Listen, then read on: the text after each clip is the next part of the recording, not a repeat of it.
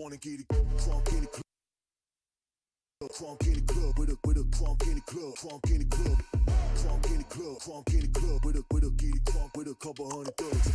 Crunk in the club with a crunk in the club, crunk in the club, crunk in the club, crunk in the club with a get it crunk with a couple hundred thugs. Everybody round, everybody round, everybody round, everybody round here. Everybody round, everybody round here. Know we getting hype. Everybody round, everybody round, everybody round.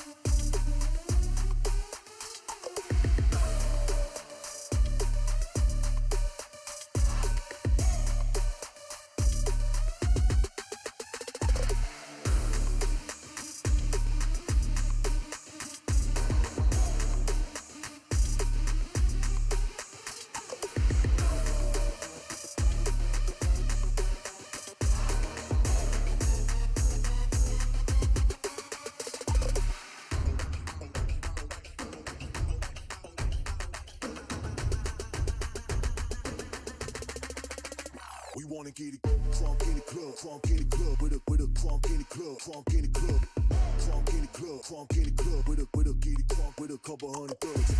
Crunk in the club with a crunk in the club, crunk in the club, crunk in the club, crunk in the club with a get it crunk with a couple hundred thugs. Everybody round, everybody round, everybody round, everybody round here. Everybody round, everybody round here. Know we getting hype. Everybody round, everybody round, everybody round, everybody round, everybody round here. Know we getting hype. Coming off the bench now. Waiting for this moment, swinging for the fence now. Coming off the bench now. Gotta get up, cause we about to get down. Coming off the bench now. Waiting for this moment, swinging for the fence now. Coming off the bench now.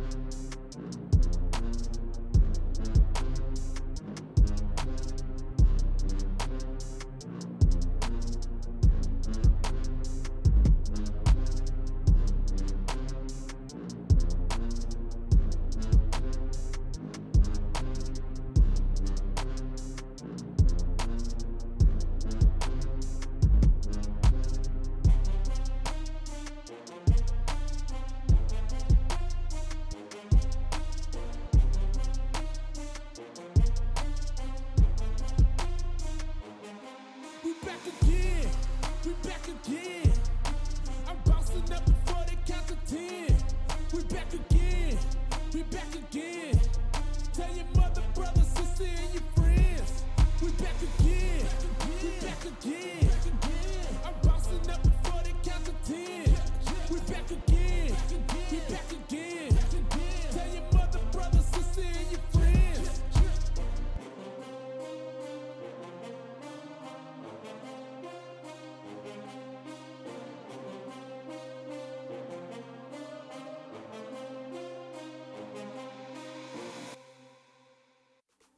So hard to see the light when the weight of the world is mine. But oh, now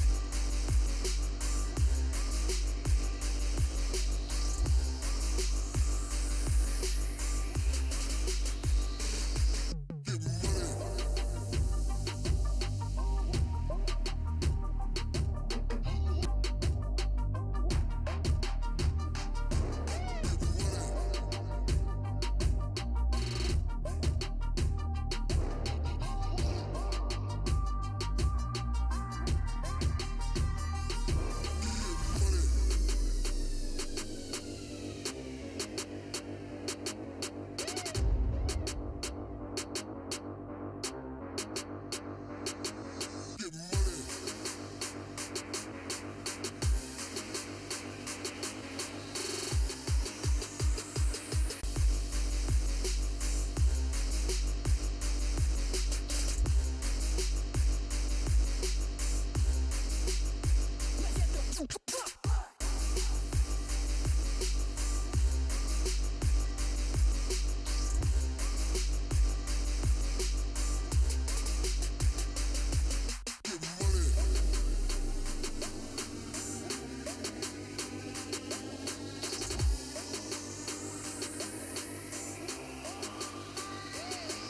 Get money.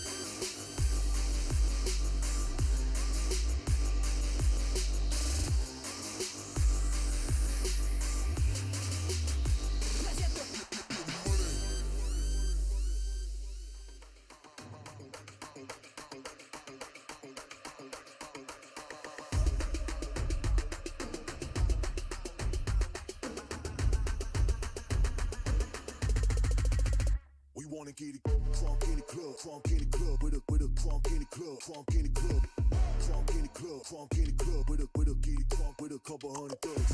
Crunk in the club, crunk in the club, with a crunk in the club, crunk in the club, crunk in the club, crunk in the club, with a get it crunk with a couple hundred thugs. Everybody round, everybody round, everybody round, everybody round here. Everybody round, everybody round here. Know we getting hype. Everybody round, everybody round, everybody round, everybody round, everybody round here. Know we getting hype.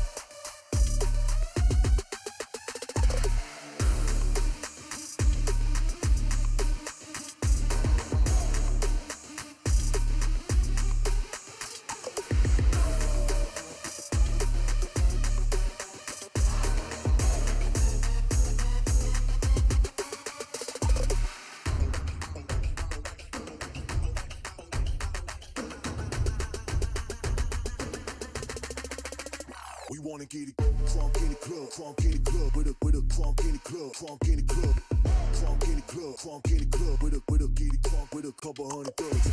Crunk in the club, crunk in the club, with a crunk in the club, crunk in the club.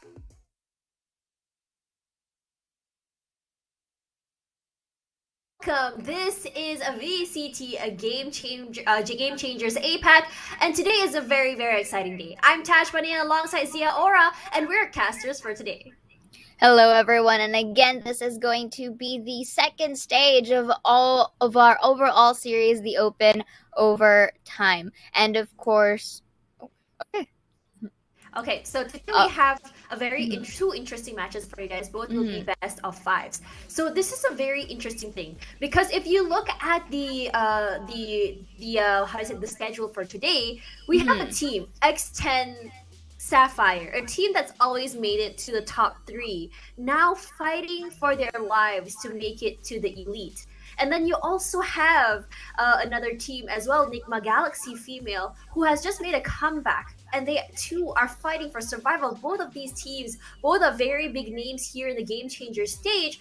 Both are trying to make sure that they can make it up on top. And instead, usually we see the names that are usually on top, such as SMG. We see them on the top 4, now in the top 3. We have AEC, as well as, what was the other name again? Bren Victress. Oh yeah, Bren Victress. So they are also a team that I also find very interesting because now it's shuffled. We're seeing the teams that are on top fighting for the last spot, and Orangutan this time a very, very dominating team against a very strong team such as X10 Sapphire. So yesterday as well we did see very interesting matches, and I believe from what I heard, Zol Meraki has already made it out on top.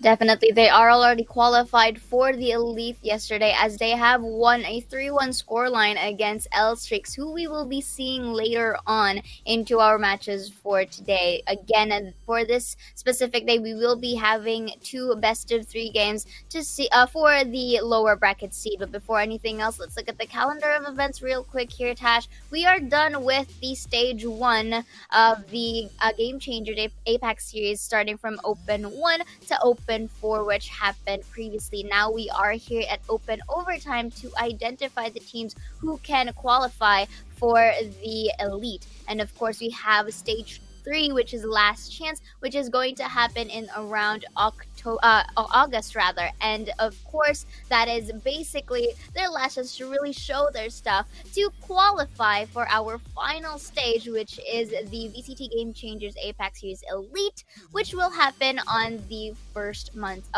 weeks of October, respectively. Yeah, right before my birthday. I don't know why I said that, but but when you think about it, how competitive stage one was, and this was exactly what I was talking about earlier. The top three teams, or it's just changed right now. AE and Brent Victress, they solidify their spots, not going anywhere anytime soon. But SMG this time, they showed hunger from the previous stages, and now they're already on this on the top three here. Now for overtime, this is the question, because for elite, we already see Zolmaraki going, we already see Orangutan going. So who exactly will take that last spot is also another question. And of course, you also have the last chance qualifiers, LCQ, which is basically the last chance to make it to elite. This is a situation where I'm really, really enjoying all these stages, because it does show that it's just a very wide and broad ecosystem, allowing so many of the new teams to come up on top as well. Now, speaking of new teams, I believe that in this stage 2 overtime, we saw so many new teams, and some of them even blowing our minds, like a Sovereign, Thirst Red. I believe these two teams really caught my eye. But what about you?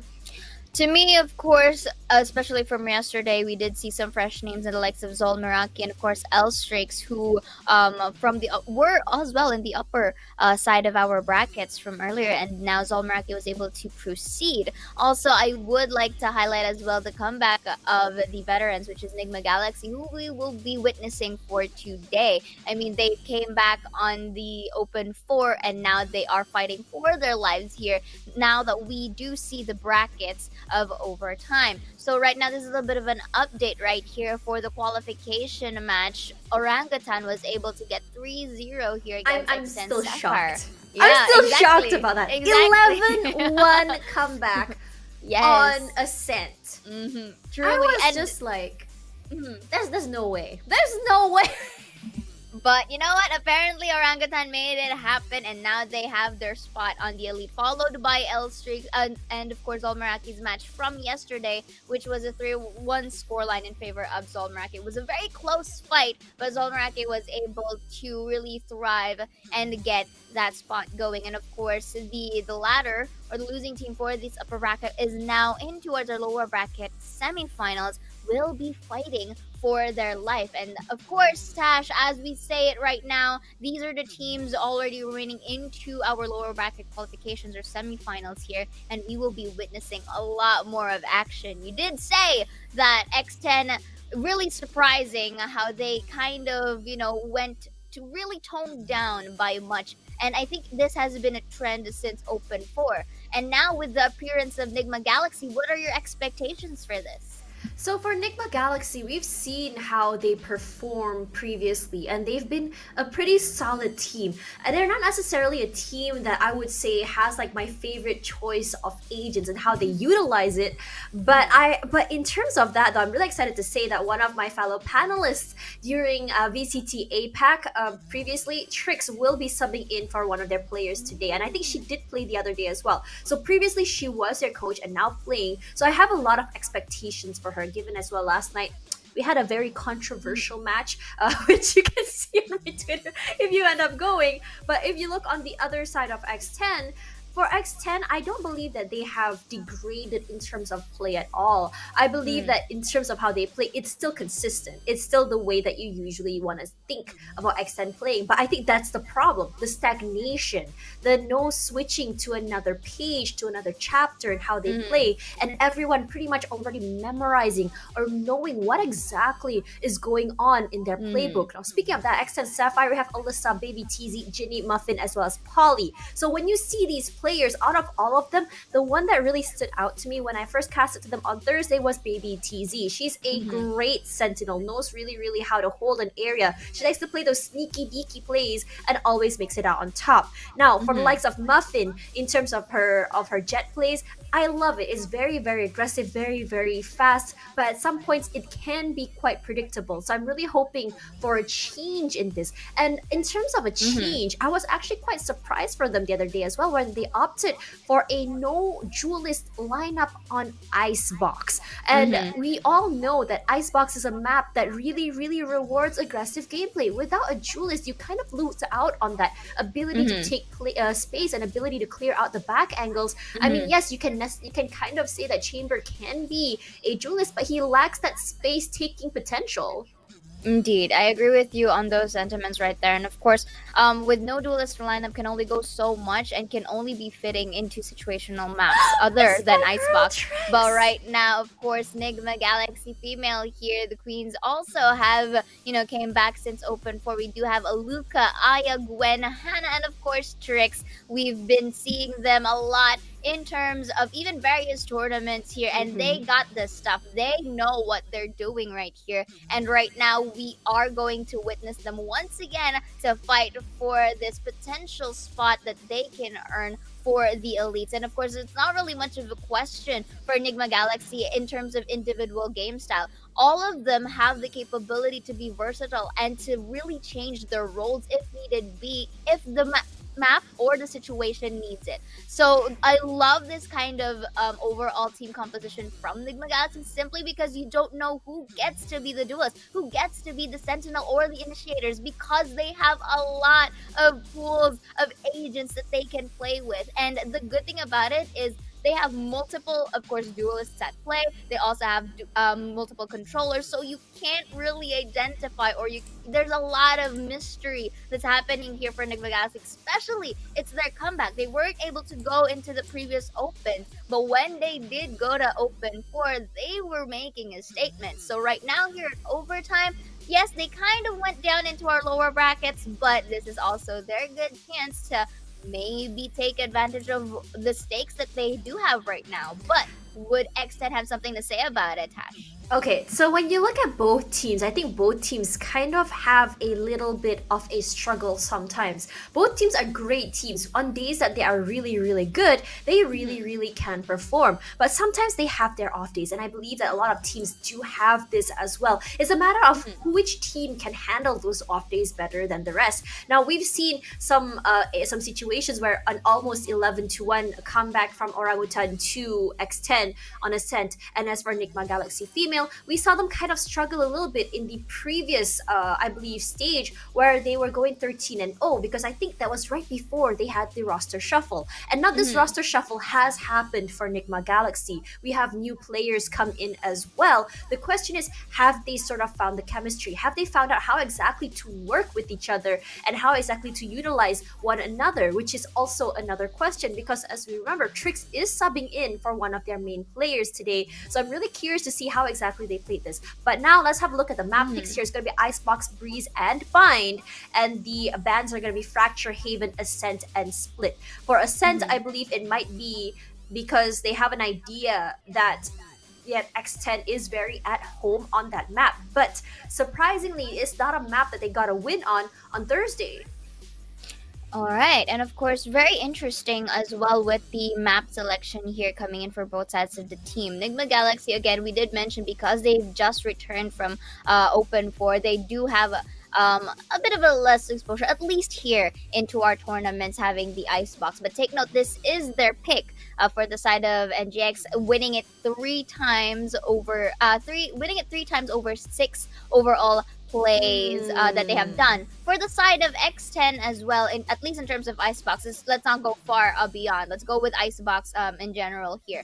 In Icebox, as I see their stats right here, they've won it 10 times out of 13. If I'm saying 3, 6, 9, 10. There you go.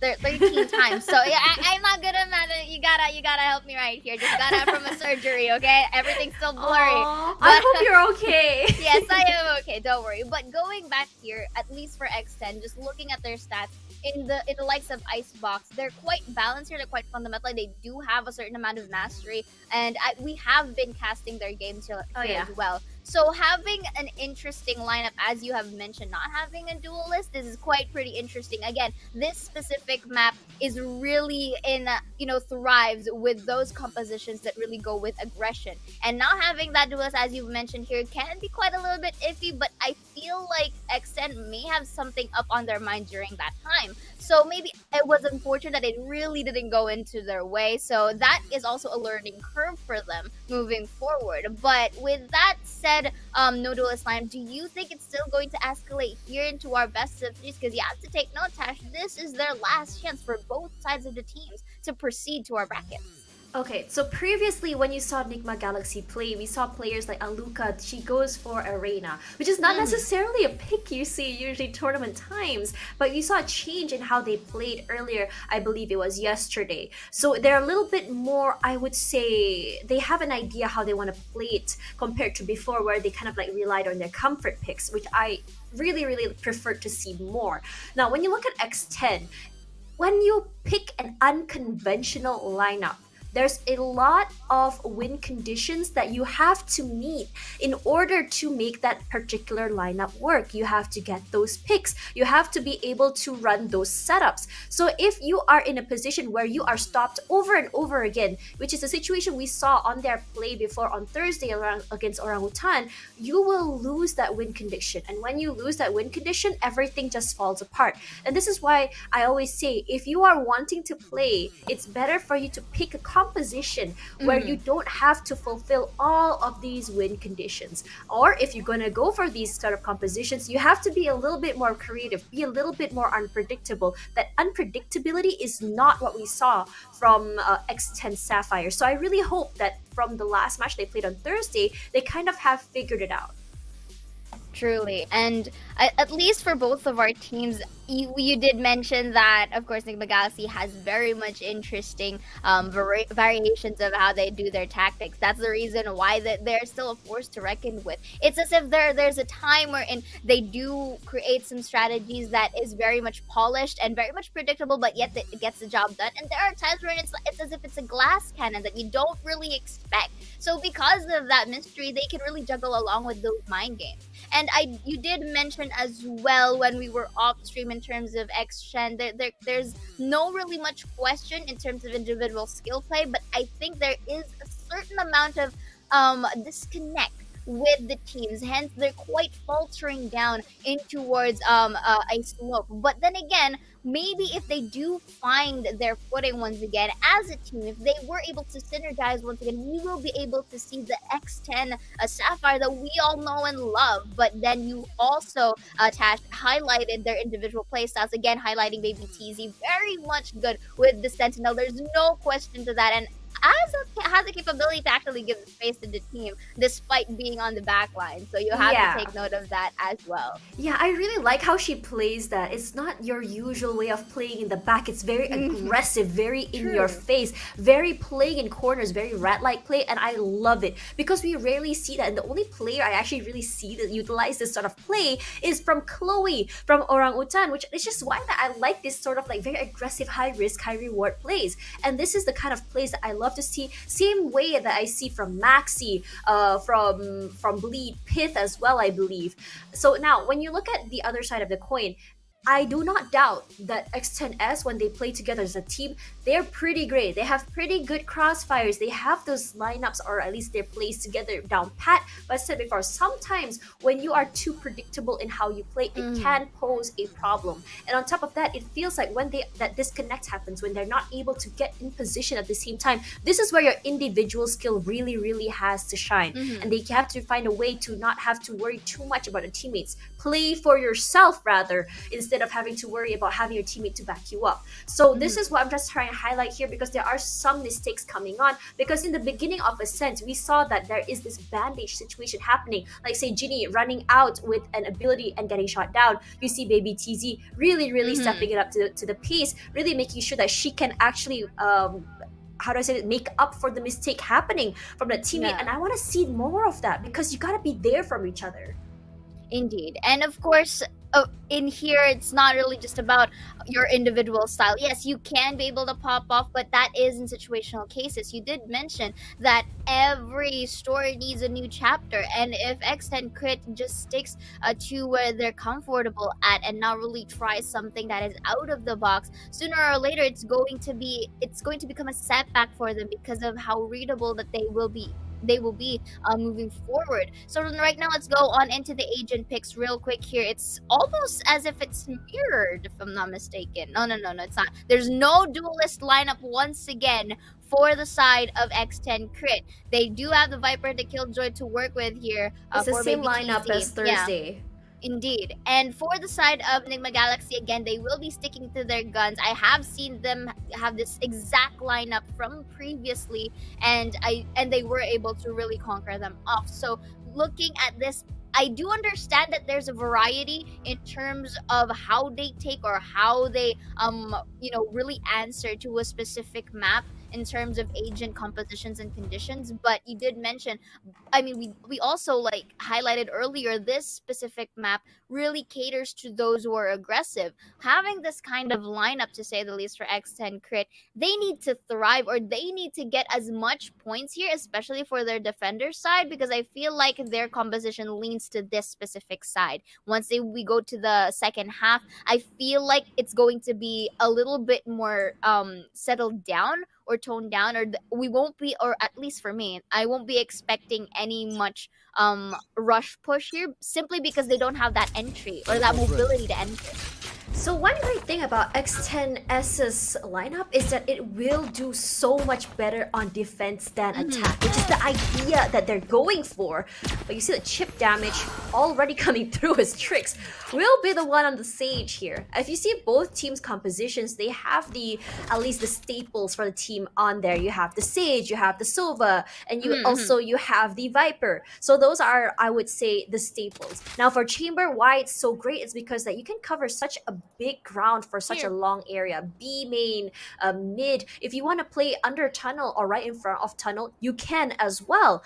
But when it comes to the other side of the story, if say that X10S is not able to really thrive on this defensive side, it may be not work on their favor, as immediately one tap coming out there from Aluka straight to Baby TZ, and that's the unpredictability, because you kind of don't really expect a Chamber to be there. Hannah from the backside finds Alyssa. Beautiful sort of like peach coming through, and that's the information coming. So that's gonna be trade up there from Polly finding Aluka. Ginny does find one. Gwen, will be getting her out of the way. There is the tap there coming through. Polly not gonna be able to get that, as Trix taps her in the back, says hi. I'm right over here.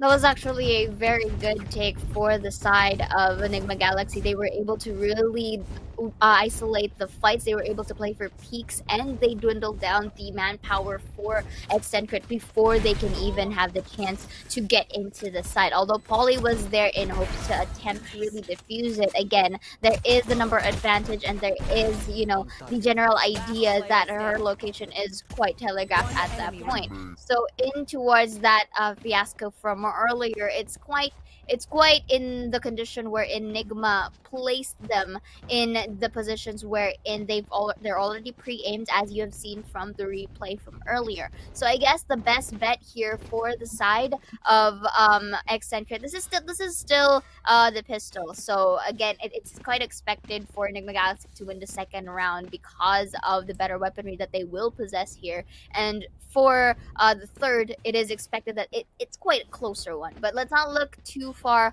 and let's just focus on here, on towards the second round. They can go for a thrifty, and we did mention here that they need to thrive. They need to gather as much points for the defender-sided map. So I feel like a retake is possible here for the overall composition of X10 Crit, simply because they do have the utilities here. They have Baby TZ with the Swarm Grenades. We do have Polly as well with her Snake Bite. And Alyssa, she does have her souls as well and her walls to delay the pushes, but I feel like she's going to utilize them all more for their potential retakes once again. And Enigma Galaxy here, maybe they can thrive on that post-plant situation.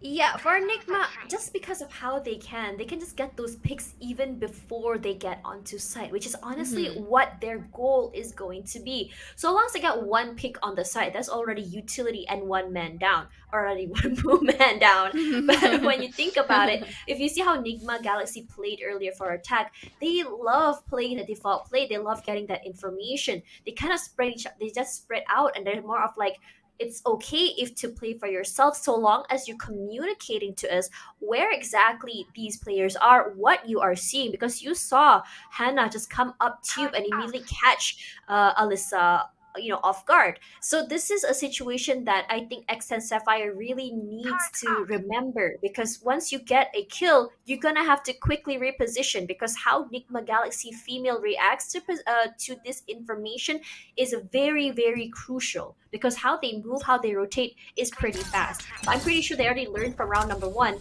As we go to round 2 though, we've seen them do some really intense drifties before, so I wouldn't be surprised if they do, but Muffin immediately just one tap trick straight to the face. Marshall, not today. Zergus Muffin might get 2. Yes, she does. Teleports away. Beautifully done. And that's the aggression that we wanted to see from X10 Sapphire so early from round number 1.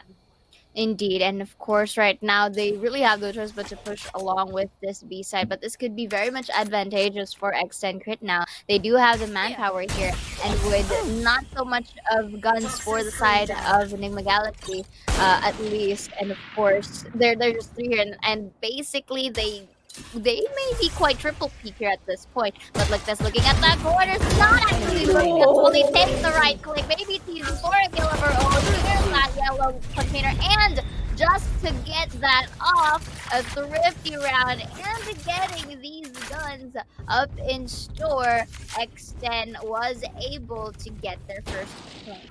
Did I just curse them? Because I just said that they have some pretty intense thrifties, and that was exactly that. Their thrifties are just like, how do I say this? They barely lost anyone in turn. They read how Nigma Galaxy played that in round 1, and they reacted to it. Just those picks from Muffin really early came up on top, and now they also are eligible for those rifles. On top of that, Marshall, the Bulldog, as well as the Spectre. This can be really, really good. For now, Aya, she does have the dash out. She did take some chip damage, does get the heal out as well. It's very early, so we might see a second heal coming up later. But Aluka, there's a bit of in-ring around the Rosie. Aluka, she may have been the one who was picked first, but she was the who gets Baby TZ out of the way. Muffin repositioning, as we are seeing a 4-on-5, but 2 players from Nigma Galaxy are just so very low. X10, this is the prime situation, what they want, because of that of the no duelist situation here. It gives them so much value because they don't have to push out. Polly, she wants to get that aggressive push here, but it's not finding anyone on spawn, but everyone is just waiting for that orb to just go down as they push up through mid. Timing is so important as Alyssa leaves her post. They're not going to be caught up. Polly in the backside gets 1, 2, will it be 3? Not quite. She gets 2 out of that. Big value. For now, 3-on-4. Aya, she wants to be Aya, good for one, but you look gotta what look Muffin up. did. She sees her feet and sprays out. Alyssa finds her in the back. One enemy remaining. That is such a beautiful flank coming in from Polly as well. All of that information coming in from her was so detrimental that the other teammates was able to really sandwich them from middle side. I feel like there's a little bit of a miscommunication or at least a bit of confusion for the side of Nigma Galaxy right here because they weren't able to see their flank, or they were able to neglect it at least on that third round. And right now we are quite seeing a bit of a more balanced weaponry here, except for Alyssa getting that bulldog from previously. And right now a bit of a more aggressive play here. Alyssa trying to go enter with the Blade Storm, but Trix was able to clean her up there from yellow. So this could be an opportunity for them to take control of the side. The baby TZ's already there with the Swarm Grenade, denied by Aya and the gang. Gonna be the wall once again right here, going for the post-plant situation for the side of Enigma Galaxy. I do like it that they're quite populated in towards B long, not really peeking that spike and waiting for the peaks to come through from X10, but then again, this could be what can lead to anybody's demise. 3 people will attempt to peek the site alone. Recon will not come in the check, but that's gonna be the wall. They will destroy it. Nini will be taking Aya down though in the backline with Trix on a smoke shot, and Gwen with a kill of her own. Beautiful refrag from Nigma in the corner. Muffin sees it, and it's gonna be the Genius there. It's gonna make a wonder. It's gonna be another little bit of a whiff there, but Luca still cleans it up with a clutch. I held my breath, but I had no breath. Oh my god, but if you see where Aluka was, that was intense. That long wrap round, she was up on 2 as one member of X10S was right outside, and that's intense timing. They barely missed each other. Because of that miss, they didn't realize that that pinch was coming in from Aluka. Regardless though, I have to say that timing was a little bit off by Aluka. One misstep could have been their loss, and I'm just glad they came up on top of that. Truly. It was such a very clutch play from Taluka from previously, but look at this. Oh my god! Beautiful off peak and then rendezvous back to safety. Beautiful repositioning coming in from her. Gwen, however, will try to attempt the recon ball here, will surely detect Muffin here and denies it from further staying. So right now they are a bit of a split here, but Hannah and the gang has to be very careful when peeking this. Muffin can be so lethal with this operator. One little spot on the arm leaves Hannah by 30 HP. Snake bite to push through yellow, but Jenny shuts down when Alyssa from the behind is able to take Aya down. Hannah here with 30 HP, and the Dream should be able to see Ginny from yellow, but it can only take so much more. Look at her. 2 members are going to flank now from her backside. She already knows it. She is aware. 30 seconds left. She is able to isolate the fights as they try to meet up. Here looks at the over, but maybe it's easy. And an off-angle kill gets their 3rd point. Loving that crossfire from them, as you have one person kind of like moving forward and one person just checking if someone will come out from the back.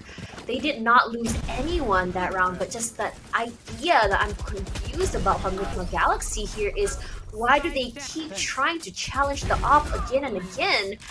Because they lost so many people from that, and on top of that, they even got pinched as well. If they're not gonna go for that fast sort of situations, which is like how they want to play, which is just one angle, I would have thought that they would just kind of take their time, either go default to get picks, or perhaps just go elsewhere, as Aluka immediately finds Alyssa straight to the face, and Ginny is on the ready, sprays and prays, misses unfortunately, but Muffin from the backside does find Aya in return.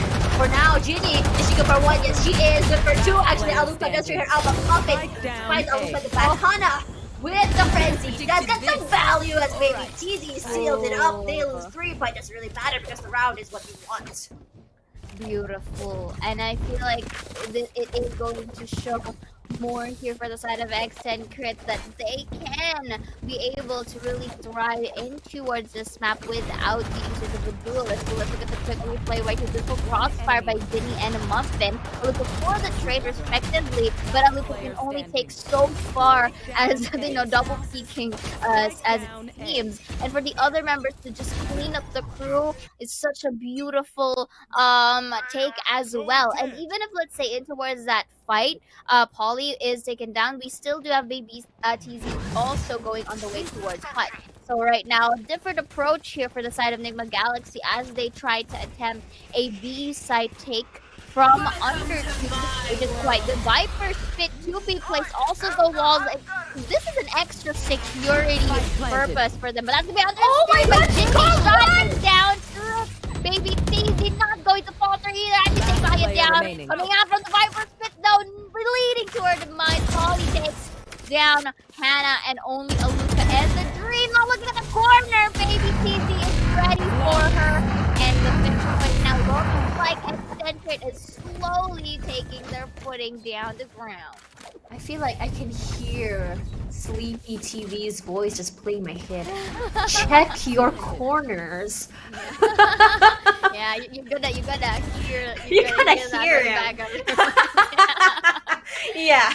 So basically, wasn't necessary. I have to say that round was just so well done by X10.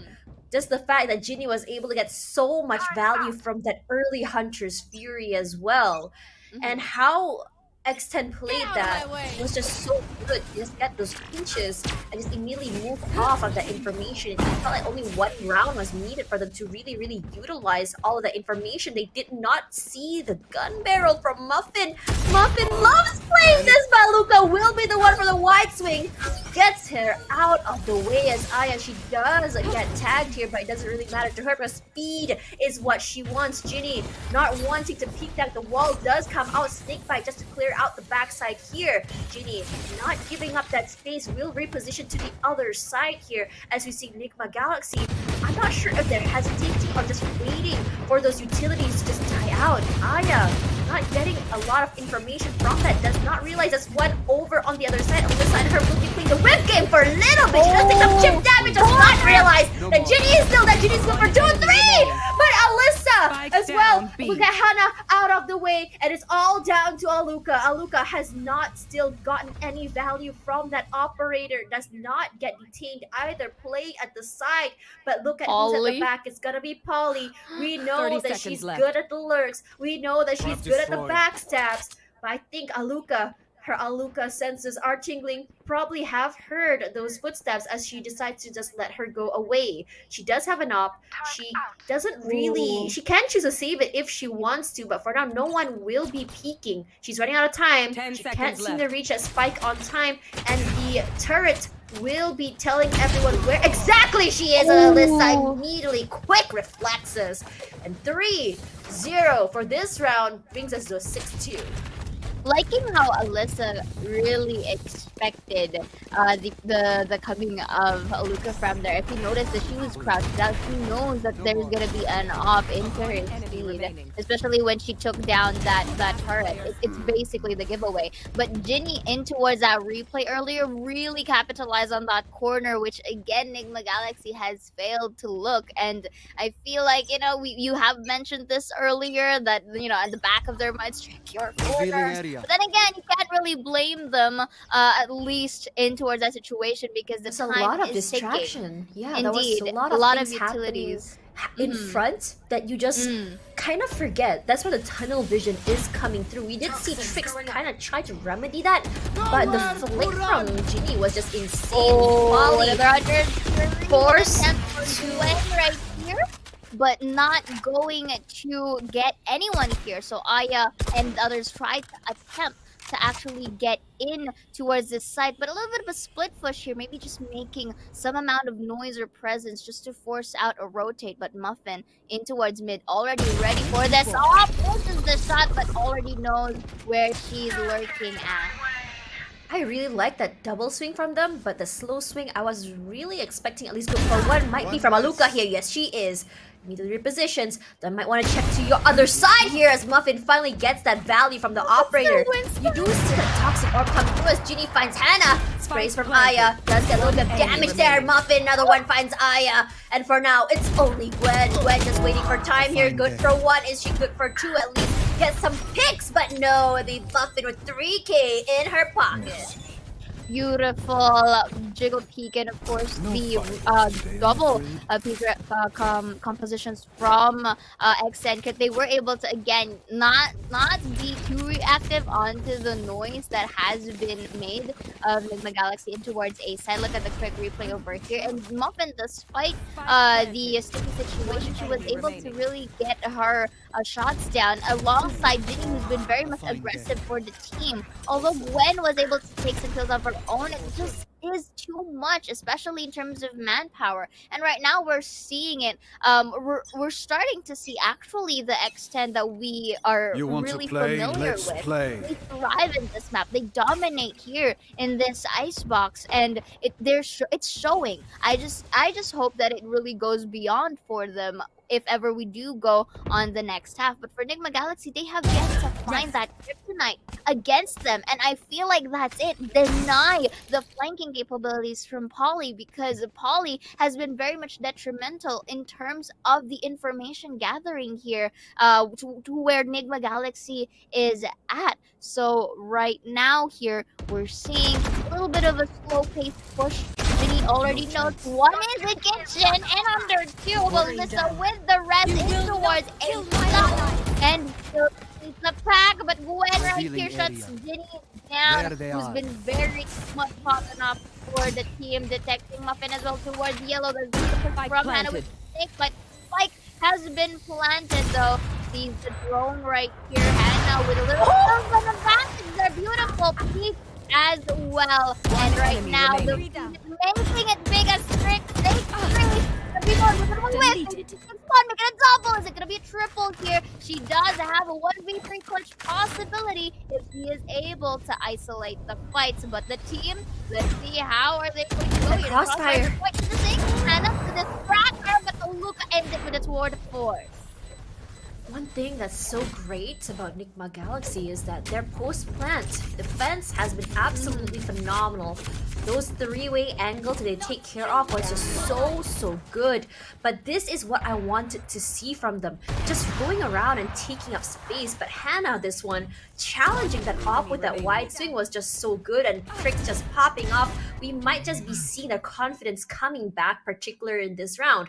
But for now, X10 Sapphire immediately says, okay, they're starting to pop off.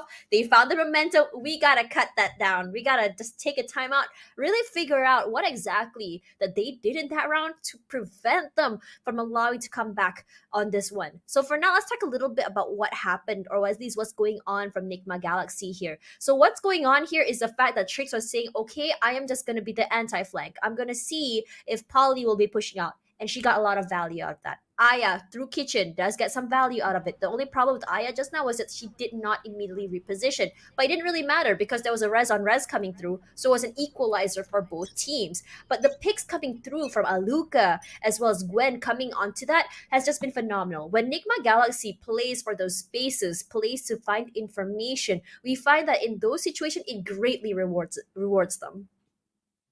Truly. And I feel like for Nigma, they do have an idea to how they are able to really take the Scythe to really go for those post plants. They do it. The only problem that I'm seeing right now is, other than not really taking the corners, the fact that those corners is really taking a lot of their manpower here. They really have to double check everything if they do want to really go into a tight, complete 5 winning stack.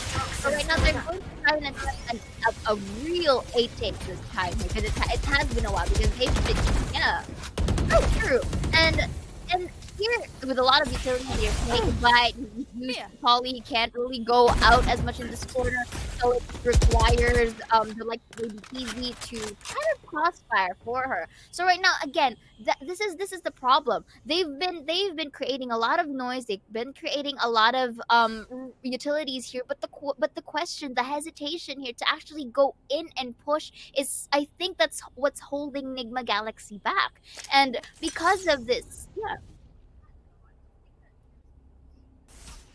Teleport's ready. Indeed. 30 seconds left.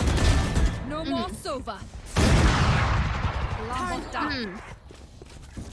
Nearly missing that shot over there. For now, Polly playing the corner. Check your corners, they say. But I think they just right by each other. Baby TZ goes for 3. Aluka does find her in return. Aluka does go get her 3. Wow, what a play! As X10 Sapphire makes it out Last on top. round before the What switch. the heck happened there? Of course, again, you did mention earlier, of course, this slight hesitation coming in from Nigma Galaxy. Hence, what happened from earlier was, because they're taking quite some time in taking the A side, they're not only given that space, and because they're not given that space, they're pinned down, they're being sandwiched, and it's becoming more predictable for X10 Crit to really have that spray transfer going. Aluka was able to take that 3, no problem, because of her utilities, but the problem again was there was no manpower. She was the only one alive, and even if let's say Ginny was able to was being taken down by Aluka, there is still more people in store for X10 Crit that can go for the refrag, and it's just too much for the members to take. So like this right now, okay, we Go do fast. see Aluka this time in speed. This is what we've been anticipating, but this time the problem, there are 2 members from behind and the spike. So look at that corner. basically, yeah, the efforts of Aluka here being above quite in vain because the spike wasn't planted down. But again, looking at the mini-map right here, there is a rotate that's Muffin. happening, but Muffin with the op Oh, misses no. a shot, uses the rendezvous to safety with 76 still alive, but Ginny takes one down with a remaining. spray. Oh my God. One Muffin and Ginny, beautiful refrag. The double peeking capabilities of these women uses the Viper stick here to try and buy a little bit of time for Hannah, but she's the only member alive. Thunder's Fury once more. 30 Muffin is seconds already ready to pre-aim outside of this pancake. Let's see how is she able to get out of this? Look, complete members of X10 is just ready for her at this point. Just playing around it at this point, I have to say. But just now, because it took a lot of time to get onto the site, that is exactly what happened here. If you Switching want to go sides. for speed, you can. Because of where Aluka was, when she shot, Baby TZ already knew she was there. So all Baby TZ had to do was just spray. And then suddenly everything just started to fall apart. And this is the power of the lineup from X10 Sapphire. Because from what you see here is that how that they can anchor a site with just maybe 2 or 3 people. Who was on B? It was only the Chamber as well as the Sova. And on the A, you have a Sage, you have a Viper, as well as a Killjoy. That is just so much utility to use. And they were not confident enough to push through that Viper smoke. And that's where it started going downhill here. But as we go into the halftime, I highlighted this on Thursday and I'll highlight this again now, that no space taking potential will be an issue. Even though they don't have as many utilities as X10 Sapphire, but having a Viper's Wall, this toxic screen as well as the orb is enough to deter people from pushing through. Snakebite as well on top of that. You have the slows as well. And if you also have those duelists, peak potential before you get onto the site is already going to be very, very real. So part of me is kind of already sort of anticipating for this fast sort of game style coming through on attack side for Nigma Galaxy, and we might see a little bit of a struggle as they try to push through. Indeed. And of course here this is a 9-3, maybe a potential Curse! Quote unquote would happen in here. We have yet to see that. I don't want to jinx anything here. I don't want to get blamed. Maybe suddenly posting all the casters say casters curse. But no.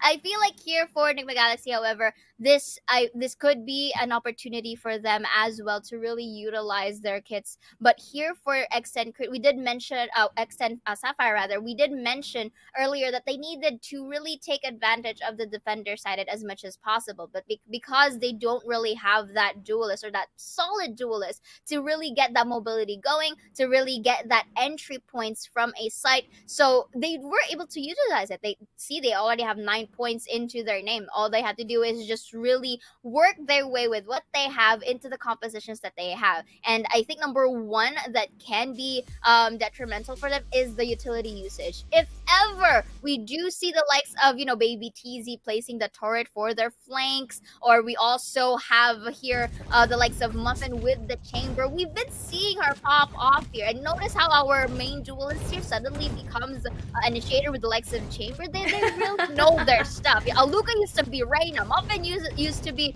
a Jet. A duelist Jet alongside with Alyssa, right? So now they're on the backside here, especially in Icebox using chamber, because they know how much of value the kits chamber has in this map. So the only question that will come to mind is the timing and their position whenever they do place these utilities, whenever they try to take a site. And they're gonna start it off here, Tash, into B. Yep, Aldrone already out of the way as Alyssa does take some chip damage. Immediately Hana picks one off. Will she get two? Not quite. Yo, actually no. But wall's up here. There'll be tricks just to buy some time.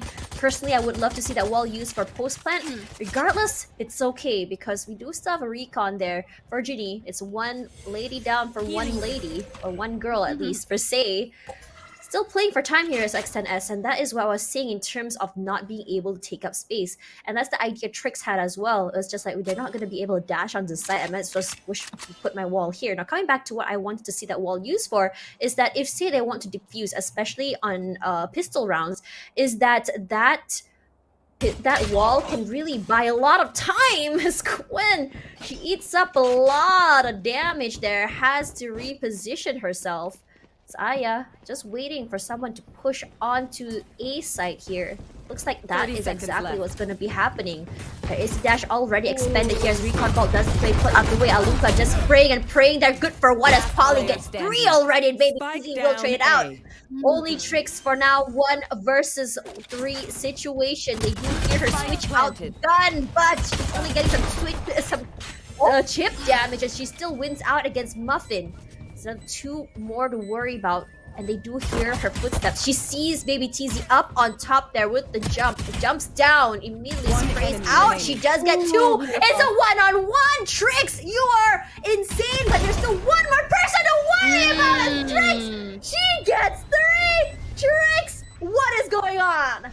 She was able to see or to actually anticipate to where Baby TZ is gonna go for, and she just basically pushed, and she didn't stop from there. She was able to see the shoulder of Dimmy coming in from above net. Look at the quick replay right here. So Polly was doing a good job in taking 3 before being shut down by Aruka and before being refragged by X10. But here, see, look, when Baby TZ dumped from that terrain, she was able to follow through, and with the quick reflexes the Tricks had, she was able to see that little shoulder up on that nest, and she just uses her advantage at that point that she was, more pre-aimed, or her crosshair was much ready in there in comparison with Jimmy. So that was actually a very good, retake from, or actually not retake, more like a good defense from Nigma Galaxy. So right now, I am hearing another Aldrone right here. We'll be tagging along. It took a little bit of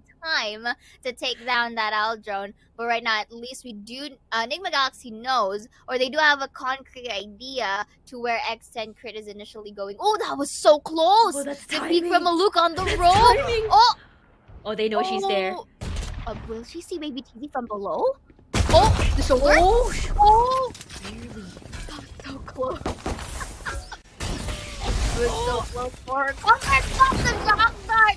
Gwen is able to secure that kill. Jenny slowly going in towards ropes. Aya, I feel like she's not letting her presence be shown here. That's a very dangerous area. Risky. Truly.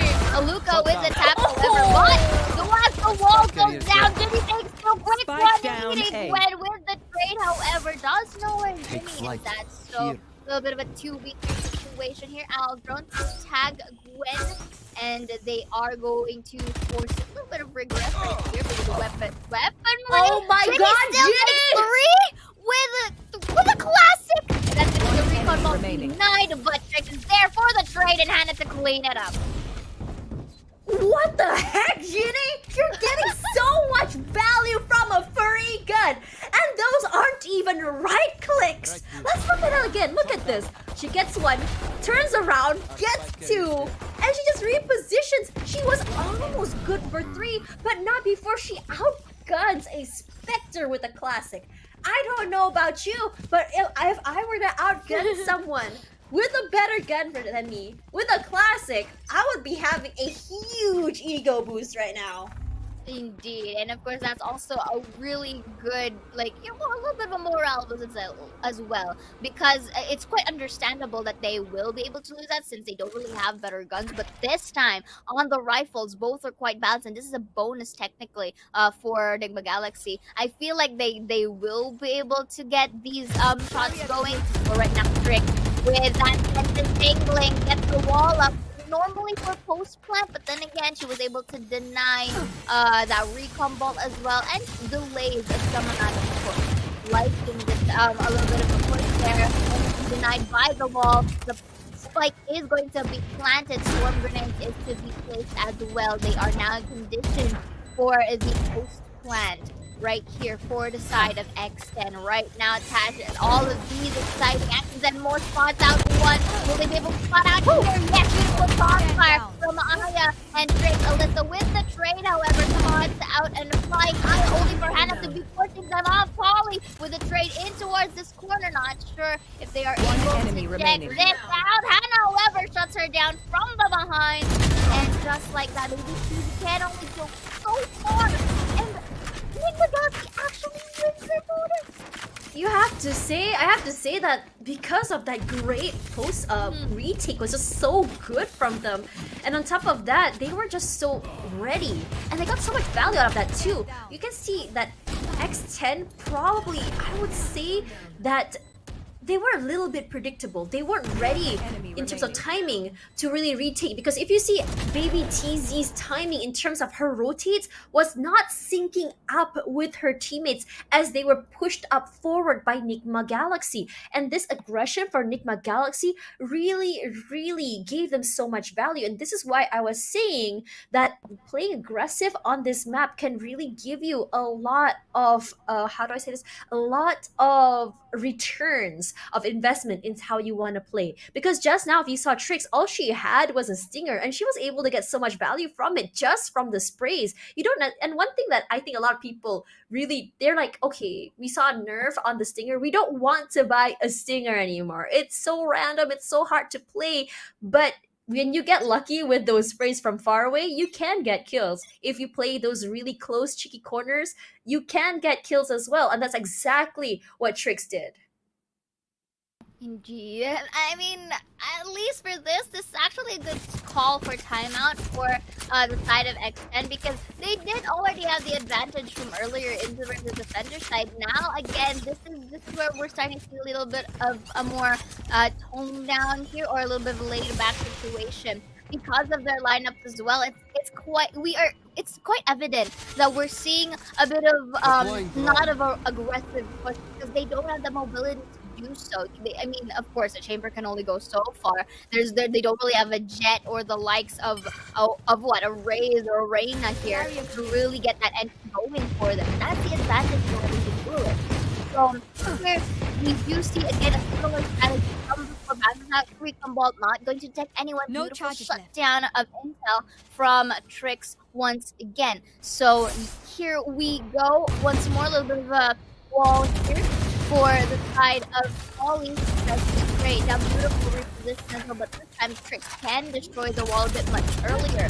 They are still however, but beautiful wall bang from Trix there, denying the spike plan, getting that rendezvous, preventing it from being destroyed. Using the Aldo here for the side of in a hope that Gwen, or not the Oh actual my Gwen, but look at that word. beautiful tap from Trix and 30 Gwen. The seconds left. crossfires from the Kazaks are already showing. Will detect a loop down there before enemy the remaining. Polly! Polly from the behind once more. The taps of this woman is so detrimental for the team, but she is now living on a thread or hanging on a seconds thread left. with 5 HP. Will she make it towards A side? Yes, indeed, she needs that remaining seconds. But on the way, Nigma Galaxy pushes. This could be crossfire, but already preempted. Gwen was able to shut her down, but still, they were able to get extra 300 for that spike. That was all they wanted, honestly. They just Yeah. wanted that plant for that extra 300 creds. And on top of that, I would have to say it was a little bit unfortunate from her because she was actually good for one. Gwen had her eyes peeled on the top side of rafters. So because of her unfortunate whiff, it just didn't turn out top. But honestly, it was just so close regardless.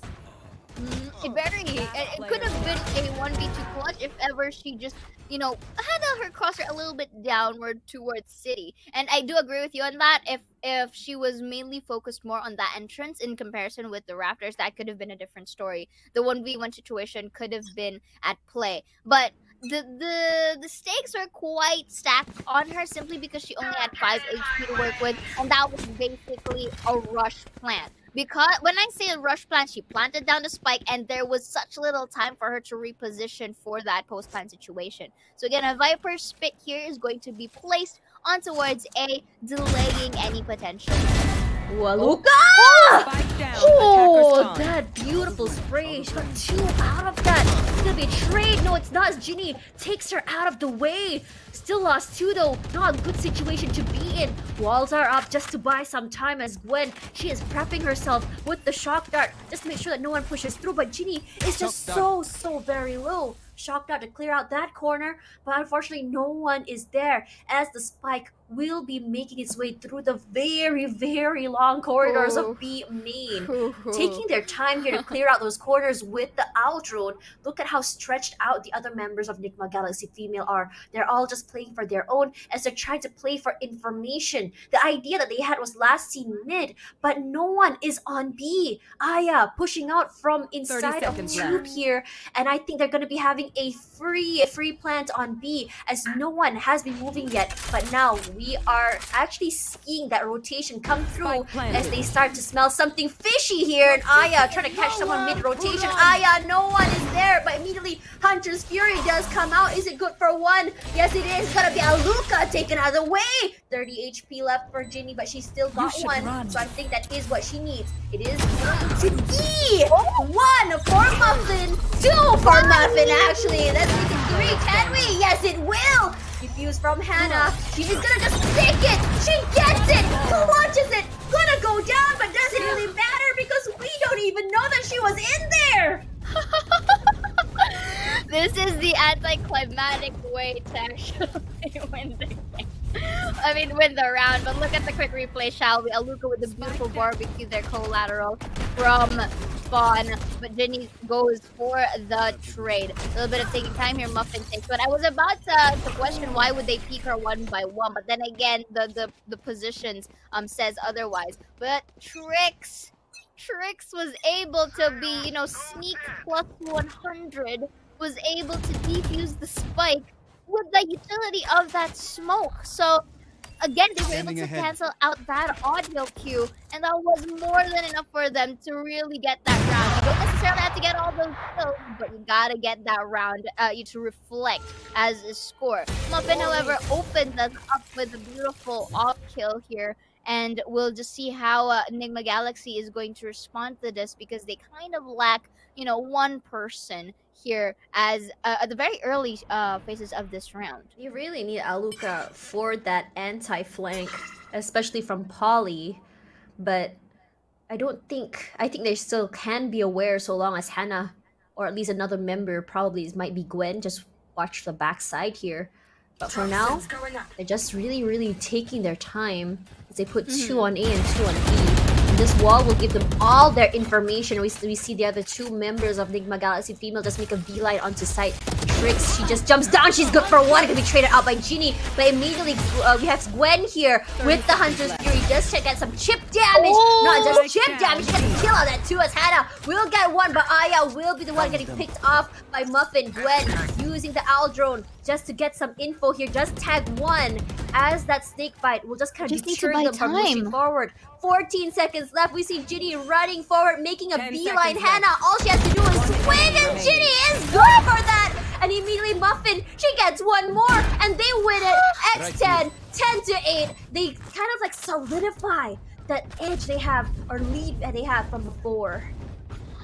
What was that? That could have been Hannah's, but then again, Ginny with her quick senses, she heard the footsteps, and the wide angle didn't really much help Hannah there as well. And Muffin was able to really get this off going. That added a more threat in terms of how Nigma would peek into that situation. So they were able to actually salvage their loss from the previous round.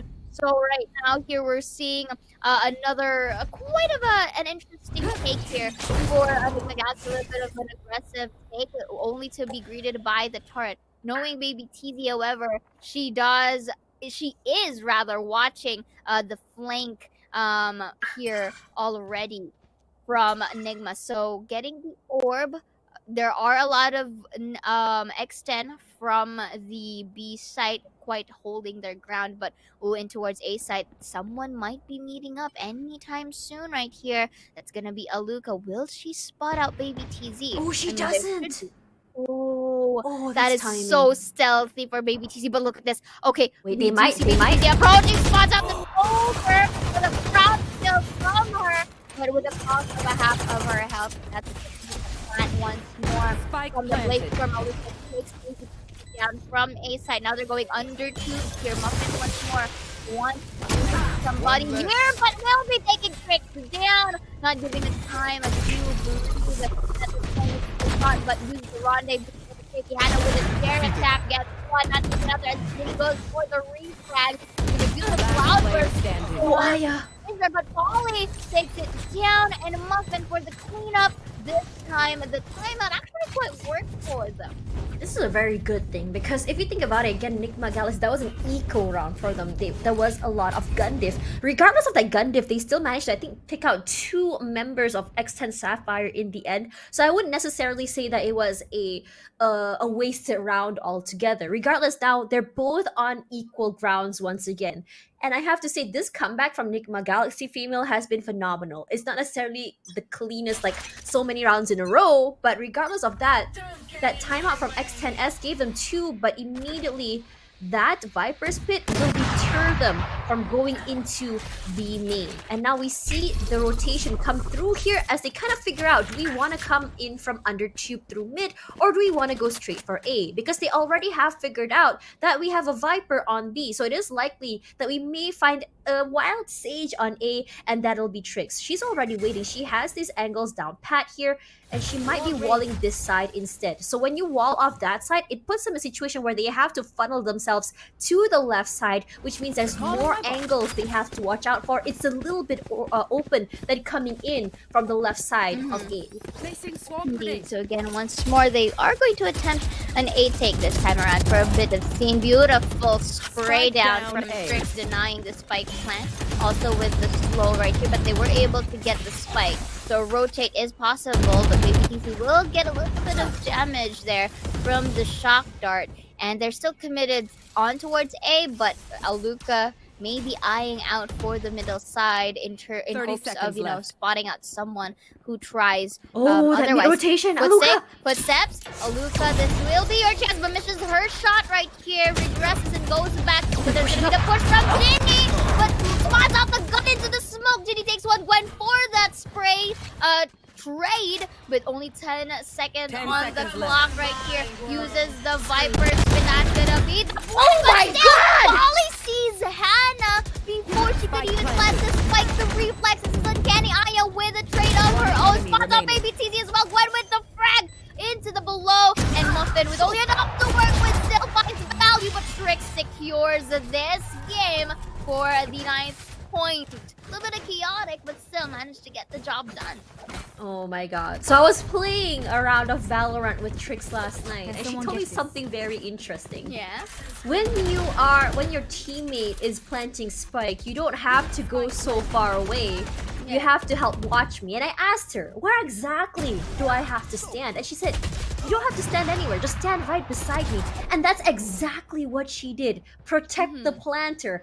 And she is that teammate that you wish you had when you are the person planting spike in You want every to single play? round that Let's you play. play on Valorant. Regardless though, this time around, Aya and Trix still doing the same setup from just now. They did hear the tour de force get popped out as well.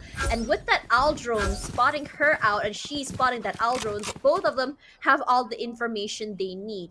We are not seeing anyone going in for the flanks this time around, but we do see an anti-flank from the chamber trademark there, just making sure to catch out anyone in the mid rotates. Regardless though, Trix, she does spot out someone. The walls already have been put out. She's gonna be breaking that, but for now, Polly does take a lot of damage as Muffin saves her teammate's life. Aya out of the way. Muffin still waiting. Ooh, that peek. Very, very dangerous as Muffin has to reposition herself as she gets tagged out by that. But for now, it's Hannah all along the backside here. Polly does find her in the end. For now, the push up from Gwen. She's going for one, go for two. And Aluka does find one as well. Baby TZ playing on the top side there. Not able to get that value as Gwen 3k in the pocket. Polly, the only one left alive. Not quite. As for now, it's a 4k for her. 10-11 as Nigma Galaxy closes the gap. Gwen was able to really take advantage of her pushing positions back there earlier and really garnered them the 10 point. Look at the quick replay right here. Gwen pushes for the below and immediately spots out the one from the pipe and Nest with a little bit of the help of Aluka as well, and with the others' warning shots, they were able to really push back the members of X10 Crit. We're now going into an 11-10 mark here. Nigma Galaxy is literally fighting really in towards a potential tie from the scores. Aluka already ready here. Aldrone is to spot out. Actually, no! Not spotting out Aluka in towards B main right here, but then they are going to regress for safety, and now they're going back towards mid. However, mid is quite free here, but they are marching in towards the A site. And not a lot of people from Nigma Galaxy is there to really guard down. So I think it's quite, technically a free entry for X10 Crit. Ooh, but right now Trick spots out the turret and one in the side, planting the spike. That's gonna be Hunter's Fury. I like the patience from Gwen here, honestly. Unfortunately, not gonna get anyone here. Spike But planted. still, for X10, they were able to get that spike plant down. Aya takes one Polly for the trade. I'm not sure if Trick saw someone from under Raptors. she Now does. she did. Now she did. But there You is going should to run. be a trade from Baby TZ. That's going to be her Last lockdown player as standing. well. Enemy Maybe down. from the behind. Beautiful tap right there. And let's see how things are going to go. Lockdown is destroyed. A little bit of a Scanning peek right ahead. there. You need to reach one. That's going to be the Hunter's Fury. Not going to get one. Actually, One takes so low. one. Oh, the commitment though, and Ginny takes one. Oh, a little bit of a mix up. That's the with a little bit of a reload in towards the air. Wait, get that fake. Oh, she's actually Don't worry, no, and you're with Ginny me. gets the crossplay for the match point. That was such Match a point. crucial play for them. Ooh, so very close. Great play by Ginny. Those mind games can just give so much value, but you saw that crossfire from Baby TZ as well as Alyssa was just so well done, and I have to say that was a crucial moment as well for them. And because Aluka got caught out there, Aluka was the one with the full HP, it left Gwen in such a very vulnerable position. Regardless though, for now, it's gonna be Enigma Galaxy timeout, and this game has been such a tug of war. It's been a back and forth between these two teams, and not every round has been a very clean round, I have to say, for both of them, as they kind of like some situations where both teams have to really grasp at the short ends of the straw, really work with what they have. And this time around, the one that will be on the short end here will be Nigma Galaxy, as they do not have the best of economy. if you look at what they have, only Aya is the one that is able to get a rifle. But regardless of what I said of having that space taker on this map, trying to get those picks, Aya is not getting that on this map at all because of the utilities coming in from from the side of X10 Sapphire. And I like the idea that X10 Sapphire have for this map in particular is that okay, this map is a little bit more attack oriented. This map they really allow movement for people who play aggressive. So how can we stop that? Let's play opposite of that. Let's kind of fortify our defenses instead playing for attack. And the timeout for Nigma Galaxy, they really needed that at least because again, this is the match point for X10 Crit. So right now they're going a little bit more passive than usual in here. So you see a little bit of crowded X10 pushing from the long. So I feel like they're going, at least for Nigma Galaxy, they're going to let X10 Crit go in here and maybe go for potential retake. But right now they're quite scattered here. There's no plan just yet. Let's see how things are going to go from here. Oh, beautiful shutdown of that turret. But at least they already have an idea where they're at. That's going to be a wall once more coming in from from Alyssa. That's gonna be the spike planted this time around. Beautiful smoke to cover her when she's gonna go back to safety. They spot out one from Snowpile right here. Tash is gonna be very intense, and we're seeing Aluka already pre-aimed here at the very corners. It's just a matter of trigger discipline for either sides of the team. That's gonna be Aya pushing it through. Oh my god! That beautiful synergy from Player for standing. the shutdown, Polly from a little corner back there. Was able to Attackers take tricks win. and make it easy to clean it up. Ladies and gents, you got X10 Sapphire winning game number 1. I have to say X10 Sapphire looking much more confident today than on Thursday. And on top of that, while Nigma Galaxy Female really tried their best to give them a run for their money, their ability to shut down their duelist really gave them an edge. And because of this, not only space-taking potential, but also information deny, it has been one of the most crucial moments here for them that really made them come up on top even on attack sides. And I have to say, because of their composition as well, if they manage to get that plant, their post plants have been absolutely mwah, chef's kiss. Indeed, and they've managed to really find their groove. They managed to really find their footing, although there were some cases wherein X10 Crit was having a little bit of a difficulty trying to close it out in the very first few moments of the second half, and Nigma Galaxy was really able to thrive from a 9-3 to now a 13-10. At least they were able to really get that double digits going before X10 really closes it out. But at the end of the day, X10 Crit was able to do their job done. And look at Ginny with a 366 ACS, 2.9 KDA with 31 heads upon her name. Also, you gotta commend it to Aluka for NGX, 245 ACS, 20 kills, and 1.1 KDA respectively. Not really going to falter behind Ginny is also Muffin with a 296 ACS. That's also really detrimental because for most throughout the game, for both defender side and attacker side, you can clearly see the double peak and the refrags coming in from Ginny and Muffin all throughout. And with a little bit of assistance for Baby TZ, Polly, and Alyssa, it really was the creme of the crop. I think the idea of putting Polly on the lurks as well as the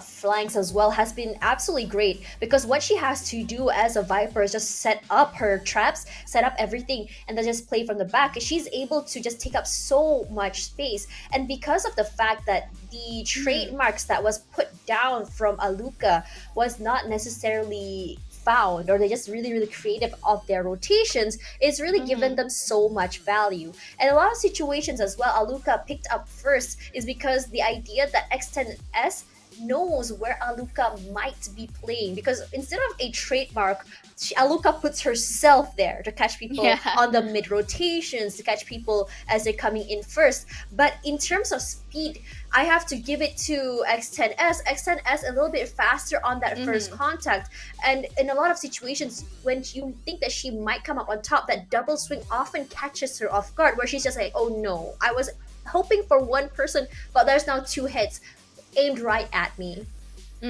I will agree with you on that as well, Tash. And it just really is a matter of the usage of utilities that can really go far and beyond. And we did notice from earlier that X10 Crit was able to really capitalize on their overall lineup, even without the usage of a duelist. So let's look at a quick highlights right to see how things went. So we look at how beautiful the refrag capabilities of both Ginny and Muffin at the same time.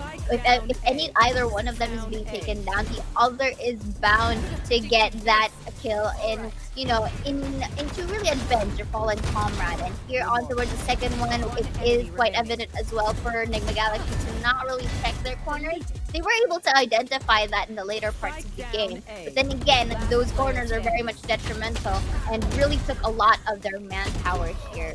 I was gonna say that I really like the fact that this time the one that's playing aggressive is Ginny instead of Baby TZ. And the idea is just very, very simple. So long as Baby TZ is alive, her utilities can be used till much, much later. So this is a switch from what we saw from Thursday, where Baby TZ was the one playing aggressive in all these hidden corners compared to before when Ginny played in the backside instead. And I think this also worked out very, very well for them because of the idea that Ginny is able to get those, not only, she's always good for 1, 2, 3, she's great on the refrags as well with her teammates, especially Alyssa. So what Baby TZ has to do is just survive, and it's all just down to her. She plays with her utilities, and that is what we want to see from a Killjoy. Regardless, this is a 1-0 with the map pick of X10 Sapphire in their pocket. So after this, we're going down to the second map, and it's gonna be the map which is from Nigma Galaxy Female. Will they come up on top? That's the question we all want to answer after this break, so don't go anywhere. More Valorant after this.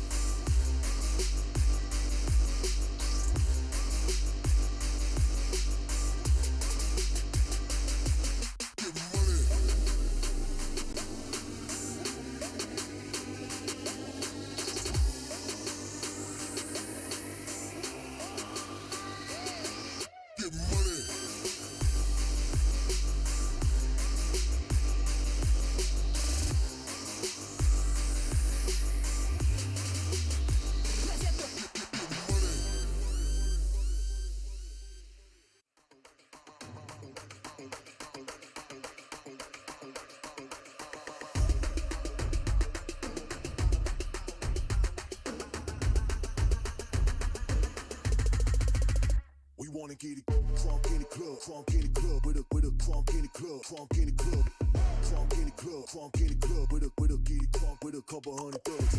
Crunk in the club with a crunk in the club, crunk in the club, crunk in the club, crunk in the club with a get it crunk with a couple hundred thugs. Everybody round, everybody round, everybody round, everybody round here. Everybody round, everybody round here. Know we getting hype. Everybody round, everybody round, everybody round, everybody round, everybody round here. Know we getting hype.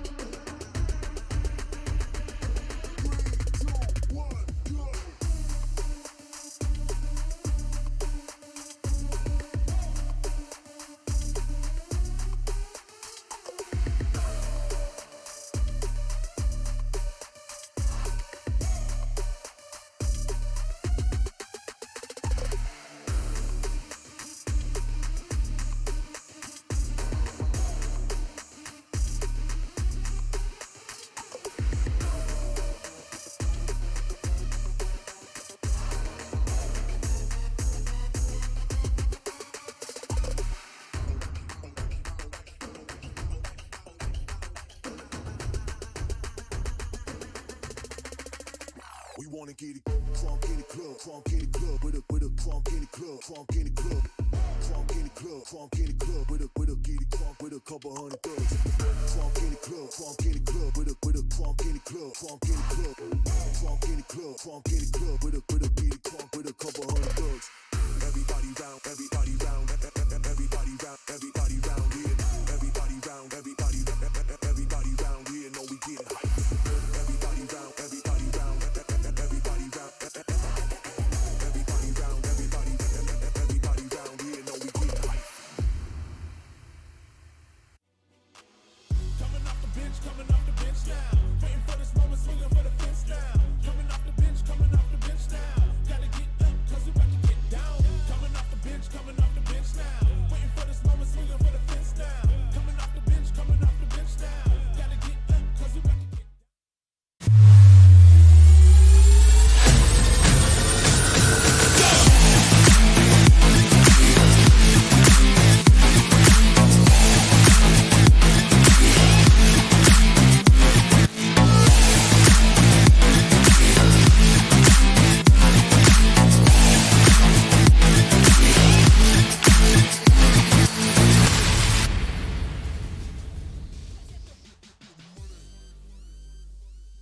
Through wins and ties, we are able to identify who gets to really go advance in towards our brackets. Welcome back, everyone, to the Valorant Game Changers APAC series. Open Overtime will be your casters for this afternoon. My name's Zaya, and with me is Tashbunny. So earlier, Tash, we were able to witness an amazing gameplay and quite close as well between X10, Sapphire, and of course Nigma Galaxy, who recently really had a lot of things going on in towards their journey. But right now, we are going to really eradicate the ice, and we're going into summer heat as we go on Breeze. Oh man, going from cold to hot, that's a very interesting situation. But yet, oh, I just realized that map just now they lost on was Nigma Galaxy's pick, not X10's. My bad. But now as we move into X10's pick, they actually lost this map to Orangutan as well. So the reason why I was telling Donut why X10 chose this map is because they are just a team that's just so great with their gunplay. You saw how sharp they were, especially Ginny on those long range shots. So now what exactly makes Breeze so interesting for them is not only is that a map that really shows off your gunplay skill, but it also really shows your ability to not only take up space, but also clear out all those angles, not just angles as well, but rather the situation where if you play mid, where exactly they're gonna go. So this map in particular is all about taking space. If you are gonna be playing mid side, you have so much advantage because you can either go double doors to A or you can go through tunnel B. Ideally as well, you can go up to Nest and really take control of their spawn as well. Or if you want to go into A, halts is very important. And in a lot of situations as well, from all the way from VCT APAC stage 2 all the way till here, we did see some picks of a Cypher on this map. And I have to say, I am not a big fan of that agent. It's not because that agent isn't good, but rather how his abilities are being utilized. So that was what I saw on Thursday. So I'm really hoping there's a change there, because what we saw was Baby TZ on the Cypher, and I wouldn't be surprised if she did that again, seeing the trend of what we saw over on Icebox. So for Baby TZ, I'm really hoping that she takes a more aggressive approach in terms of where she puts her traps, where she puts her camera, because when your camera is all the way to the back of site, you're not gonna get that information you need in terms of helping your team. So as for the side of Nigma Galaxy, I'm not too sure. What do you expect from them? I mean, to be fair, before we go to like Nigma Galaxy, I will add a little bit of point to what you said earlier. I mean, because you did mention it. It's already like a staple. We're in Breeze, okay, automatics, Cypher for Baby TZ. But we did mention at the very start, right, that every story needs a new chapter. So I would personally recommend the likes of Baby TZ using a Killjoy or a Chamber rather than a Cypher itself, because that complements more, at least in terms of these skills, into a map like Breeze. And you mentioned it, a lot of corners are already needed to eye out on here, so they really had to take that extra caution. For Nigma Galaxy, however, again, they have been very much really dealing with a more fundamental composition in every map that they They're do. very So it's flexible. yeah, indeed. So it's like it's both a balance, whether it's for attacker side or defender side. So they're not really having that.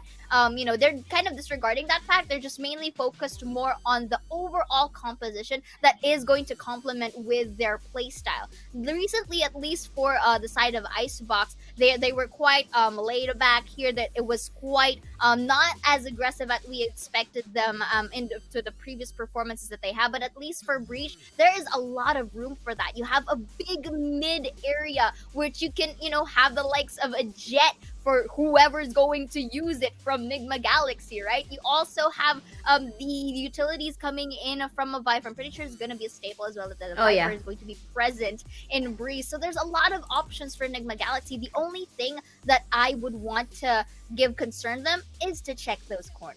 Yeah, and also another thing that I really want to talk about is just not about checking corners, but rather really the idea of being creative on this map. Because it's such a big map, there's so many ways for you to take a site. I've seen situations where a team is just able to not only, sometimes when you go through halls and you see someone maybe put a trap over on the edge there just to stop them from going all the way to spawn. So what you want to do is, but because it gives you access to doors, that's already so much space taken and so many angles, because when you have access to doors, you can pretty much already clear the back side of pyramids, which is where usually the staple or a majority where the players will be if they're taking care of that particular site. But this time around though, it looks like we're not going to be seeing any changes. This is the same lineup we saw last Thursday. And the thing about X10S this time around is after that match with Orangutan, it feels like even though they said, okay, we still want to play on this particular playbook's page, but we can always just kind of take the lessons we learned and still write something new. So I think that's the idea they would have. So Muffin, it felt like she didn't really have a lot of impact last Thursday. I'm sure that she'll be finding a different way to kind of like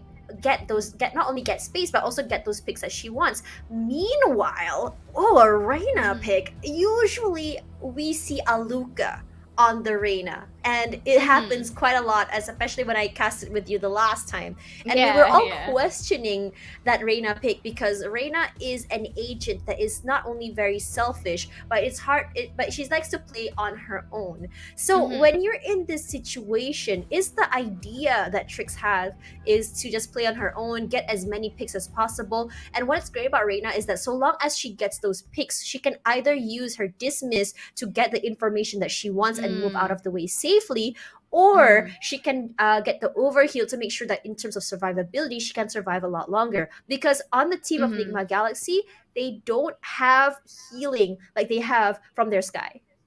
Indeed. And again, for at least for X10 Sapphire, I am still quite and I don't doubt her as a Cypher user. I just doubt a Cypher in a Breeze. It's such a big area, right? Yeah, I would personally prefer either the likes of Chamber and Killjoy, but you know what? I feel like they still want to capitalize more on the comfort from X10. So looking at the composition for Nigma Galaxy, they're still gonna stick to their guns with a double duelist lineup. So this is actually quite good because it's quite your staple Nigma Galaxy lineup here, and of course Trix and Aya. Either of them can either go for the flank, as you've mentioned, or one can either just go for the front lines. It's interesting, however, how Trix is going to be the one to use this specific type, and I feel like they're already quite comfortable with Aluka playing with the chamber because it just really complements with her playstyle. It's both aggressive, but at the same time you can play around with the map because of her rendezvous. So here into the very first few minutes of our game, we're seeing X10 not really opting for that rush of a push. So I feel like they just want to get these or gather all of these information and maybe spend a little bit of the skills of Nigma Galaxy just so that they can use it to counter off here before. So, I was so started off. Yeah, that was a very close call. But Holly's gonna go for the plant. We see Muffin in towards yellow, spotting out Aluka, but Aluka shuts her down with her own Sheriff and Trick, and Aluka's so beautiful. Refrag there, quick rotate in here. Alyssa with the right click shuts one down, and it's gonna be enough. So Polly is still in towards the right side of the pyramid, and it's a push from Trix, making it a 3, defusing the Scythe, and Hannah secures her safety to get the first point. Really liking the idea of letting Trix do the defuse and two of them just check those very nasty corners from the toxic screens. So what's so great about that? Let's have a look at that again. The fact that they took up so much space here. Where exactly did X10 come from? That was actually from caves. So because they can pinch them from two different areas, and as well getting the information that someone died over in caves was enough for them to react. But this is a deja vu moment, isn't it? We saw this great gun round happen all the way from round number 1, from map 1 earlier. Yes, I agree with you on that because it's as if that with each map that's changing, the playstyle also changes, at least for the side of Nigma Galaxy. From earlier and towards Icebox, yes, we did see it from the pistol round as aggressive as it could be.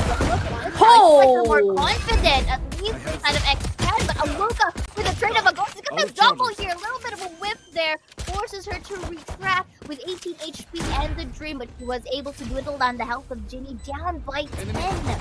What's great about Ginny is that she just stays safe. All she has to do is make sure her teammates stay alive as Gwen immediately finds baby TZ out of the way. That's all the information gathering out of the way. Polly just playing for time here, watching two different angles. She loses one there at least when the sprays come through. Hannah sees the teammate Aya and Luca get one each. For now, very clean round for them as they really take the advantage, not allowing what happened in the last map where they lost round number 2 with the gun advantage. That was such a beautiful triple P coming in from Nigma Galaxy. They're not giving a little bit of a leeway for X10 to just literally place themselves in the post plan, and that's the beauty of it. Yes, you get that extra 300, but we secured the round, and that's the one of the most important thing here. Aluka has been very much a very good deny to a control rather this A side, because they can't even enter even before the other members of Nigma Galaxy approach A site. So I feel like the best way or best possible for X10 here is to utilize the different parts of the maps, just so that they don't get shut down completely with all of the triple peaks that's happening. Yeah.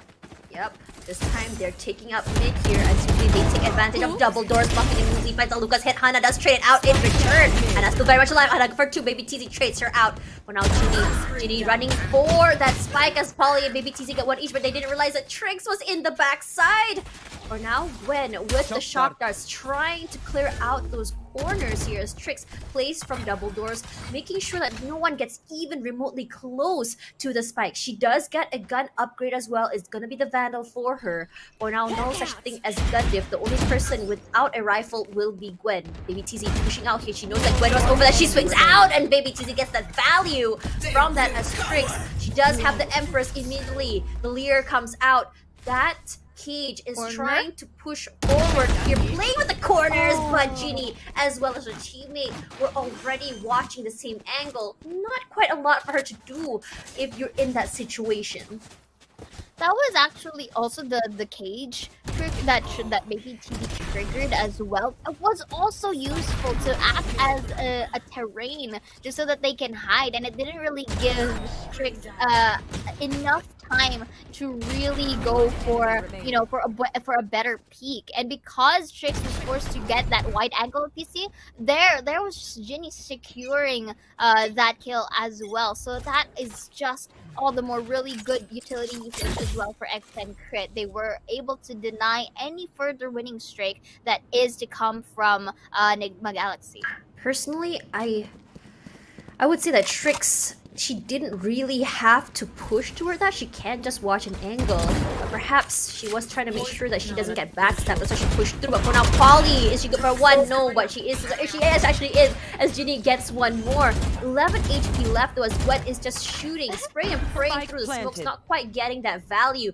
2 members out of the way from Nigma Galaxy. Is only 3 members to deal with 5, as Polly so very low. All she has to do is just kind of a chew, but with Gwen, that will be caught out by Ginny. Ginny currently right now on a rampage, as Hannah does catch Alyssa out in the open on mid side here. Aya wants to push forward. That's all the information they need to hear that there's someone there over on Archers. Ginny just playing for time here, doesn't want to overextend, as Hannah, she's taking the long way when it comes to rotations. Aya, 7 bullets, gonna reload. Does not realize there's someone right behind her. She's good for 1, and for now Muffin is still very much waiting as baby TZ gets Aya out of the way. Hannah, I think what she's going to do is just opt for a save, I believe. Trying to find those exit frags. She might be able to, but Muffin goes down to the spike instead. And I think that was unintentional. Oh, she gets one though. That is actually a good little bit of a compensation right there. Consolation prize for not basically winning out that round. But look at the quick replay right here. That's actually a good crossfire from Ginny and Polly to be able to get a bit more space from B side. And I like it as well that they didn't neglect the flanking capabilities that came from mid, and Hannah can only go just so far as to just get that consolation from earlier. But again, it's still too early to decide. Both of our teams, this is a save to say the least, or split buy from Nigma Galaxy, and a complete buy for the others, because that's basically the guns that they have won previously.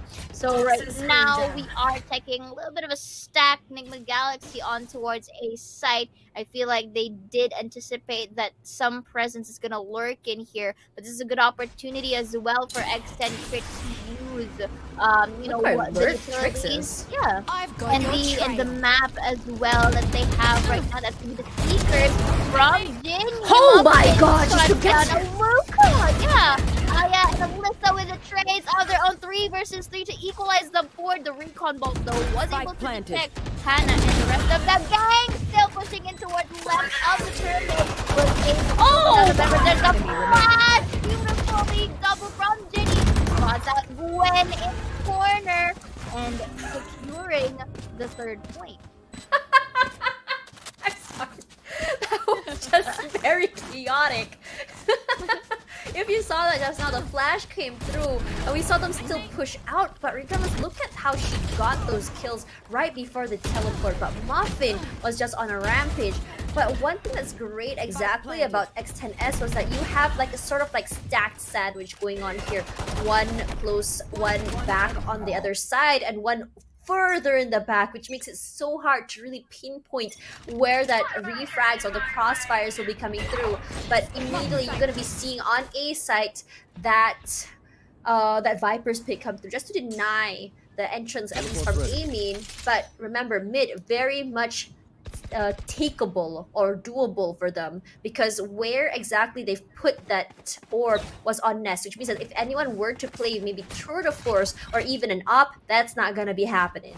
Aya, she saw someone, does get a little bit of a tag onto Alyssa. She herself took some chip damage as Aluka, she gets mauled by Doggo, but from the backside here, here's Polly, good for 2, but it's gonna be found out by Trick all the way on Arches. For now, Muffin repositioning herself at her favorite spot here on that that wall. And for now, we are going to see Baby TC spot every single member of where Nigma Galaxy is. So for now, are they going to reposition themselves? It looks like it's going to be the case as Trix pushes forward onto the side here. Side by side, is she good for one? Yes, she is. For now, that dismiss will, or overheal will give her a little bit more survivability as Gwen pushing forward to the other side. Ginny straight to the face. She is good for one, but Hannah not going to be allowing that to happen. Alyssa playing the Hunter's Fury, barely missing Hannah. She jumps out of the way, misses. She does not get anyone, but both of them so very low. The spray and play! And the prayers are heard instead as Alyssa. She clutches that.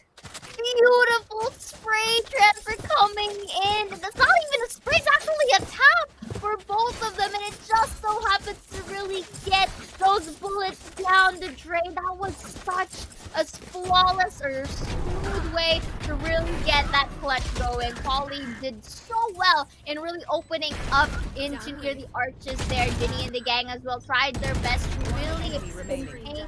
But with Ginny getting down here, this is such a beautiful tap by the likes of Alyssa, and that's just very powerful right now. That's a big morale boost. Trix, however, opens up the next round, immediately taking Muffin down. So they do have the duelist out of their sights here, so this could be a bit more of an advantage for the Galaxy, since they don't have that mobility to work with here whenever they try to take the site. And Trix doesn't want to waste time anymore. She's flanking already in towards A, going in towards Metal here. I'm not sure if Trix is going to spot her out, but with the help of the toxins as well, we'll able to conceal their identity. But oh, look at this. Trix destroys the tripwire, but they already spot out one here. So much and space the taken. smoke, yeah, and the utilities are so low as well.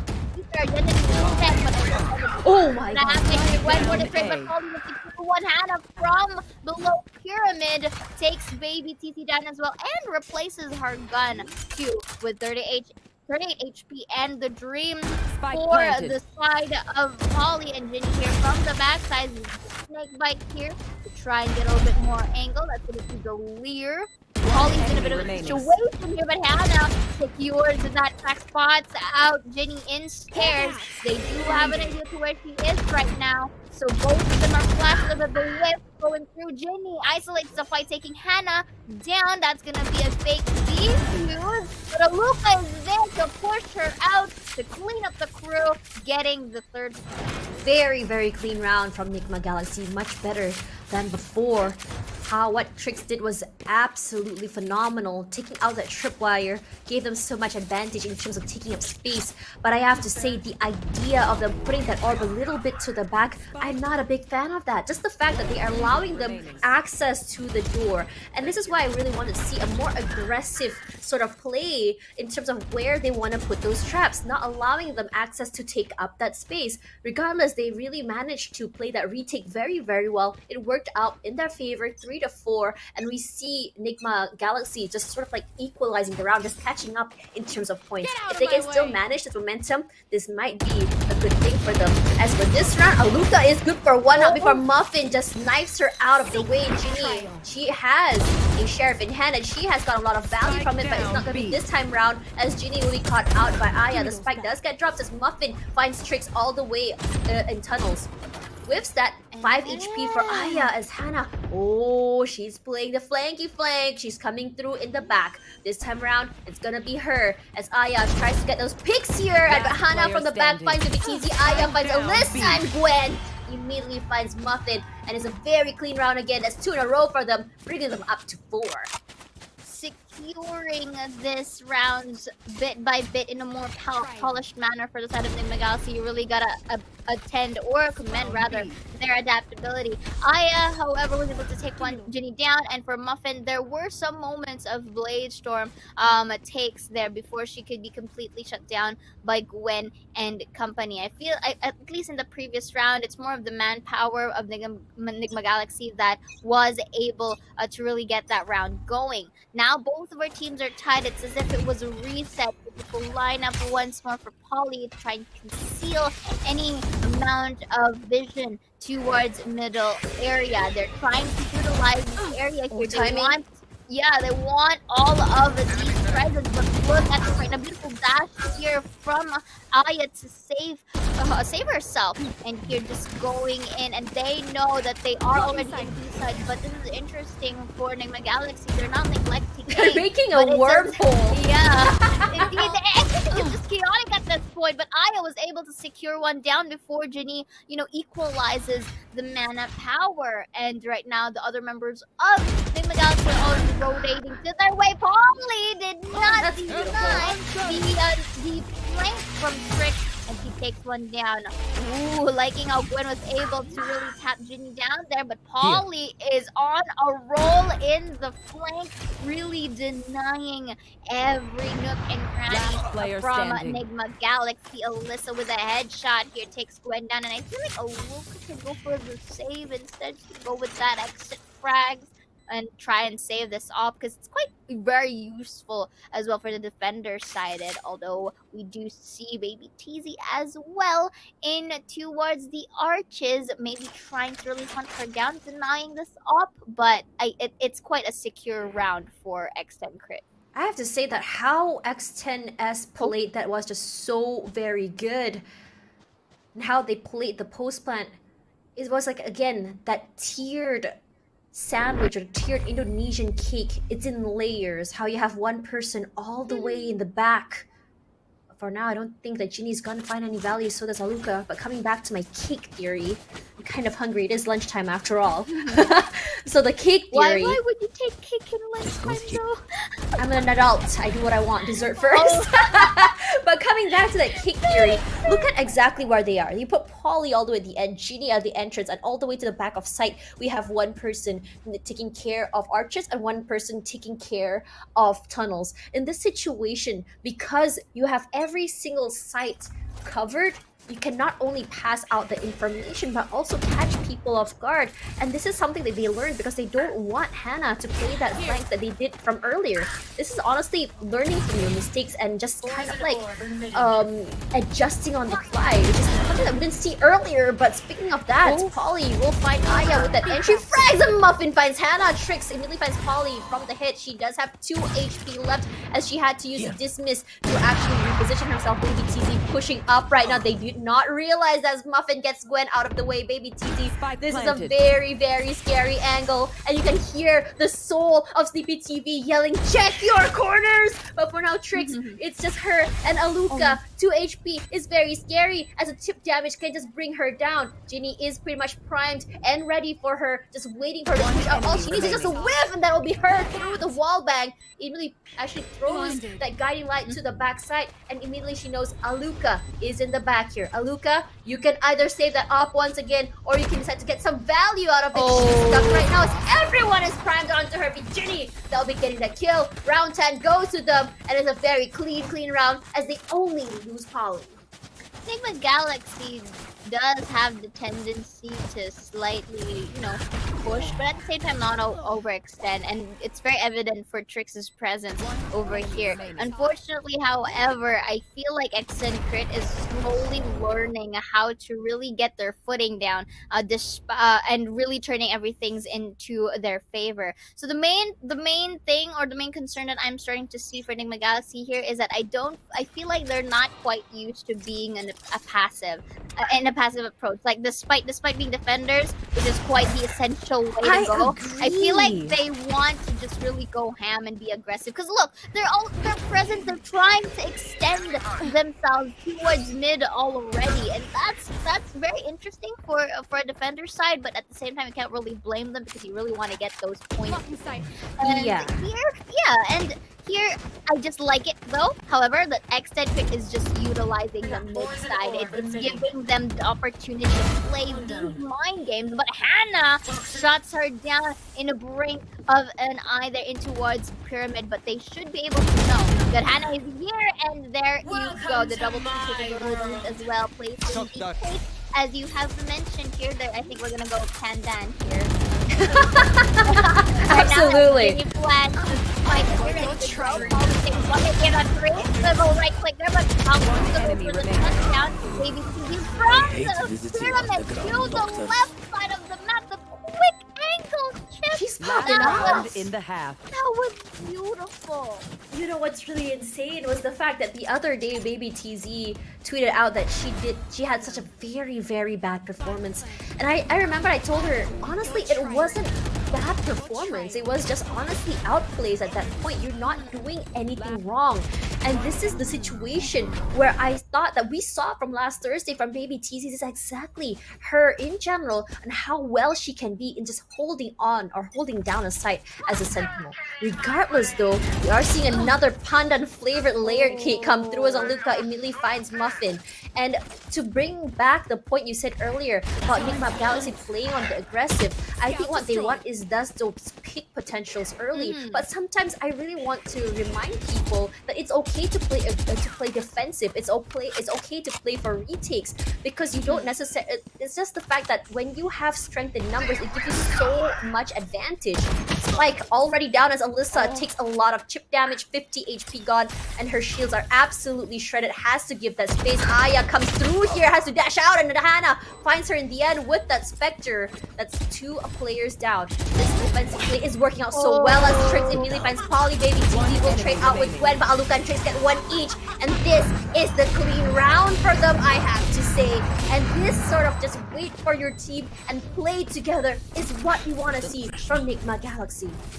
Indeed, I will agree with you on that. And again, you did say it. It's Switching not bad sides. to play defensively, and that's exactly what they did. They kind of opted for extend or letting them go for that post plant just so that they can take this retake. Look, it in towards the minimap that you see right here. They're basically sandwiched at this point. Aluka in the arches and 3 other members towards B main. You gotta commend them for actually taking their time to really position themselves to be ready for this retake for the side of Nigma Galaxy. And this is already the first half of our game number 2. So it meant that they were able to capitalize at least on towards their defender side or attacker side rather for X10, which is actually quite good. 7-5 scoreline is not bad, but for Nigma Galaxy, it's also possible for them to really catch up towards this scoreline right here because they have a Reyna, they have a Jet. That is a beautiful setup for an attacker side, and you gotta It can take so commend much Trix. space.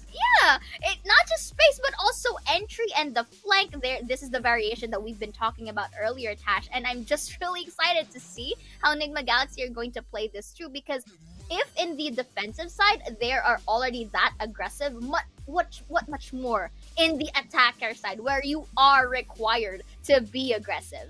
Yeah, so one thing about Breeze that I noticed is that you have a little bit more of an advantage on attack. So the idea of what Nigma Galaxy wanted to do at first was to catch them off guard, not allowing them those points on the attacker side. So because they didn't really have too many points, because in my idea, in my head, if you are playing a map that can be a little bit biased, so long as you get 4 points and above, it brings you to a more secure round, especially when you move toward the more, I would say, aggressive round for them. And for this time around, it's going to be attack. So for now, how they want to play this is that you have the entry coming in from Aya, as Trix can just clear off the other side. She can play on her own, not only take up space, but also either heal herself and play for survivability or reposition and get that information. Or she can come up through mid, clear out, and just catch those people in those mid rotations. It can work. Or put Aluka there with her trademark being the anti-flank, the anti-lurk, and have her catch those in the mid rotates. So there's so much potential in terms of what their agent composition right now, because it allows them so much flexibility. The change or change ups they can do as well. So for now, exactly, I mean, we did see those the anti lurks to be coming in from Polly from the side of X10S. So I wouldn't be surprised if we were perhaps to see Hannah do the same. So who knows? That's just the beauty of the lineup coming in from Nigma Galaxy female. So now coming back to this, Hannah is the one to be on top this time with 14 in her pocket on defense side. And honestly, it's not surprising because how Hannah plays with her utilities makes her a very, very scary and powerful Viper. And this is the same that goes for Polly. If you know there's someone inside of your smoke, someone who just went through your toxic screen or even your snake bite. All you have to do is pretty much just spray, and you can already get a lot of value out of that. So X10 as another reason why they're just so scary is because that survivability coming in from Ginny as well allows them to live a lot better. It doesn't really matter about the chip damage.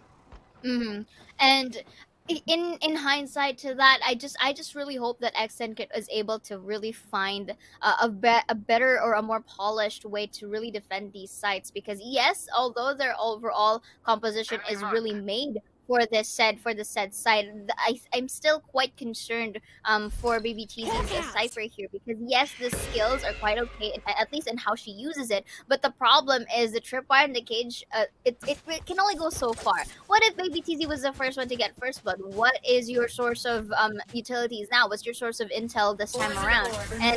And for that, it kind of requires a huge amount of effort to keep everything alive. So Polly is going to stay here in towards the side, denying that L drone as well.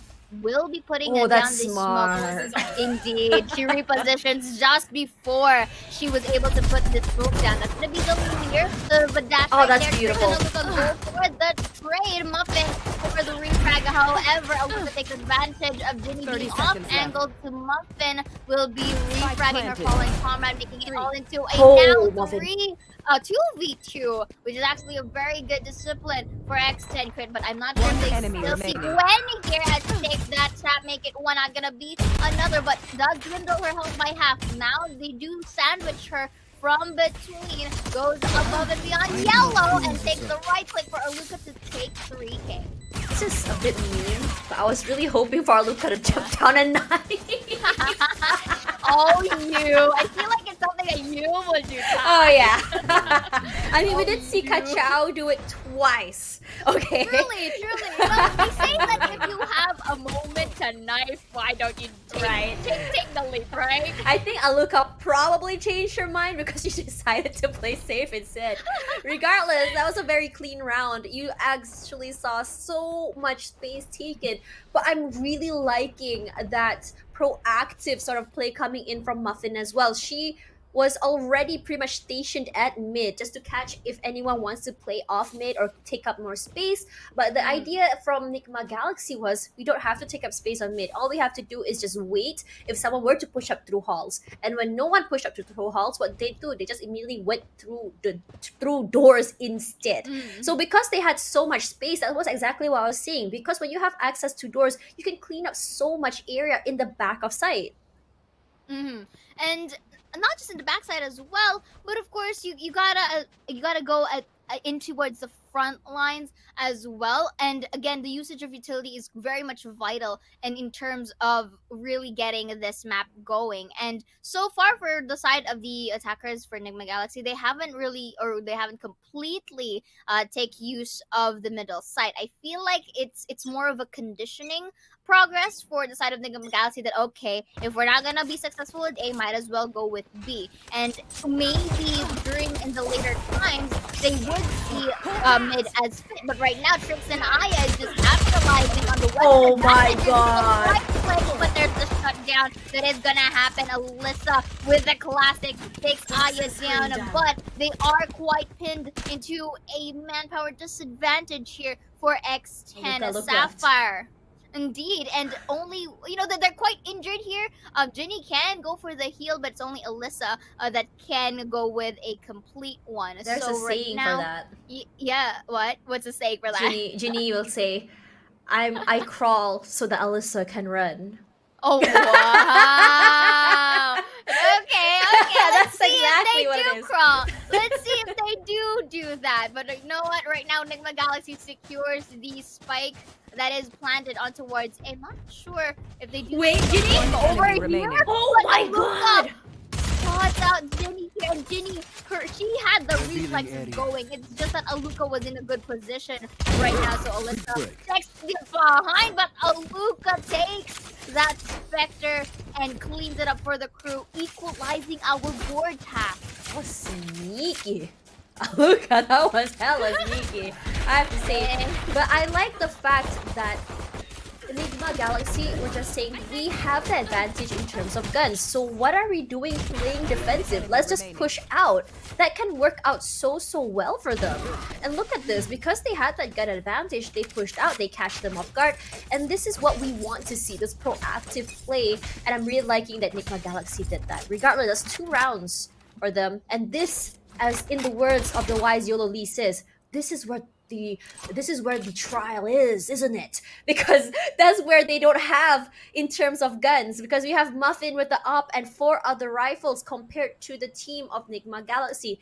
But I was talking with Trix last night about this Guardian pick. So what's great about it is the fact that the Guardian can not only shred that armor, but they're also great at getting those non-recoil taps, especially if you're good with it. For now, Baby TZ, she already marked the area that we can already expect them to push through. Aya, just waiting. They're just waiting for that toxic orb to just kind of dwindle down. And then when that happens, we're going to be seeing an explosive play. And that's exactly on cue. As for now, Polly immediately takes them out of his sprays. And Prey's not getting that value, but a swing out from Aya will give them a lot of value as well. As Trix will be getting that wall bang onto Baby TZ. And Muffin unfortunately whiffs that, but she does get Trix. And Ginny, that's Aluka. There is an upgrade weapon for Aya. She's just clearing out the corners. They'll be planting in the middle of pyramids. And that gives you a clear shot from both sides. That snake bite will give them some space, but they don't realize there is still one more person, which is Alyssa. Hannah playing a very enemy crouch remaining. corner here as Ginny finds Aya in the end. Hannah pushes out Spray, and Prey can be good for 2 switches out with guns. That's insane, Hannah! Oh, that's fast reaction time as Hannah. She's good for 2. 30 HP, one-on-one situation. All Muffin has is an no, she doesn't. She has a Spectre actually. She's sticking it. She just get it to half. For now, she gets off that. They just try to find Ring around the Rosie, but Muffin will be the one to get that value, and it brings us to 8-7.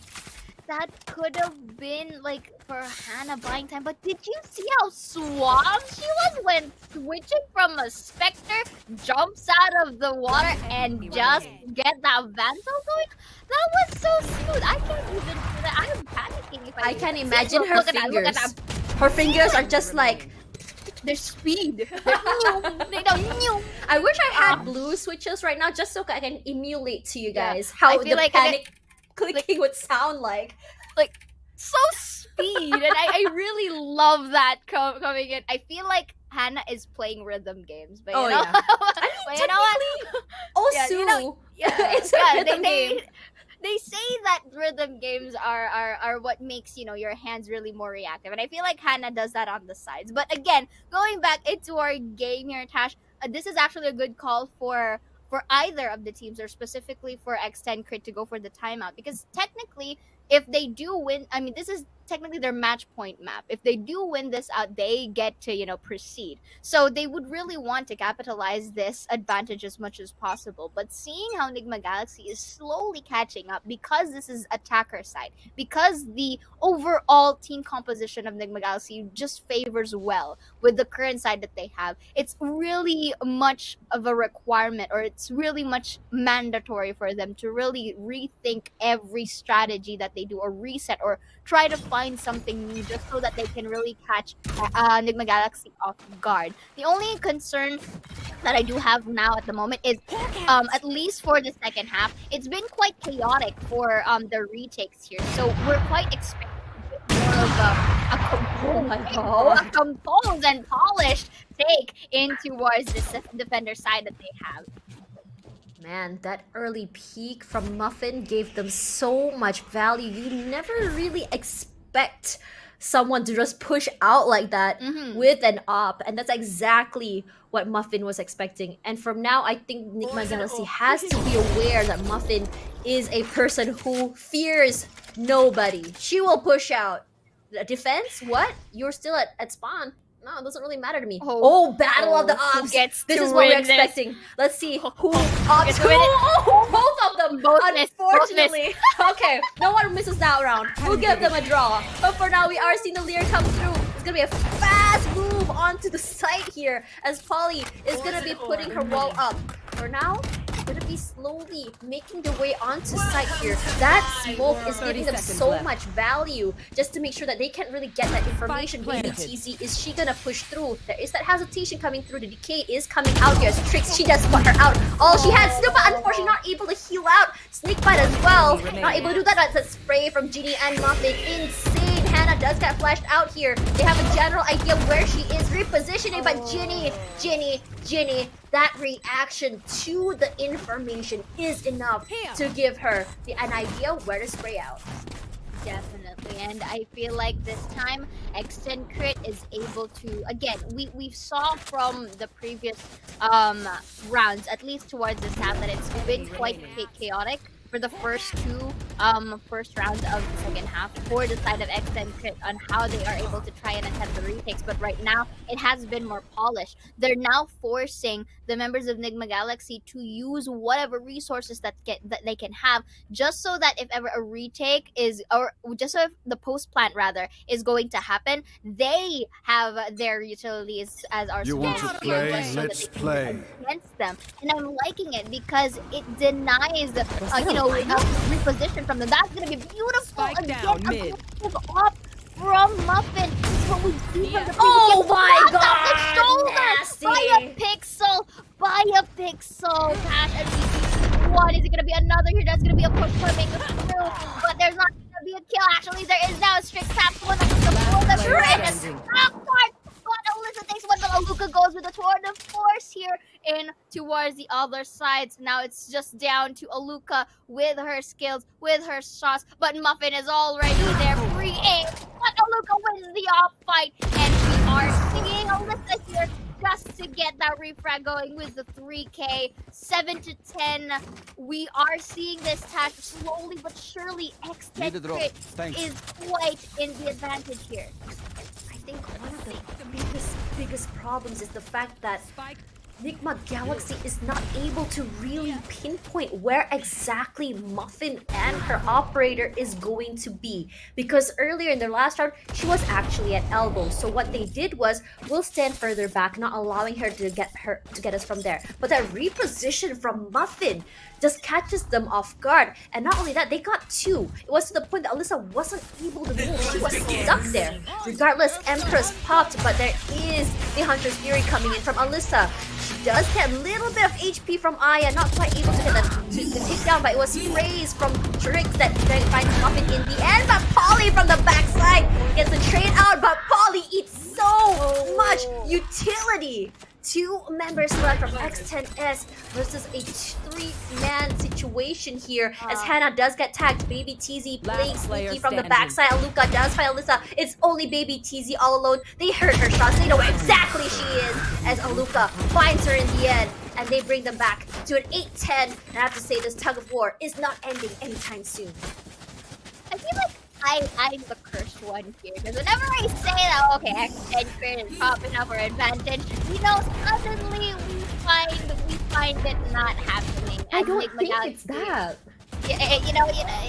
Let this happen. Okay. Let this happen. You heard it. But- You heard it here first, guys. It's all Zia's fault. It's my fault. But in all serious, I do agree with you. It's not that. It just so happens that Nigma Galaxy does have the capability to bounce back up whenever I can't believe this! As I say it, Tashbunny, look at this.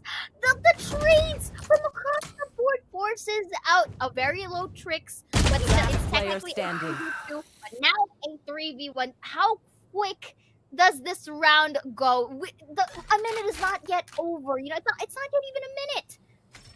Okay, so there's a reason why they played that way. It's because they were on eco. All they had were sheriffs. And that worked out so well because they got a two-player out of that. Make that three, actually. As because Ginny got that Vandal, it gave her so much advantage. Now she only has to deal with two players. And looking at that, Trix is so very low. And it's also Hannah she has to worry about as well. So for now, they know that she's inside of tunnels. She already used both of her guiding lights. Trix, she still has the Leer, she still has Dismiss, she still has Overheal. All she has to do is just wait for that. They hear her footsteps there. All she has to do is just take their time. She's gonna try and get it to half at least. All she has to do is just come in together. That chip damage comes through, but Hannah will be the one coming out on top. As Trix said, I wanted to knife her. No, she didn't. Trix is a nice girl. She's not gonna do that. She's not gonna do that. Don't let them do bad things. I don't know. Trix is gonna hear this and she's say, Tash, I am not that kind of person. Yeah, I mean, we can already discuss that in off stream, but then again, we did see a little bit more of a good polished post plan situation, or a bit more smoother, at least for the side of Nigma Galaxy, because if you notice from the earlier parts of the game into the second half, it's quite chaotic. They go aggressive, they go ham, which is not a bad thing. Although I like it that this time they're balancing out both their aggression and their defense whenever possible. And just like that, beautiful entry coming in from Trix here, just so that they can control and capitalize the side. And Aya with a quick flick over there takes Jenny down, not really giving a little bit of a breather for X10. Good holding on the tie, but Polly takes one. Alyssa with a beautiful double peek with her. That's going to be another pancake here. I guess it's Matcha, but right now that's going to be the shock dart. A little bit of a fit defuse there. We do see Muffin trying to push out and follow the feet, but Hannah still secures the kill. And the other members just went for the cleanup crew to tie up the scoreboard. I have to say, that was just so well played by Trix. That cage over there was supposed to deter them from pushing through. So Trix, because she has an idea how Baby TZ plays near her utils, what she had to do was kind of pre-fire as she pushes out from that cage. So without Baby TZ's ability to give them the information, it caused a little bit of a struggle from the side of X10 Sapphire, where they don't really know where exactly they are. On top of that, where Aya already had taken so much space, that's why I was saying that it was just very important to have that agent who is able to take up space. They didn't realize that another player had been taken out. For now, we know that they're coming in through mid. Lear comes out as well. Flash as well from the guiding light from Ginny, but no one is following up with these utilities as Alyssa playing way down in the back, but does not realize that Aluka was there for the anti-flank. And just so well played as she takes up more space here as they move on into the side. So this is the sandwich setup still there, but Aluka barely survives by the skin of her teeth. She did not realize that Muffin was there. She still pushes out Aluka. She fears no lady, and that's not gonna be happening as Baby TZ catches her out there. She does have the ultimate as well. It's gonna be a gun upgrade as well for her. It could be a nice, beautiful Gaia skin as well. She's gonna clearly miss actually that shock dart. Beautifully done. Guiding light out as well as Aya playing this aggressive corner, gets one, not quite enough for two. As a judge will be judging her, but it's not enough as Nigma Galaxy gets two more to secure ground. I like it how Hannah just jumps in and yeets herself into one. Or not really Hannah, but Polly rather, with the judge. But look at this. As you mentioned, Aluka fears no lady. And it just so happens that earlier, Baby TZ, there you go. See that jump shot over there? And it just happens that Baby TZ was able to really get that frenzy going. Yeah, yes. Why is it that in pro play, these players jump and get kills with a shotgun, but when I do it, I die? This is so not fair. Well, you know, they are pro players for a reason, and we are, at least for me, I'm a tryhard. So speaking of that, Muffin, again with the beautiful, aggressive off kill there, and Ginny with a kill of her own as well. And that's going to be the features to her usage as well. Like it how the Pummel detects her, but still not enough to get that kill. Using the Viper Spit here with the maximum capabilities, but right now Polly has been taken down, so no more pancake. A bit of a dispersed situation, but Baby TZ spots out Aya, who tries to go and reconcile with her comrade. Aluka being attacked by a lot of utilities here for Baby TZ in towards middle doors. They know where she is now. It's just a matter of them, getting that right angle and pre-aim. And Aluka, I feel like she's in a sticky situation because look at all the corners that she could have go. It's guarded by the members of Nigma Galaxy, and for XNS's they're just waiting for her at 30 seconds seconds here left. for the Sapphire. Yikes, And that again, sucks. Muffin with the 3K. I like, though, in my opinion, the reason why I stutter here because I can't do that. I wouldn't have the courage to push in with an op. But Muffin is proving me wrong, and she's like, nope, you're more like me, and you can push like an op, and you can do this. And I feel like I'm not being given an excuse at this point. Honestly, that was just so well played. It's just the fact that Aluka was brave enough to push through that because Yeah. she knew that Baby TZ wasn't there. But it didn't really matter, does it? Because that's all the information they needed to just really go around. And this idea from X10S is that, okay, Nigma Galaxy is so calculated, they love to play for information, they like to take their time. Let's push out and catch them off guard.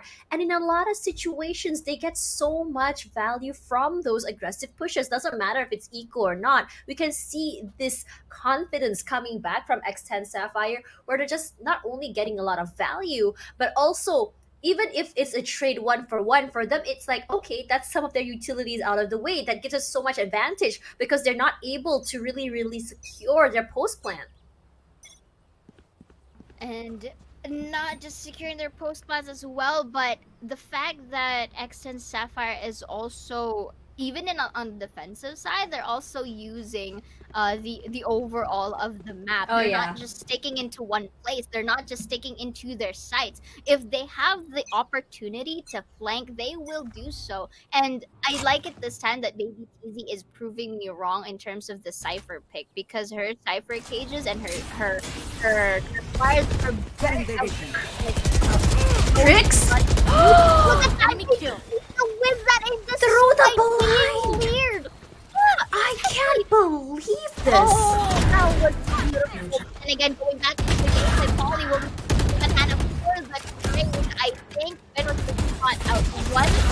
And then he tries to go, Last but player not enough. standing. It's cold One as enemy men. remaining. Oh my Down God! A. It sticks into both Hannah and Gwen, and now dwindles everything to a 1v1 situation. Aluka here trying to peek out. She does have the spike, so there is an advantage point for Alyssa right here. Aluka has to be very careful when peeking out Alyssa here, because this is anyone's game. Anyone can go for match point here. I don't think that Aluka is going Standing for ahead. it. We're not seeing any movement from here for her, or rather, she's hoping that 30 someone will seconds push left. out.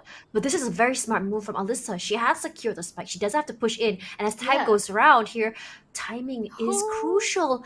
As Alyssa, she looked away at the wrong timing. I think that no one has noticed each other just yet. It's a ring around the rosy. It looks like it might be the wrong way that you're looking as Aluka gets her in the end. I was so concerned because Aluka Match was point. not moving for quite a long time. Indeed, and as if we say earlier that Alyssa was actually doing a pretty good job in just holding and buying some time, but then again, I feel like it got the best of her that maybe, Look at Aluka this! was still, yeah, and you gotta commend That's it to nasty. Alyssa. Yeah, it was. I will say this with respect. It was disgustingly beautiful. Yeah, you know, like, I Want honestly- to play? Let's I can play. imagine it. Wow, Alyssa was just like, 2? yeah. Great, buy 1 free 1. Yeah.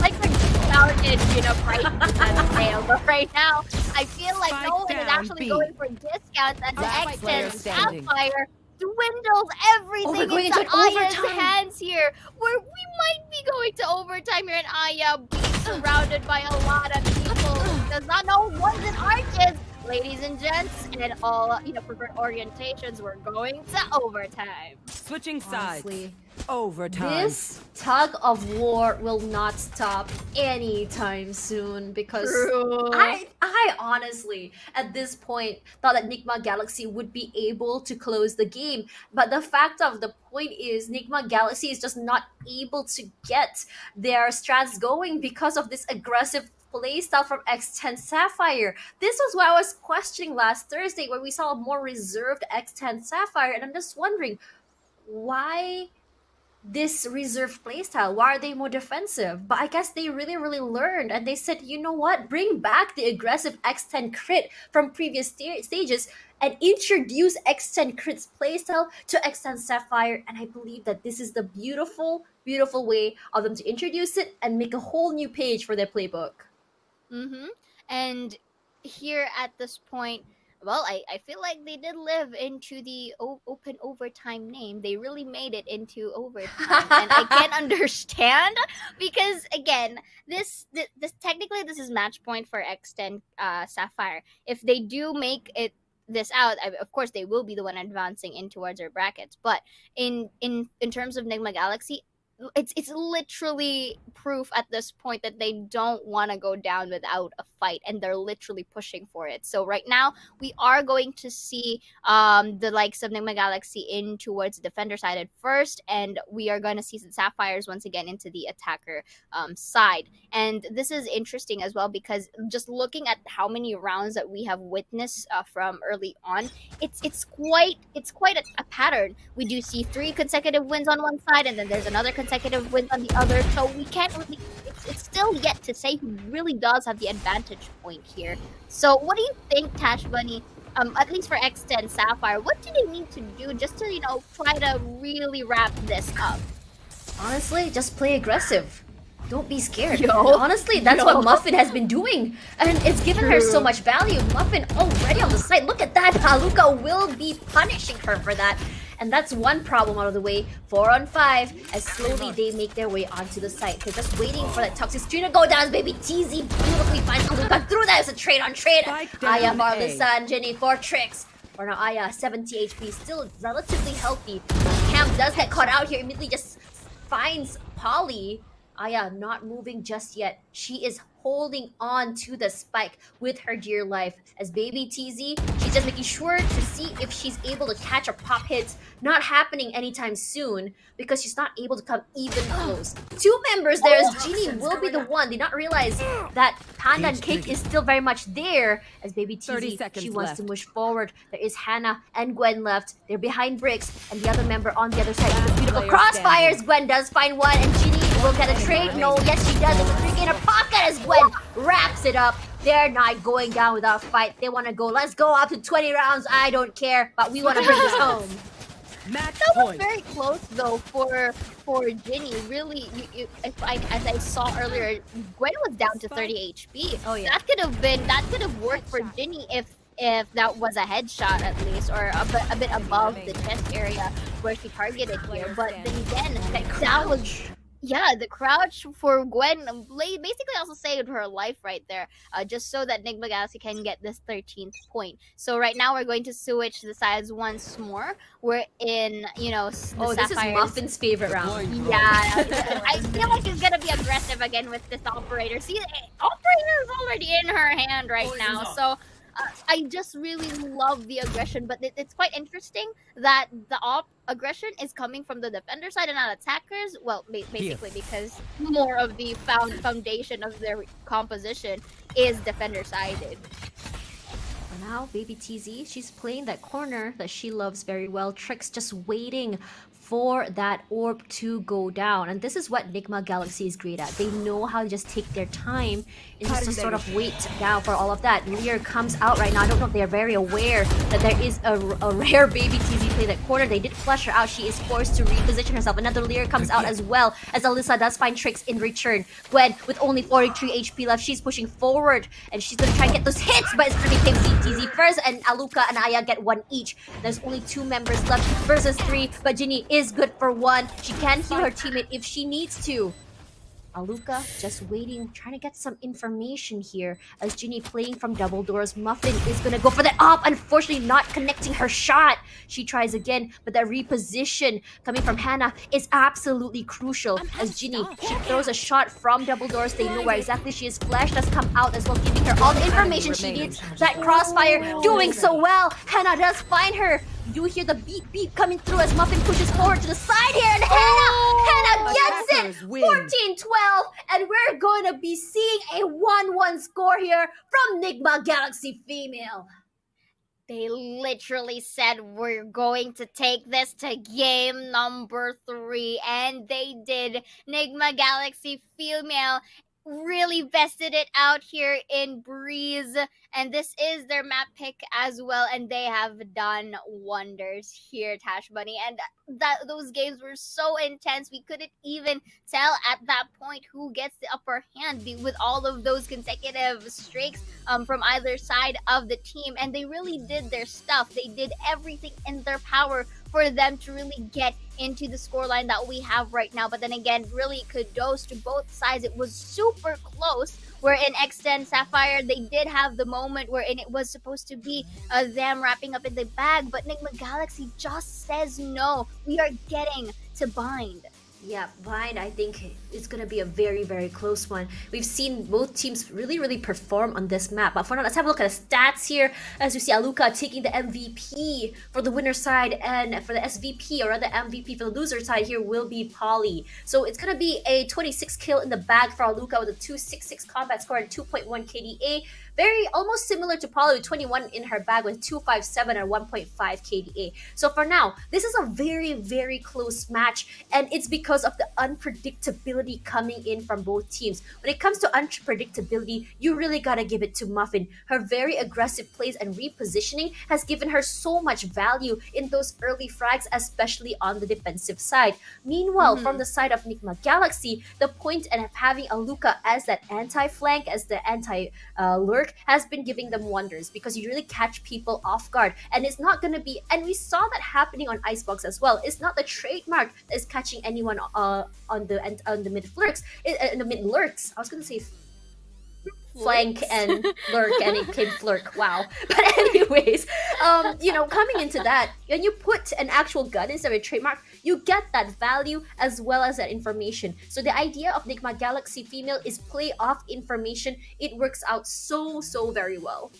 And looking at the objectives right here real quick, it really went alongside with Nigma Galaxy with 23.6% headshot. That's a lot of heads in towards their name. 19k damage. It's not really much of a difference as well, with 10 frag wins for Nigma Galaxy, but in objective wins rather, both are quite equal. So again, both of our teams really did their stuff here, and we are still going to see them from later. Oh, what's that? A little bit of a dash of objectives once again on my face. But then again, in towards this game number 3, from the coldy ice box to the refreshing breeze, now we're going into the desert where Bind is going to be at play. So before anything else, let's look at the highlights, Tash, on how things really went down the drain. So I feel like it's equal for both sides of the team, simply because, again, the streaks that they have respectively is very much, the tie or the cherry on top for everything here. But you did mention as well, which I'd like to highlight,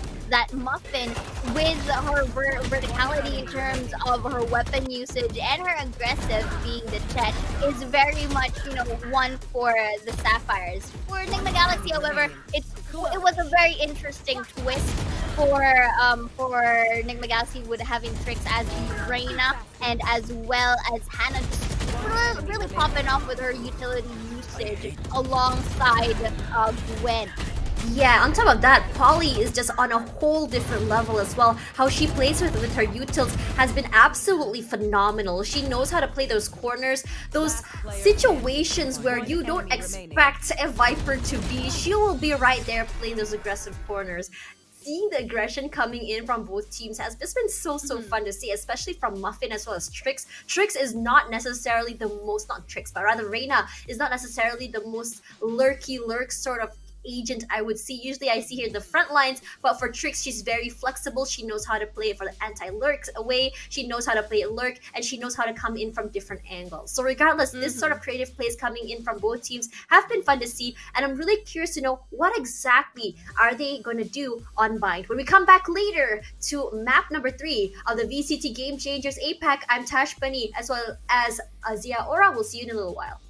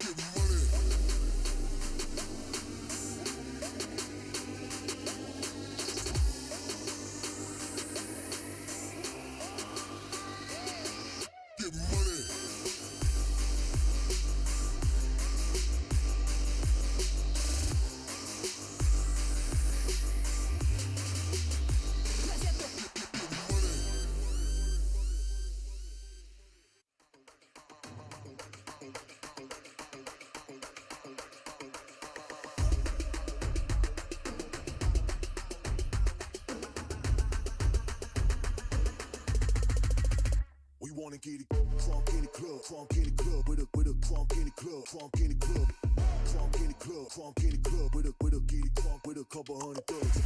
Crunk in the club, crunk in the club, with a crunk in the club, crunk in the club, crunk in the club, crunk in the club, with a get it crunk with a couple hundred thugs. Everybody round, everybody round, everybody round, everybody round here. Everybody round, everybody round here. Know we getting hype. Everybody round, everybody round, everybody round, everybody round, everybody round here. Know we getting hype.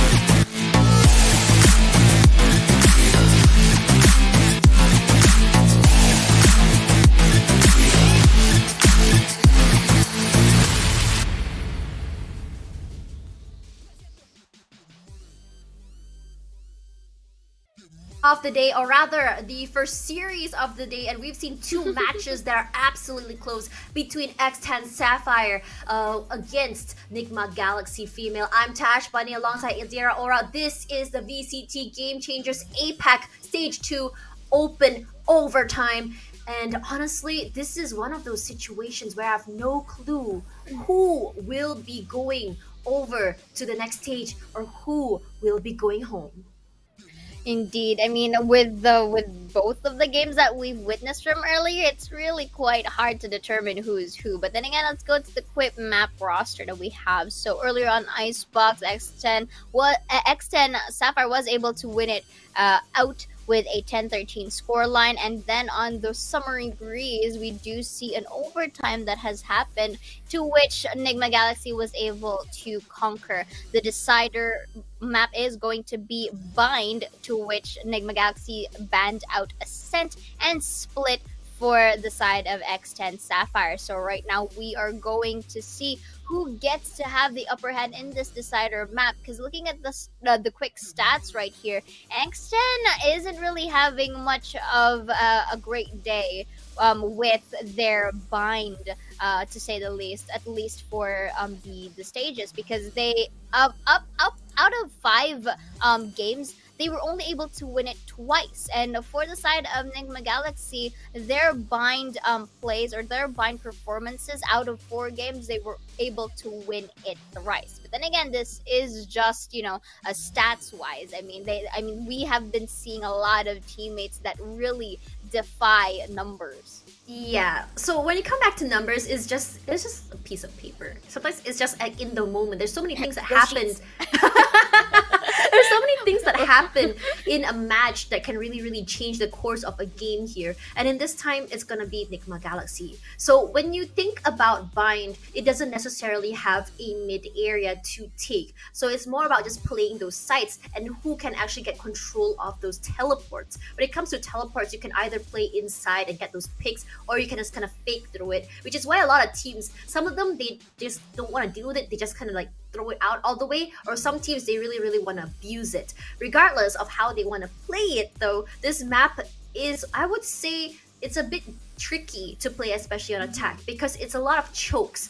And when it comes to those chokes, you have those long range areas where you see agents that do thrive with those long range, such as Chamber, can really, really take a lot of advantage. And in a lot of situations as well, if you really know how to time your teleports, time your lurks, you can also play for those pinch situations, especially for teams that really take their time to come onto a site.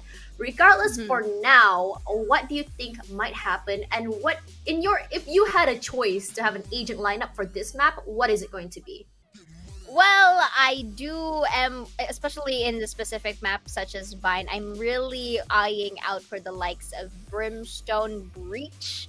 At least for me, Breach has been very much popping off recently. And of course, they're still their very own usual picks for the side of the duelists, either a Jet or a Reyna, whichever ones they want to be comfortable with. So we have that. But I am quite, call me crazy, but I feel like this works for me personally. I'm not sure with other teams, but I would like to not really expect, but if a Fade may go in towards this map, I will be very much happy, because Fade is just so beautiful in this map with all of her information gathering, and the fact that she's able to cancel out both vision and audio cues. You would really want to utilize that in such a map such as compact as Bind. So one thing that when on the VCT APAC panel that I was talking about with Tricks is how Fade can be utilized. So some people, they would run Fade with a Yoru because you can hide the TP sounds. You can also run a Fade with a Sky. That's Tricks' favorite combination. I'm kind of hoping that they bring it here as well, because you can clear out so many different angles. And on top of that, when you clear them out, you also get a concuss, which means that you can just follow up those utils as well.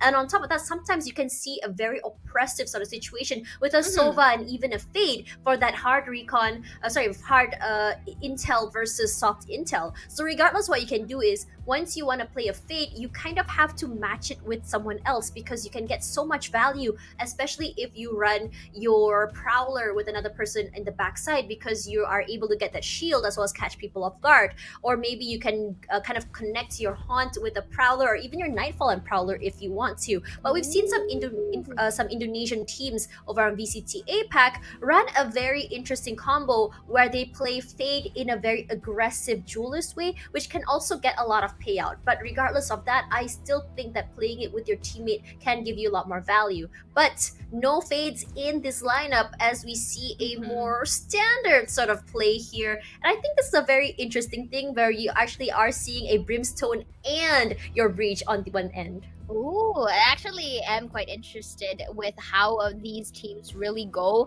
with how they take Bind, because it's quite different.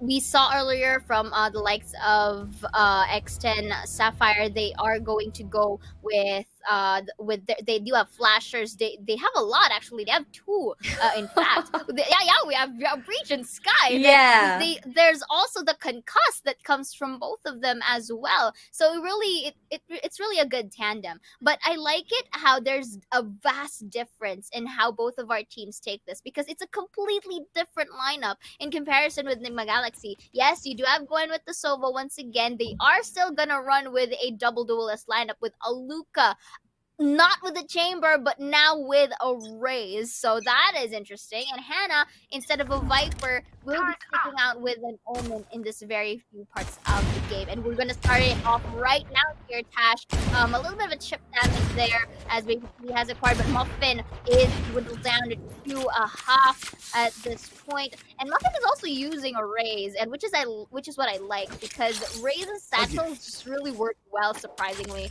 within this map. Yeah, and on top of that, her pain shots can also clear so much of those corners. But Aya, she does get concussed there. I believe it was from the fault line.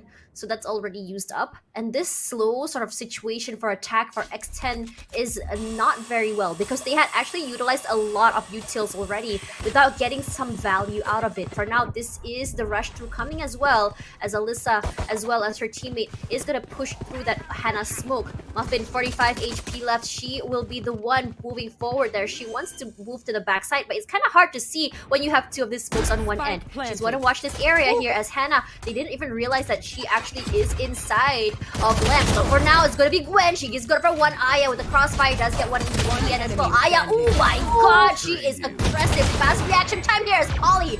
Last man standing. And I think we can safely say that in 3 of these maps, round 1, Nigma Galaxy really shines. No. You don't Really, deserve indeed. my And the fact that they were able to play with the time, yes, they did allow for the post-ban situation to happen. They were able to plan out the spike. But Nigma Galaxy really placed themselves in a very good condition. Look at this beautiful right click from Gwen, plus the refrag from Aya, and that quick turn around as well in towards that side that also really was detrimental in them really taking down the members of X10 Sapphire. So right now we are still seeing it's slightly a bit too early to say the least to really conclude who gets the upper hand, but at least for the second round it is expected for Nigma Galaxy to win it, not just because they have better weaponry, but of course they were able to do it. So what's stopping them? But look at that. As you know what, I'm sorry to cut off Tashbunny's reaction, but yes, are you kidding me? Are you kidding us? That tap was just so beautiful, like an iron clothing. That Hannah with 2 Spectres, spray transition for Muffin. Down. Trick is going to take one down before Ginny goes off with a classic. Will she take a Spectre? She did.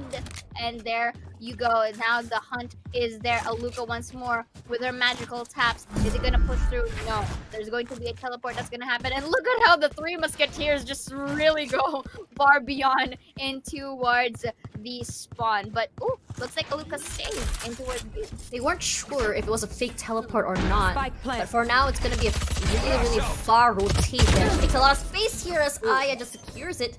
All they wanted was that plant. And it's going to be that. Regardless, though, Hannah and Trix, they lose their guns as we move on. And round number 3 is going to be where the trial happens, per se. Was they have to go against those rifles. But to me, personally, depending on some maps, especially those maps that have a lot of close angles, you can get a lot of value with just those Spectres. You don't necessarily need rifles, as you know the sprays from a Spectre can be pretty deadly when you think about it. And again, Ginny, she always gets value from a classic. I don't know what kind of voodoo or spell she kind of put on her classic, or rather what kind of relationship she has with that classic. But every time she's on a classic, she gets a lot of value from it. Truly, and it's also very huge morale boost. And speaking of Muffin, starts off with Oh my making a God! double beautiful isolation of fights back there coming in, and the action just started already, and not even a minute has passed. Just less than 30 seconds. That's gonna be the satchels right there. Beautiful repositioning from this lady, and I feel like Muffin already knows that. Oh, okay, there are Spike in planted. heaven To your with left. the help of that paranoia as well from Hannah. That kind of like telegraphed everything, but from the behind, Gwen was able to take Alyssa down, make it a double, and takes Muffin Ginny with the trade after the Enemy flash. remaining. Spots out one. She also spots out Gwen in the process, but Polly is there to secure the round. I have to say, losing 2 is just very, very unfortunate, but Hannah got a lot of value from her Spectre. Regardless, this is... I was questioning Alyssa. She watches one end of lamps and does not clear. Perhaps what happened was that she did flash, but the flash didn't really connect to get that information. So she sort of assumed that lamps was empty. Not quite sure what happened here, but that's the sprays, the deadly sprays that I was talking about in terms of what you can get from a Spectre, especially from those close ranges. Regardless, let's move into round number 4 here. Both teams now equalized 2-1. I don't think anyone saw that flash coming through here, as we see a little bit of a faster approach coming in from X10S. This kind of approach, taking showers as well as aiming, can give so much value as the Rolling Thunder does come through. They have to give up that space as Aya gets a pick onto Alyssa, but Aya was good for 2. Immediately has to give up that space. 15 HP left, but Muffin still gets her in the end. Muffin good for 2 as Gwen runs as well, but Polly finds Hannah. In the end of the day, there is an op in Muffin's hand, I believe. It wasn't Aluka's hand actually, but it's a little bit hard to play retakes with an op. So I think what's gonna happen is that the 2 members of Nigma Galaxy would rather just bring this op to the next round to secure it. Truly, I mean that's the ideal scenario to say the least in here, because they know that they're basically going to be broke after this round, so might as well just utilize the guns from the previous round. And of course, there's also the factor of the man advantage in the hands of X10 Sapphire, and right now it's just a good job for X10 Sapphire to secure the other point, just so that they can tie things up a bit, and they are also quite healthy in terms of economy. So the thing here for X10 Sapphire is that, yeah, they just keep doing their thing because it's quite working for them. All this sudden delay push, suddenly go aggro in towards a certain map, it's working wonders for them, and I like it because they're not hesitating to enter despite all of the utilities that's being thrown against them. And for the side of Nigma Galaxy, I feel like, again, this is like the usual or the similar scenario from the previous rounds. I feel like they just need to polish more or smoothen more their takes on the defender's side. Actually quite curious about this setup here from Trix. Usually our setups, we usually see it on the side itself, but this sort of like a more aggressive sort of situation, I think because they want to get information earlier. That's the reason why they do it that way. Muffin already on site, missing all of those nano swarms that was put down by Trix, but she wasn't necessarily eager to pop them out. Regardless, here's Hannah. She does have a sheriff in hand, but she wants to throw out that paranoia just to give her teammates some space, trying to just time it out at the same time with her friends here. 2 of them already out, and that aftershock will delay them, push them onto site. And for now, Muffin immediately breaks that Roomba, and for our Trix, she's good for what, a very aggressive sort of play, but here comes the party, she says. Unfortunately, does get still 1 as Gwen and as well as Aya get 1 each. Very, very clean. And this sort of teamwork from Nigma Galaxy for the retakes and how they communicate with each other and how they use their utils is what they should do. And I'm really liking this change, an adaptation. Truly, and it made into a point where Nigma Galaxy really did polish out their retake this time around. They were able to make it into a prince surrender, sandwich out the members of X10 Sapphire. And of course, it was also a nice try for Muffin and Ginny to just basically go in towards Tin Can of B side, just so that they can get a bit more footing and, you know, very unpredictable movement. But then again, unfortunately, it just really led to them telegraphing more, or really telling the members of Nigma Galaxy all the more their location. And the likes of those who are in elbow and on B Garden were able to capitalize on the advantage positions that they have. So right now, moving forward in towards our sixth round here, that's going to be a similar scenario for Muffin, but this time a bit more refined. They're going to use that Satchel their Hunter. You're not going to hit anyone at least. Oh, was actually able to tap one down, but no casualties whatsoever. So right now, that's going to be Al drone right here, going to at least send someone in the vicinity. Sapphire will be getting some amount of chip damage in there, but that's gonna be the lockdown from Trix, which is destroyed. But let's see if the commitment is going to go through here. Alyssa on this very important one. The gun takes Trix down, not even letting her take more kills in the elbow, but Gwen is there for the trade, but under the tin can inside, we did take one hand for the trade. A little bit of a jiggle peek there, it folded as Alyssa takes Hannah down. Aluka with an off and the dream. No more time to deal. We spot out the gun. Will is able to snipe Alyssa down, but the exit frag is possible for Baby TZ, but not for Aluka. That was smart. Just buy time, not allowing her to go to save herself. And because of that, she can't bring her gun to the next round. And on top of that, these sort of close corners coming in from X10 is just so great. Because the fact is, it's not the fact that they're not checking corners, but because of the angle advantage that they have, it's just giving them that. Because of how exactly they're playing their corners in terms of what they can do with that information. And on top of that as well, over these close corners, they also have those refrag potential coming through with those crossfires. It's a little bit hard to retake the site. So for now, I think Nigma Galaxy really has to remember that that is an option. Aya, play aggressive here, gonna be punished for that. Should probably have held her angle instead of pushing out too early there. Like, here comes the Rolling Thunder as well. Muffin gonna try and spray. Unfortunately, not getting that value, but maybe TZ will be the one getting that Ginny as well. But Hannah finds one with the Bucky. Are you serious? That is painful. Regardless, she does get taken out. It's only Trix alone. She does have a Phantom in hand. It is gonna be the last thing that she has, but Muffin already aimed and ready, actually, with 3k in her pocket. This aggressive plays from Muffin is giving her a lot of return of investment. And for the side of Muffin, the fact that she is able to anticipate already the location coming in to where Trix is at is just all the more good security for the side of X10 Sapphire. So right now, it's as if they're just returning the favor to what Nigma Galaxy had to basically throw at them for the previous round. So looking at the rounds real quick right here, 2 consecutive wins from Nigma Galaxy, 2 from X10S, 1 of each, and then another 2 from another one at least for X10 Sapphire. So there's still the trend that's been going on here ever since game number 1. So it's quite safe to say that both of our teams are quite consistent. It's just that the way that they play is quite different. We are seeing some chaotic tendencies for Nigma Galaxy, but hey, it works. For the side of X and Sapphire, we do see a little bit of a tone down that happened, then suddenly goes aggro. So they're quite speed based or momentum based here for the side of X10 Sapphire. The thing that I do like the most, however, for Sapphire here is that if they are given the opportunity and the conditions to really get those kills going, they really go on all out with no hesitation whatsoever. Coming out there, finds Trix, she falls. Unfortunately, Alyssa will find the Gwen as well.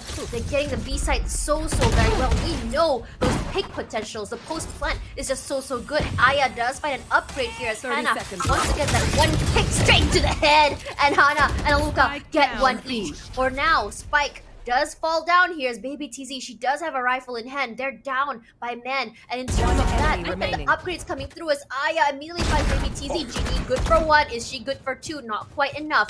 She has no clue how to get close seconds enough to the left. spike. You do hear the showstopper remaining. come out, but unfortunately, Aluka was not aware. She was so very close. She's planting. make it? She has some time here. Yes, she Yes. does. It was does. just so very close, but it's still a 1 versus 1 situation. And we've seen Breaches really come out on top, especially with how they play their utilities. There is going to be a push out here from Aya. Immediately, she knows there is someone there. She does hear that. Aftershock is going to get her out of the way. She does get it halfway for now, as Aya is just primed and ready for that. Here comes the fault line as well. Immediately, she will be swinging out, but no, she gets it!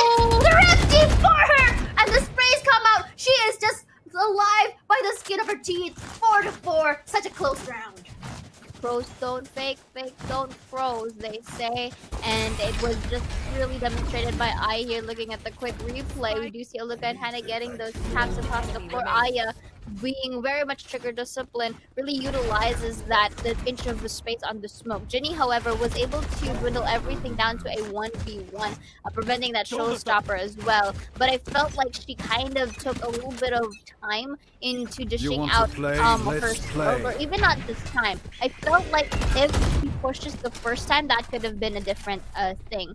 But right now, we are seeing little bit of a shower moment or a boss moment here for the side of X10 Sapphire. That was gonna be the good spots out Aluka as if on cue will be taking her down, so they have no more rays to work with here. Alyssa spots out the Aya in towards lamps, making What another the- one as she Oh, that was nasty. with a different location, standing. different Aya do her thing. Strike Rock down started both A. of them here, One but was enemy able to do remaining. the cleanup 1v1 situation, and the dream Oh my Aya with the quick flick secured this round into their name.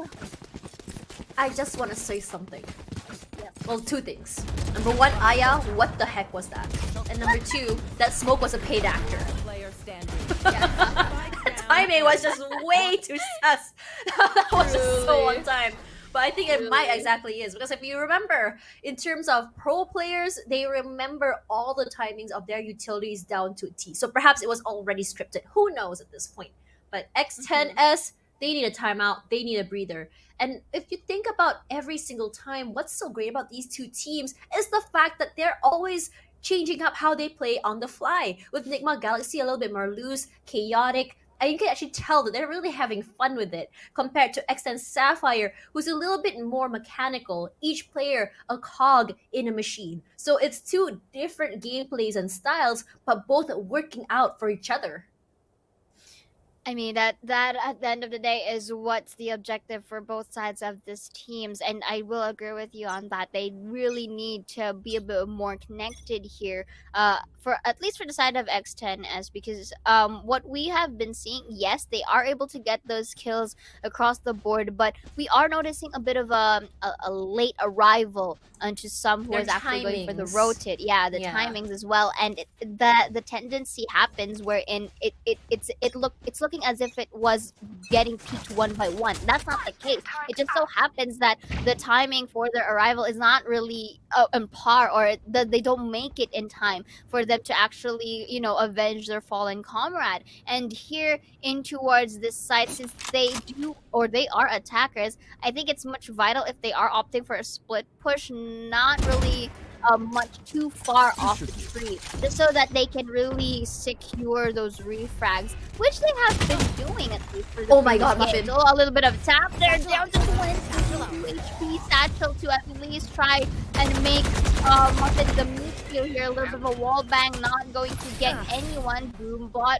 Ooh, after that, a little bit of a burn area there in the molly to prevent anyone from entering in. Destroys the molly. Gonna be the satchel once more. I like this situation. Oh my god! The thing is, Polly was able to turn around every now and then. She was able to get it down before, and she's taking it now, taking a quick peek there. White angle, beautiful synergy. This is the cob that you mentioned, Tash. They are running it again and again here. There's also the layer cake as well. Yeah, the layer. Icing as well. There's a lot of things going on here. Yeah. True. But I mean, if you look at how they played that, it's just they already left one person at hookah just to make sure, just for the anti-lurk or anti-flank. And while it wasn't really a flank, but it was great timing from Ginny. And I have to say that in terms of Ginny's performance today has been the most consistent throughout the team, because of her gunplay, her core gameplay in general, as well as game sense, has just been absolutely amazing. For now, they're gonna get some recon with that teleport here. As Trix, she wants to go for the aggressive sort of plays there. She finds the alarm bot as well, but gonna be punished there. As Gwen as well. That's a beautiful crossfire coming through. They're gonna be getting B-site for free again once more, as Muffin gonna be playing the same thing she's been doing over and over again. Satchel out, play toward the backside. And for some reason, it's been working for her for the last 3 to 4 rounds, I believe. And she's not so much value, so why change that isn't broken? Indeed, and here we do have it again, another potential retake here, but it's quite a lot of risk for Enigma Galaxy because they don't have sheriffs to work with, and a classic actually for Aya, and it's still a complete amount of people here. A little bit of a spray down onto that cloud burst of Holly secures that kill basically with a trade of her own, and not enough damage to completely take down baby TZ. She takes 3 Last with round 28 before the HP. switch. Oh yeah, that rhymes. Yo. I mean, like, what's also really great to hear is the fact that it caught me off guard, by the way.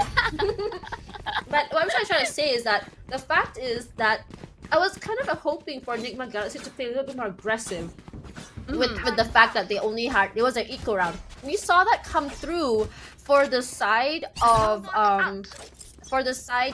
X10S before, and it gave them so much value. We didn't really see that happening from the side of Nigma Galaxy. So X10S earlier on Breeze, what they did was they all stacked one side, pushed out together, and they got 2 to 3 picks out of that. And I was a bit disappointed we didn't see that from Nigma Galaxy. Regardless, Aya playing this aggressive angle here, not getting that value, but enough to get baby TZ out to half health. Immediately, that Randy reposition come through, but Aluka with the flank trying to someone off guard, but Muffin finds Tricks in return. Indeed, and that's a lot of skill set that is happening across the board, but I feel like they find it. Kryptonite Macaulay is there to deny just that. Orbital strike here just to delay any pushes in towards the city. And one more here. Hannah is trying to make the dream work, uses the smokes here, but it is a little bit of a push. And still, Hannah and the gang secures. That was so this clean. round. Indeed, a bit Switching more pulse. sides. If Nigma Galaxy is able to have the capability to literally polish out their defense, they can be very strong, and that's just demonstrated here just now. And because of that, Tash, we are on a reset. Both of our teams were able to garner up 6 points in learning. I have to say that 6-6, this sort of push and pull situation has been very, very entertaining for me. As I said before, these are 2 very, very different sorts of gameplays. And I think the idea for that very last round was the fact that Aluka was the game changer here because of her flank that caught people off guard. And on top of that, that aggressive push from Showers toward the A teleporter, I believe it was, really gave a lot of value because they both teleported at the same time. So them reacting to that information gave X10S no chance to even move out. They're stuck in that teleporter. They took up so much damage, and because of that, they were just doing that out one by one. So this is those situations where I feel like sometimes X10S, they put so much, I believe, conditions for how they work, for how they want to win around. Yes, when it works, it is absolutely foolproof. But when you have a team that is more flexible, like Nigma Galaxy, because they're just so unpredictable, it just really throws a wrench in that mechanical machine that is X10S. But this adaptation from both teams really turned into this sort of tug of war. We see 2 rounds taken by each team. It's like sort of like, okay, they played this with the last 2 rounds, we figured it out. And then suddenly we saw that change again from the other team. And I have to say, throughout this entire series, it's been one of the closest I've seen so far. Truly. Because if you look at trends, right, it's always like game 1 close, and then we see like a sort of like an avalanche from the other team. I think that's usually the trend, but this time around, wow. Because simply and despite them, Enigma Galaxy just coming back, just because they came back right now towards overtime, it doesn't really erases the fact that they have a huge amount of experience, and that goes as well with X10S. They have as well been very much dominating in towards the even the opens from last year. So both of our teams just really have the capability to grow, and the thing that is really making us know them better here is that if everyone or if any team is actually open to the new changes as the meta actually progresses, because right now earlier in Icebox X10 Sapphire was able to really dominate it out without a duelist, so that's a change. They're alone. creative. Indeed, and for Enigma Galaxy as well, them being able to thrive in Breeze with double duelist lineup, and of course with some, it's fundamental, but still the way their play style is it mixes with both chaos and very much the smoothness onto how they are able to take some sites. You have to take consideration of that. So their learning curve as the time progresses, or as the which each tournaments that they join is quite very evident here. So it's also very nice to see how close it is, because this is also their chance to gauge, okay, how much have we become stronger here for the previous tournaments that we've been engaging on. And it's being seen, because before we did mention that, okay, familiar names and familiar faces are already onto the top of the leaderboards, but knowing that there are new breeds on the ground, and they're actually quite underrated, and having the capability to outshine those who were already on the spotlight is something that we have yet to see. And here, if Nigma Galaxy actually does pop off in towards especially the second half, because we've been highlighting it here, Tash, that Nigma Galaxy has very much a very interesting playstyle in terms of their attacker side. So if they are able to thrive here, I feel like Nigma Galaxy's comeback is really gonna pay off. I think what's really great about them is the fact that they're able to just really, really be flexible. I think for a lot of situations, everyone just plays into meta. Everyone just wants to play the sort of like similar gameplay that they see all the time. But sometimes it's okay to play different, catch people off guard. But speaking of off guard, that'll be Baby TZ opening it up, and it's gonna be Aya that'll be caught off guard here. Roomba finds someone. Aluka clearing out the back of Scythe here. She's good for one. Are you serious right now? Is she good for two? Yes, she will be, with the help of her teammate. It's gonna be a quick plant coming in from Nigma Galaxy Female, and that's usually the case for them. Gun rounds do so well, and then it's a tug of war again and again and again when we see these two teams. Regardless, Ginny coming in from the backside here, gonna come in with the teammates. Not a big fan of three of them coming through from here because it's such a chokehold, but they're gonna be clearing out lamps with that grenade. Immediately has to give up that space. Hannah eats all of that damage, but Alyssa will be the one taking her out. Tricks trades out Buffin. Alyssa running forward right now. She gets her straight to the face. That was crunchy, I have to say. But immediately Aluka, good for one, as 3k in her pocket. And for now, Alyssa did quite a bit of damage. Gwen gonna just immediately throw the recon. We saw just now that they actually got caught off guard. As for now, they're gonna be moving forward, and they take this round once again. That was such a beautiful tap from Aluka. Look at the quick replay here. So that's gonna be one. Look, another one. She just slowly peeked. That wasn't even a wide peek to begin with. And Alyssa and the gang, they were able to at least get some kills on the floor. But Aluka with the ghost, it's as if a ghost literally jump scared you. The only problem is it cost your life, but knock on wood. But then again, I heard the knock just yeah. See, I literally did knock on wood. Safety first, of course. But looking at how Aluka was just able to anticipate their positions, like she came all the way from Cubby to run all the way from Showers because she knows that the remaining member from X10S is there. She just literally ran off alongside Hannah, and it worked favorable for them, and it was very much a smoother take from them in terms of the attacker's side. So, but then again, that's still the pistol. I don't really want to neglect or I don't really want to discard the comeback capabilities of X10 Sapphire. The only thing that I am quite sure of, to say the least, is that Nigma Galaxy is expected to win this second round simply because of weaponry advantage. Muffin, she does have a shorty. in hand. So if she gets a kill, I promise I will sing the song. But for now, Okay, sing the song. but for now, if she can get those, playing those very cheeky corners, it can work out in a favor, especially on the defensive side. But look how stretched out thin the other members of Nigma Galaxy are. This is their forte, playing default, just playing it slow, getting that information. And because they're all not bunched up together, they're in no scary position of being pinched from two areas and just getting locked in that area, one small area from various situations.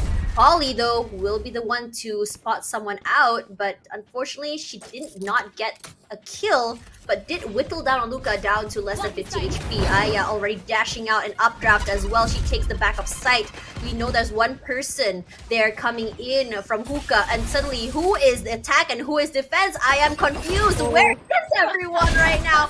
Luca, good for one, 40 HP left, only took 30 10 seconds HP. left. And if you can see right now, Aluka actually did not buy a gun. She just opted to go with the ghost that she had from earlier. The only other members are because Aluka is hoping to go for that rifle next round. Aluka's so very low, does go down eventually, but look at how much damage her pain shells did throw out. Trix gets one, and for now, we are seeing that Trailblazer, it's not Trailblazer, guiding light come through, but Gwen from the side, surprise, she says, as Muffin with the crossfire coming in from Trix will be going down. Ginny, last lady standing here. They know where exactly she is. What is she gonna do? Not even good for one as Gwen seals out this round, bringing them to an 8-6. Beautiful synergy once again for Nigma Galaxy. I mean, you did mention it earlier. You were quite confuzzled to who was actually defenders or attackers. It just so happens that the speed of Nigma Galaxy from taking control of B side actually made them look as if they're like defending the site in general. And you just saw earlier how everyone was on Hookah. Yeah, X10 Sapphire was just fuming to the teleporter from Hookah because they couldn't really get or to cope up with the speed that they had on time towards B site. So right now, because they do have the rifles and of course a bulldog to work out with, let's see of how much they could really get this of value because again, usually on the third round, the opposing team quite wins, but there is still the moment of Nigma Galaxy winning out their bonuses, so I'm still interested to see how this goes. But this time they're actually guarding B long this time because earlier it wasn't this stacked, but look at this, the pain shell is just so working well. God. It forces out Muffin, and Aluka is just there ready, pre-aimed into her advantage. Alyssa, however, does take the trade from Garden, and meanwhile the other members go boom. That's gonna be the flash one. That's gonna be another as Gwen quickly transitions from a Spectre to a Vandal. Was able to detect Ginny from the backside. This could be an opportunity for them to if they want to, but Gwen, with a quick tap, was able to dwindle everything 30 seconds to left. a 3v2.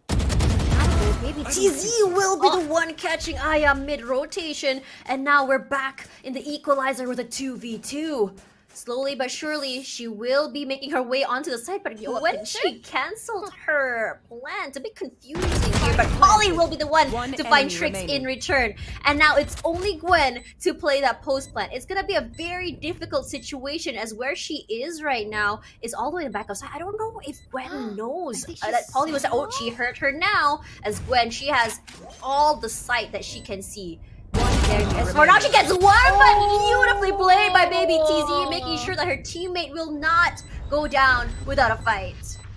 Indeed, and Baby TZ, her quick reaction to quickly transition from showers to heaven, that is some reflexes plus 100 there, my lady. And you did mention that she did post a tweet, right? And I feel like she's trying to really use that as her source of strength to really make up for the weekly performance that she had on previously. So right now it was just this time, Baby TZ, I'm seeing so much consistency from her, especially even at the very start of game number 1. She was always there. She's very much proactive, and I can't emphasize that enough. And because of her being proactive, the teammates are also actually influenced by this, and it's making them glued together to become more synergized whenever they try to, at least in this situation, defend the sites. So look here, a bit of a passive approach this time. They're not really trying to be too aggressive here because they do have the time advantage so long as the spike is not yet planted. Yep, for now, Alyssa didn't think that she got any value out of that flash. Jump peek comes through, and this is the informational denial, but she is gonna find out with the jellyfishies soon. They all got rid just now, so she didn't get a lot of value. She knows there's one person there at least. Aya, good for one, and that's gonna be Muffin. Very, very well played. Gives them a lot of, at least, space to play with, at least onto the site. We do see that Recon come out as well as Polly. She's not going to get rid of it, but for now, Polly good for one with the Guardian. Unfortunately, not good for two. Showstopper is 30 popped, but seconds hasn't been released just yet. As we kind of figure out where exactly she's going to remove that. But for now, Aya, she finds Polly. In the end, Aya, she does get blinded. Trix playing this very, very dangerous corner. For now, I don't think that anyone is pushing out toward Lamps just yet. I'm not too sure that Showstopper actually got cancelled. Oh, Luca actually went down. Yeah, she went down before she could even out. But that's What? Alyssa with the push right here. How could she survive that? There's a flash. That's gonna be one. Why would you peek it one by one? Giving Aya the 4K. It's up to Baby TZ. There's no ace, but still Nigma Galaxy stands atop, bounces back, and getting their 9th point. I'm so sorry for yelling just now, but she should have died. I mean, that is fair, that is true. Okay, but that's I what think happened it's there. Because, yeah, I think it's because one was flashed. I think she was flashed. Look in here. See, she was flashed. That's why she literally made herself back. But them peeking one by one, where was that coming from, to say the least? Because I feel like that could have been a double peek potential from Extend. Oh my gosh, so unfortunate. Baby TZ got spotted out there, had to use her rendezvous to reposition. But if you see in terms of weaponry, X10S not in a great situation. They only have Frenzies, Classics, but we know that Ginny is really good with that. Just as I said that Ginny will get one at least, but Trix will be the one eating up the damage from her Nano Swarm there. Regardless, when they know exactly where Baby TZ is, and Aya not gonna go down. Very clean round as Aluka will be the one to go down as they survive. It's a 10-7, and in this half, it is looking so great for Nigma Galaxy. Truly, and again, the variation of their playstyle. Just look, both of them, despite being concussed, they literally just peeked over and just spammed in hopes of them taking one down. And it really worked so well for Nigma Galaxy, and this is again another anticlimactic way to die, opening up the teleporter only to be greeted by a swarm grenade that will lead you to your demise. Not the best way to perish, but you know what, Trix is there very much ready. And notice how speed it was, or how fast they were able to literally eradicate the members of X10 Sapphire, unfortunately. And again, you did mention, because they don't really have a lot of weapon to work with earlier, rush pushes are quite expected here, just so that they can get the rifles on the next round. It was unfortunate though, because Nigma Galaxy, even if it's just your rush eco push from X10 Sapphire, they still anticipated it, and they still conquered them in towards be short. I think Nigma Galaxy was already anticipating it. This is just a game of patterns at this point. Every time X10 plays more of a eco round, we rarely see them take it slow. They want to go fast. They go super aggressive. But in But if you look at a different side of the coin for the side of Nigma Galaxy, the way that they play their ecos are very different. They're a little bit more precise, more careful. They want to get that value even though they're on ecos. So that's why if you see eco rounds on the side of Nigma, you will see those at least 2 to 3 picks to X10S. But it's not going to be every single round, but they do still try to. It's a very different vibe from both teams on how they handle an eco. Regardless though, they do hear one, and that will be the punish from Muffin. And they're gonna immediately throw out that pain shells just to give them that space. Alyssa playing this very aggressive angle. The fault line comes through and she gets Aluka out of the way. And she's gonna be smiling for that. So now Baby TZ, this very, very nasty corners they're playing it is giving them all the value they need. Because of this slow pace coming in from Nigma Galaxy allows them to reposition more aggressively, and Nigma Galaxy actually has no clue.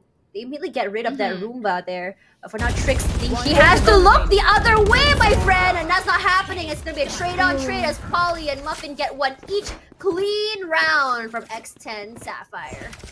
It was unfortunate because the gun was sticking out near that teleporter, really leaving Polly an advantage to really get that kill going, and Muffin as well to secure. So right now in the very first few seconds of the game, 2 were already out in sights of Nigma Galaxy.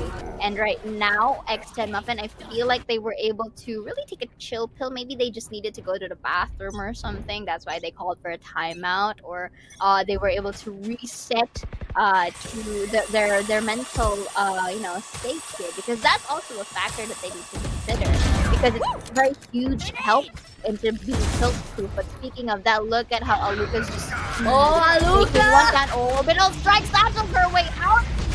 He only You should run. 6 damage, and this is gonna be the lockdown coming in from Trix. They're trying to lure out the members of X10 Sapphire, and I feel like this is just a way for them to just delay any potential corners that X10 or Sapphire can place it. So that's gonna be a push right here. Oh, but they're seeing it's not just what that's going in for the push, but that's a trade for both sides of the game. And now Aluka with a bit of a wall bang from Hookah. Spots out Muffin into a Singan. A bit of a sickle, and it did not roll because she took 3K, and it shows. Yo, I got it. God, she finally got it. Her rap, her rap dreams just come through there. Let's go. That's just so good.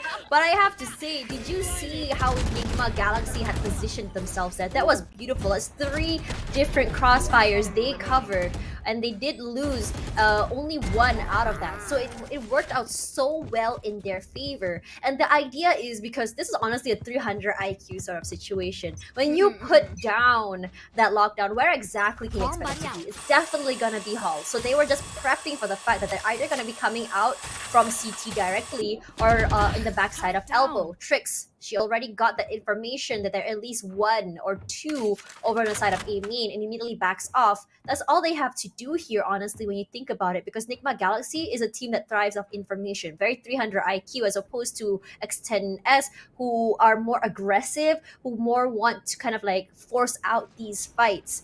For now, though, Muffin, this aggressive sort of situation here, she is with Baby TZ. They know there's only 1, but immediately, I don't think they spotted out Baby TZ just yet. Baluka will be the one with Ginny in that very, very deep corner. But for now, Alyssa is still there. It was a crossfire, but she'll be trying to play inside of the smokes instead. Trix, once again, puts up that alarm bot in there just to kind of make sure that no one is flanking through. That will be some damage taken from Baby TZ from the shock dart. Her char is already back up again, and Baby TZ forced to reposition. Yeah, good for 1. Immediately dashes away. No follow-up from there as she repositions to meet up with her teammates. Aluka played this very aggressive corner, but might be caught out here by Alyssa. She knew that someone was waiting over there, and here comes the Seekers as she fights for it. And for now, though, there is a spike going to be planted. It's so hard to really pinpoint when exactly Nigma Galaxy is going to be, as Gwen will be the next victim. Playing behind those Seekers is honestly one of the smartest things she can do, as Polly pushing forward toward long here, as Aya does not want to be seen. Muffin as well pushing out. There is going to be a 1-for-1 here, but here comes the showstopper Hannah. Good for 1, but Muffin blows up Hannah in return. And for now, here comes the pink shells as well. Muffin is just praying and praying. 13 HP left. Wants to just buy some time, not allowing that plant. And for now, all Muffin can do is just try to get it all the way through. And Trix finds her at the very last second. There's a lot of oohs and ahs and Match what point. moments in there, okay? Just one. Okay, I'll be waiting for the replay right here. One look at that beautiful wall bang over there. Showstopper to completely, eradicate the members there. It's so well timed, but then again, Trix really used 1,000 plus brain cell here. Places the turret to bait out Muffin, and she used as well the turret signals, and then she just literally pushed her there, denying that defuse. Another one that I'd like to commend was Alyssa. She uses the Seekers, and when the Seekers detected one from Garden, she just used that as meat shield and just sprayed down, like letting her get a kill. And that was actually a very nice usage of utility. Unfortunately, though, it didn't work too well for X and Sapphire because, again, we've seen the prowess coming in from Trix to secure the round in itself. And now we're seeing at the match point, at this point here as well for X10, every round counts. Oh, here comes the showstopper, baby. TZ thought she was gonna go down, but Aya will be the one to find Polly. Too sure she got that value from the showstopper as Aya and Gwen get one each. This very aggressive play from Aya. Oh my god, I thought it was someone else there, but here comes the Hunter Fury as well from Gwen. She didn't really quite get the value, but it's enough to just buy some time. Get that plant, but here comes the Rolling Thunder as well. It's just Ginny and Alyssa left. This is a fight they want to bring it through, but Alyssa does find one. It's going to be fighting the two. Can she find three? 2 HP left. That's all that she has to work with. Right now, that smoke will not be giving her the information that she needs. Eventually, they do hear the tap-tap coming through. Ginny protecting her teammate. She gets one. Trix does find Alyssa in the end. Spraying and praying here. And for now, Ginny tries again for the defuse. Aluka from the top side here. Brings that to 13-8. And for now, Nigma Galaxy 2-1. They'll be moving forward as they take this victory. Nigma Galaxy started from the bottom, now we're here. And that was so beautiful. And they were able to really turn the tables around. Game number 1 was really in the hands of X10 Sapphire, but that was actually still a close fight. Coming into rounds number 2, they went overtime, and still they were able to conquer Breeze. And even though we've been mentioning that they weren't really looking for corners, they actually learned their lesson. Now they're very much being cautious, and as the game progresses, they were able to polish out both their defenders and attacking side, and it was clearly evident here in towards our game number 3 in Bind, wherein during their defender side, it was polished enough for them to get that reset or that 6-6 scoreline. And when it came into the attacker side of Nigma Galaxy, as anticipated, they were able to literally pop off and to just really utilize both their utilities and as well as their variation in terms of aggressive and passive playstyle that really made everything work. But before anything else, let's look at quickly their stats right here. We do see Alyssa being the MVP for their team, 1.3 KDA, 252 ACS with 20 kills on her name. Similar with Aya here with 20 kills on her name, 255 ACS, not really far behind, and 1.5 KDA respectively. But you know what?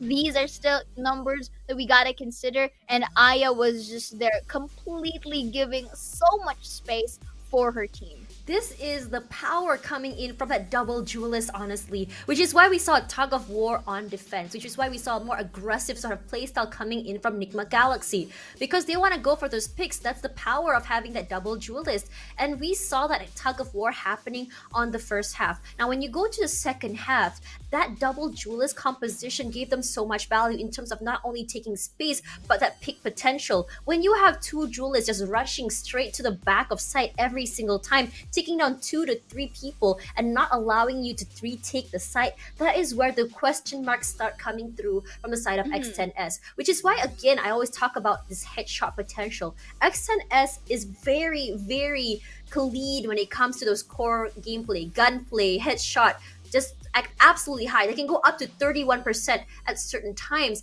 But when it comes to those usage of utilities, the flexibility, I have to give it all to Nigma Galaxy. Just because of, yes, we did see some changes coming in from X10, but Nigma Galaxy is just so unpredictable in terms of how they play. They prefer going default instead of going all out, coming in from one area. They don't really force it unless they have to. And when it comes to those situations, especially with a double duelist composition, when you have been whittled down to maybe 3 players left, 2 players left before they finally plant, exactly are you going to be playing those retakes? Yes, and of course, just to look at how things were summarized, TLDR, let's look at the quick highlight. When an Aya are actually doing a pretty good job in terms of their synergy, and I feel like Trix's presence here with the Killjoy has been very much beneficial for the pack. We are seeing some amount of highlights as well for X10 Sapphire here because they also know their stuff. It just so happens that with the plays coming in from Nigma Galaxy, they have been giving them, or actually they're actually letting the members of X10 Sapphire in towards their claws, placing them in a pincer, putting them in a position wherein they can anticipate their next course of action, and that's just really the icing here in towards the cake.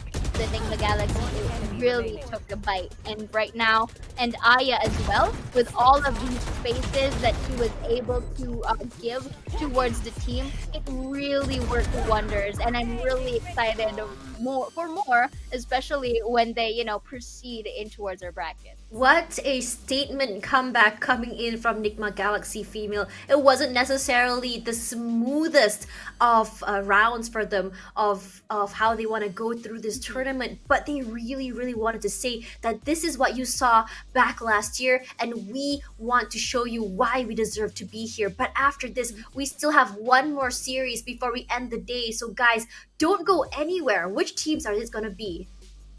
It's going to be L-Streak and B.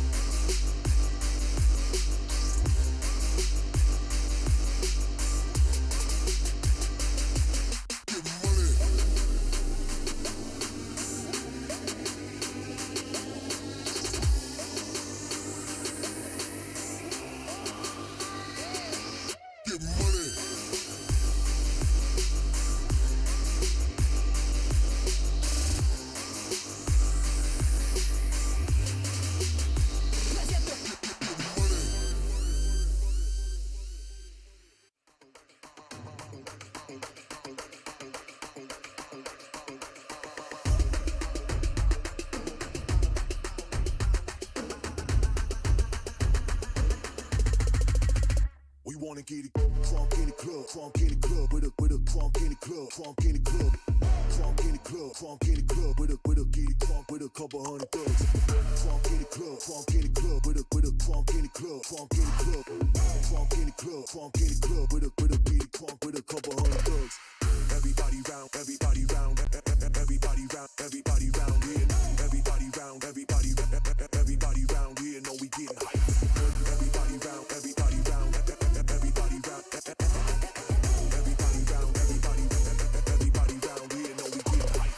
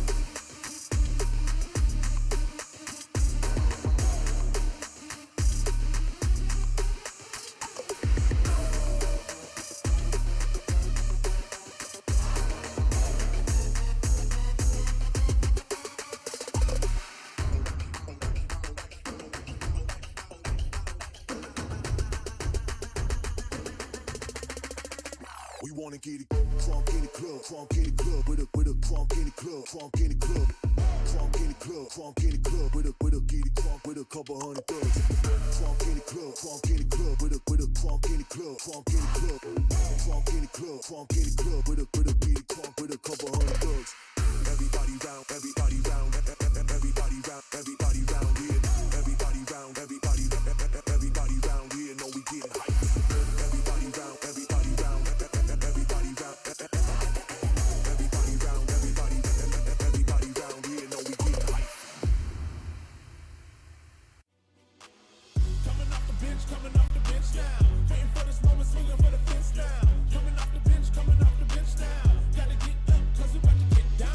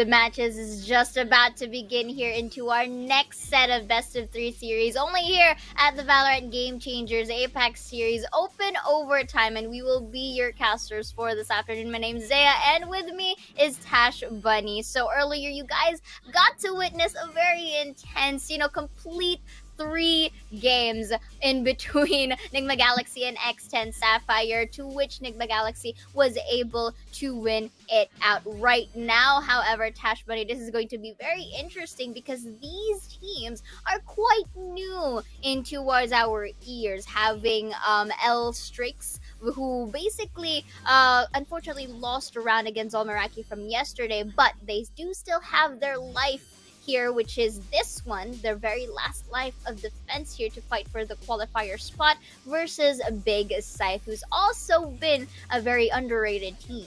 Yeah, so when you think about L Streak, I have to say that one thing that's so interesting about them is the fact that they, not because they lost to Zolmeraki, but rather how close their gameplay or game style has been to the team. So knowing that this team is very interesting because they're a completely new team to me, and the only L Streak I knew was from India. So I just found out that their all girls team is actually from Thailand. So now against Big Scythe, in your opinion, because I'm sure that you were the one casting their match yesterday, what is your opinion of them? For the side of L Strix, just for you guys to let know, but before anything else, this is the complete roster of Big Scythe. I feel like you guys already know some of the familiar names. You have Margot, Crescent, Amori, Giver, and of course Scaru. And of course, going back to L Streak from earlier, right? They were formerly known as Quintuplet, so they do also have their respective experiences in terms of the scene. However, I have yet to see a matter of consistency for the side of L Streak, simply because, again, you did mention it earlier, we did mention it from their match against Zolmeraki with the best of 5 from yesterday. Yes, they do have the stamina because the games were super close, but unfortunately, when it turned on the game number 4, which is Ascent, Zolmeraki was able to really dominate in towards that map. So I feel like it's a matter of consistency in terms of their utility usage, and that is what's need to be worked for them. But in terms of them being able to adapt to their enemy team, L Strix does have it. What about you? What are your thoughts about Big Scythe this time? So Big Scythe, I believe, is a very, very interesting team. While they are a team from Indonesia, they do have one player from Malaysia, which is Mochi YX. So seeing their performance so far, I have to say that they are a team that really is hungry. We see them, they're a staple name here in the VCT Game Changers. We see them almost every time, but they never quite clinch it. So my question for them is, how bad do they want it? How much they want to come out on top, especially against a team that's fairly new in terms of their name, not necessarily players. Will they be able to get the upper hand? Because you did say that L Strix, while they are a team that's kind of new, what's that word?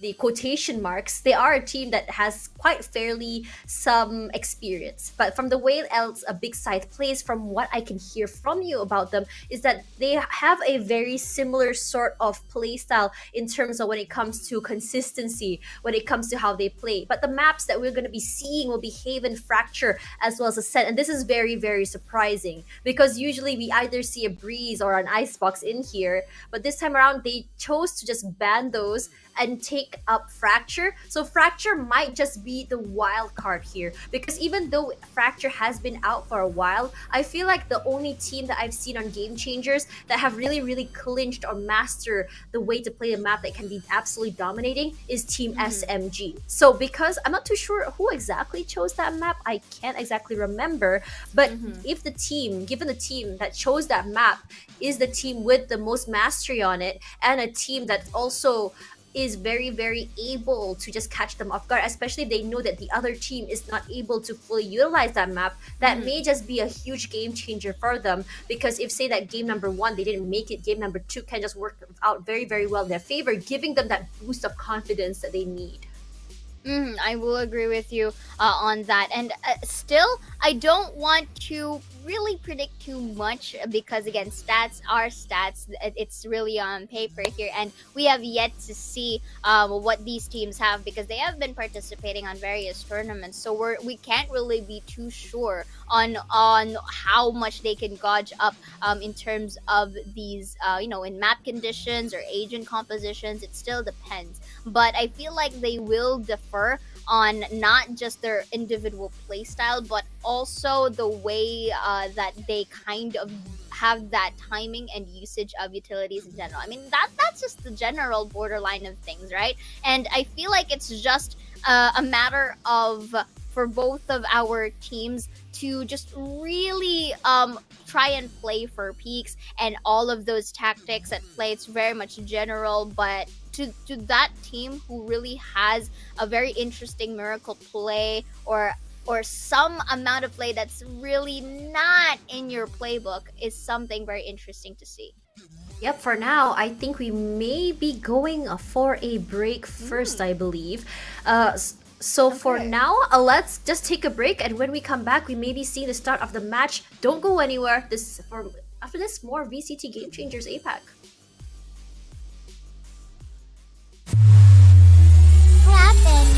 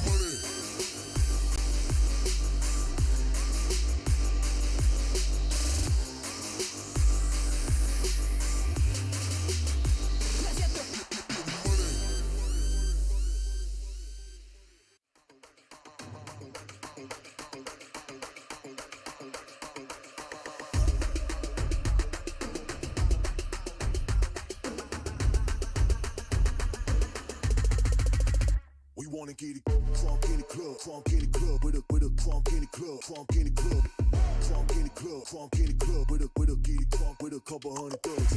Crunk in the club, crunk in the club, with a crunk in the club, crunk in the club, crunk in the club, crunk in the club, with a get it crunk with a couple hundred thugs. Everybody round, everybody round, everybody round, everybody round here. Everybody round, everybody round here. Know we getting hype. Everybody round, everybody round, everybody round, everybody round, everybody round here. Know we getting hype.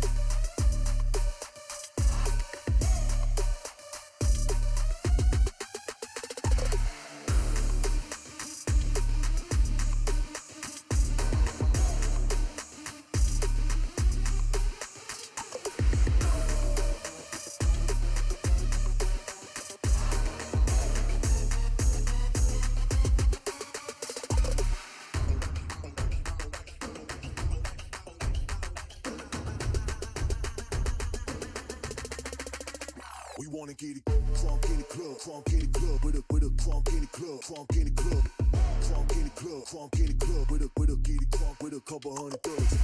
Crunk in the club, crunk in the club, with a crunk in the club, crunk in the club, crunk in the club, crunk in the club, with a get it crunk with a couple hundred thugs. Everybody round, everybody round, everybody round, everybody round here, everybody round, everybody round here, know we getting hype.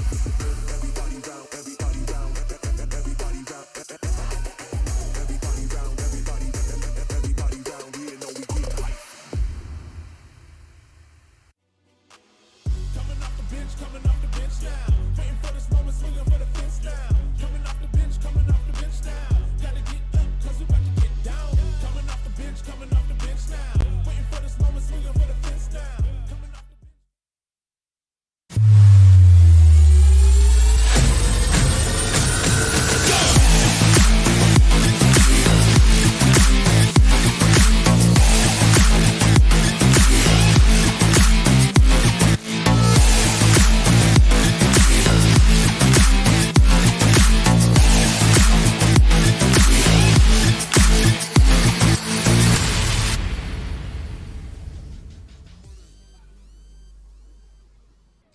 Welcome back to the VCT Game Changers APAC. We're going into our second series of the day between L Streaks Female versus Big Scythe. I'm Tashbunny alongside Xeaora. We're our casters for today. And while we go to series number 2, let's talk a little bit about our first series earlier, where we saw a 1-2 in the favor of Nigma Galaxy. Definitely, and of course, it was very much an intense fight again, as we had a quick recap from earlier. And of course, it's very much of a close fight, but now we are going to focus on L Streak versus Big Scythe. These teams are very much known as well in towards the scene, and looking at their agent compositions right here, it's quite similar. Of course, I am expecting still a breach in towards this Haven pick. And interesting, Scaru is going to use a Neon as one of their duelists right here. Not expecting that, actually. Very new, actually, for the side of Big Scythe here. And Mimi, Cupcake, and Noxy already locked in their respective lineups. They will be having only one duelist, but for the side of Big Scythe, they will be going as well. Earlier, I did see that Yamori was able to hover up a raise, but I feel like they are going to capitalize on the mobility of Neon. Yeah, so for Neon, what's great about her is that she's great for not only taking side but covering so much space. And on top of that as well, when you see her after the post plants or even on defense, she can just, because she can cover so much space, she's great for the flanks as well, which is great for situations where you can just sandwich people from two different areas. Now, I think the only team, not only, I think a few teams have utilized this over on VCT APAC, but one of the most popular people to use Neon on this map is of course Paper Rex's Forsaken. Now let's take a look at a little bit about L Streaks. L Streaks going for a more, I would say, traditional lineup here, as Dolph will be on the Jet. I honestly still prefer a Jet over a Neon, just for the fact that how fast she can get onto a site and just clear people out, as opposed to a Neon. But Neon's fast lane can give so much value to the team as well, allowing them that entry for passage. Regardless, it's going to be a very curious way how exactly each team will be utilizing that. Starting it off, it's going to be Dolph taking one out as we Scaru taken out, and I feel like this is usually what happens to a lot of Neon mains as he tried to enter onto site. Dolph, though, she did take up so much damage, 45 HP left for her, as Yamori coming out, she is good for one up for next seed. We'll trade out blue crescents in return. For now, there is only Giver, I'm not too sure how to pronounce her name, Giver, playing in the cubby area there, as Margot, she wants to play a little bit more of this sneaky beaky sort of plays, wants to give some space for her teammate to reposition, and that smoke is exactly what she needed. Sprays coming out from Noxy, but not quite hitting the goal here as they set their sights to B, which is already being taken care of by Rosie. They do spot them out. That information will be relayed, immediately smoking out the main here as they say, okay, that's not an option for us. I guess we're going straight to A. But Rosie, she was smart. She put all of her setups on A. And I guess the reason why they backed off is the fact that they thought that Rosie's setups were on B. That's not the case here, as she does buy some time, gets a turret kill onto Margot. And is she good for 2 is the question for now.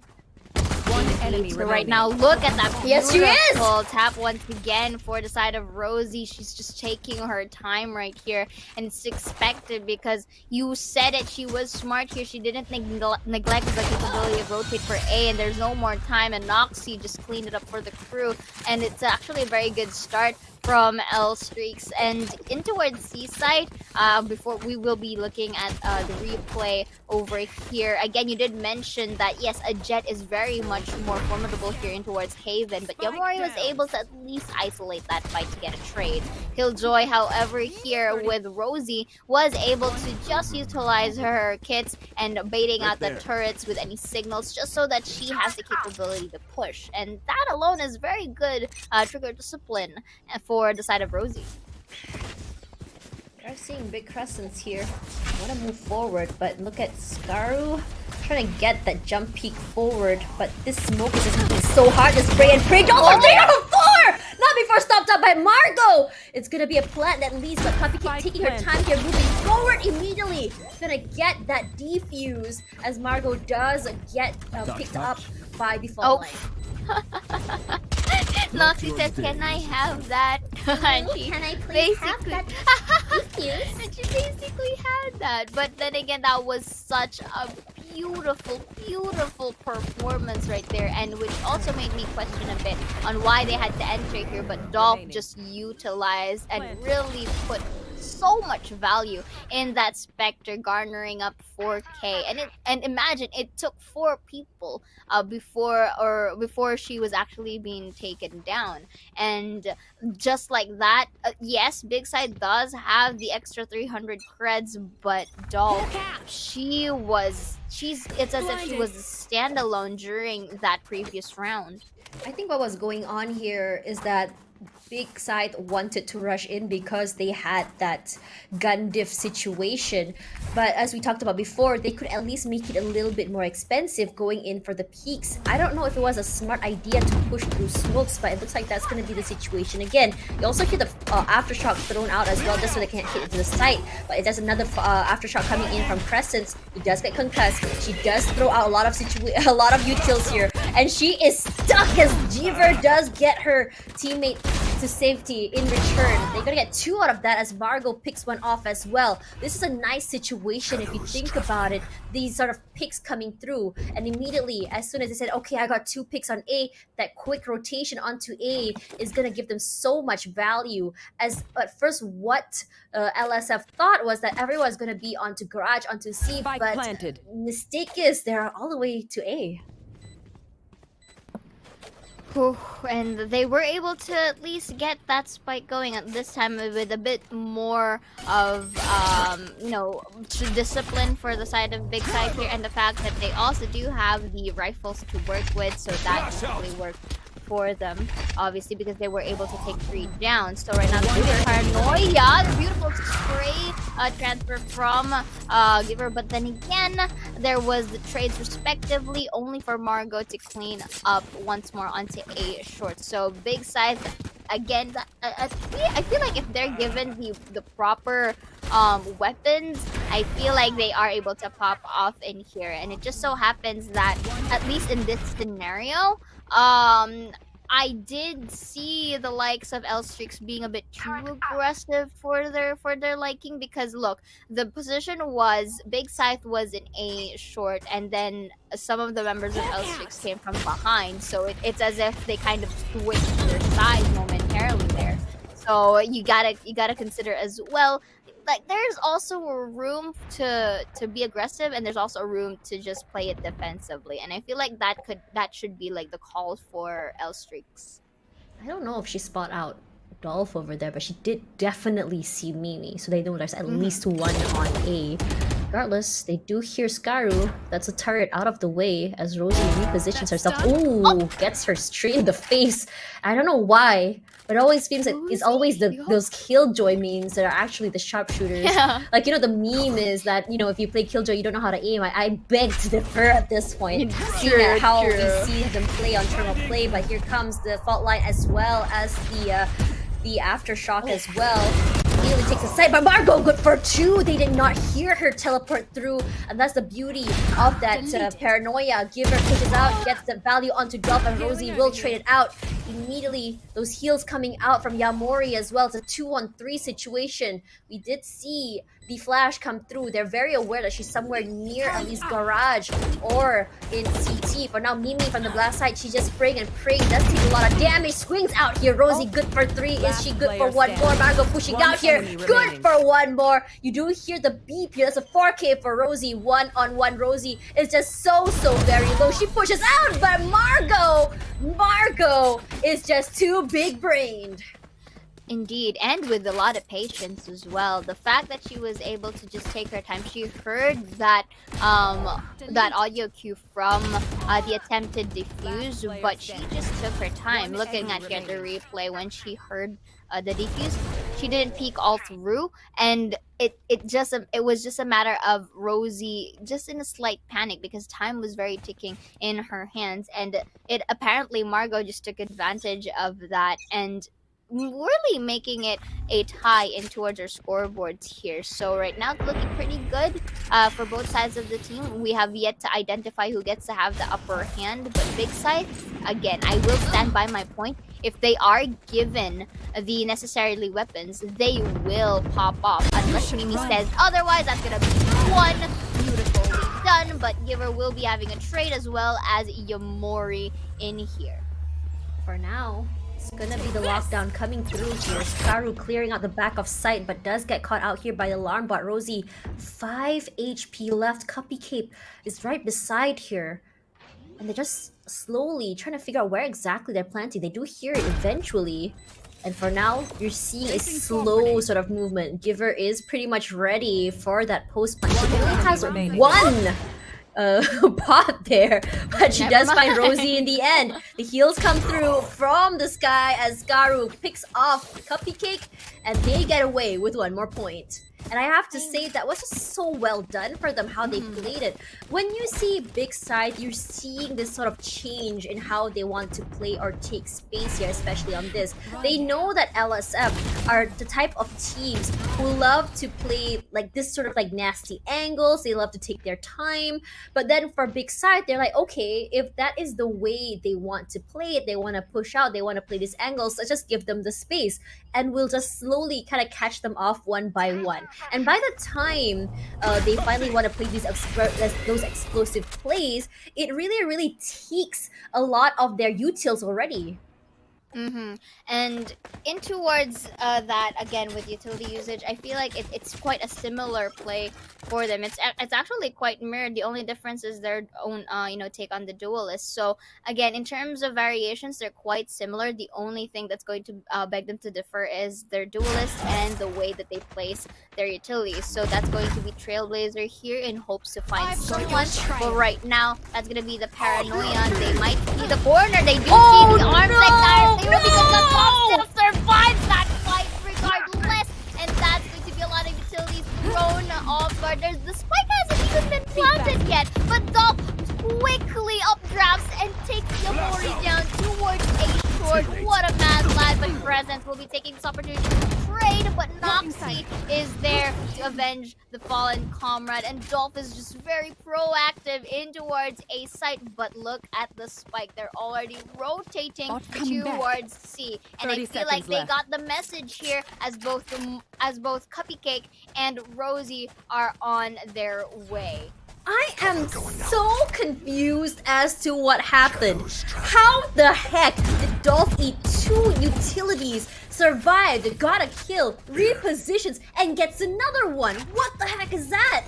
Here comes Rosie. She does have the lockdown. They can't just play for it, but for now she is going to be placing it down. It's going to give them all the space they need as Cupcake is waiting. Oh my god, and that's on timing here as she does get caught out there by Giver, and they're all very aware. There's 2 on Garage. We are going to be seeing that teleport or at least come through here, and they are going to try and stick it. Rosie is from the backside. Here's Dolph with a 4K. Dolph. What is going on? You're insane. I feel like there's a bit of a miscomms here for the side of Big Side because both of them, yes, I understand there's a double peak possibility for Garage, but you left the spike unattended, which is quite not the best route for you to go with. I would have agreed if one was actually in C long just to wait someone to actually go for the defuse, because them attempting to go to Garage, trying to take someone in the process, and then to turn around from Garage mid to C long, that's gonna take an ample amount of time. And so that made Margot have the choice to actually use her ult to go and place herself in city, but that's already a tad too late. And again, we can't emphasize enough, Dolph here with the movement. You take note, both Jet and Neon. Yeah, movement. That's how I term it. Yes. Indeed. What's the movement? Yeah, movement. Yeah, that mobility. Oh, yeah, movement. Yeah, exactly, movement. But then again, going here, right? Both Neon and Jet have their own mobility, but speaking of mobility, look at that trade first and foremost. Beautiful flash as well for Scar to have entry, and this time she doesn't want to go down without a fight. She takes two. Noxy goes for the trade. There's gonna concuss, but up to what? Noxy with a 2 HP and the Dream with the rolling thunder and the flash. Look at all of those kits being utilized. This is a 2v and the Dream, but Margot is there to secure that frag, and that's gonna be the smoke spots out in heaven. Let's see who gets the upper hand. That's gonna be the Shrouded Step. Let's half defuse goes in towards the smoke spots out the head, and Margot secures the spike with the 3. I now know why Big Scythe is called Big Scythe. They should change the name to Big Brain. That's number Brain. 1.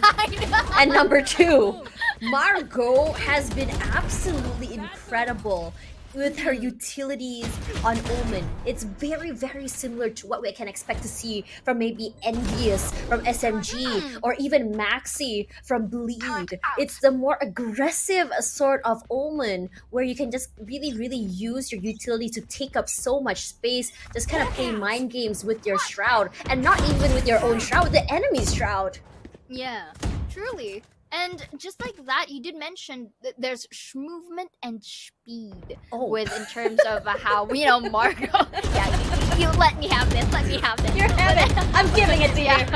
Yeah, thank you. But then again, for the side of Big Side here, I will agree with your sentiments. It's just so rapid. Like, yes, they do have delayed pushes, but still, they are able to really tap on to those shots. And at the same time, look at the utilities right now. Look! Scar with a 1, give her with a trade. There's Rosie with a trade of her own, but then again, their game sense in towards our map, it's just too powerful and very fast for actually L-Strike to really catch up. See? Very, very already. crunchy. They took advantage of the fact that we are seeing LSF on the eco that round, I believe.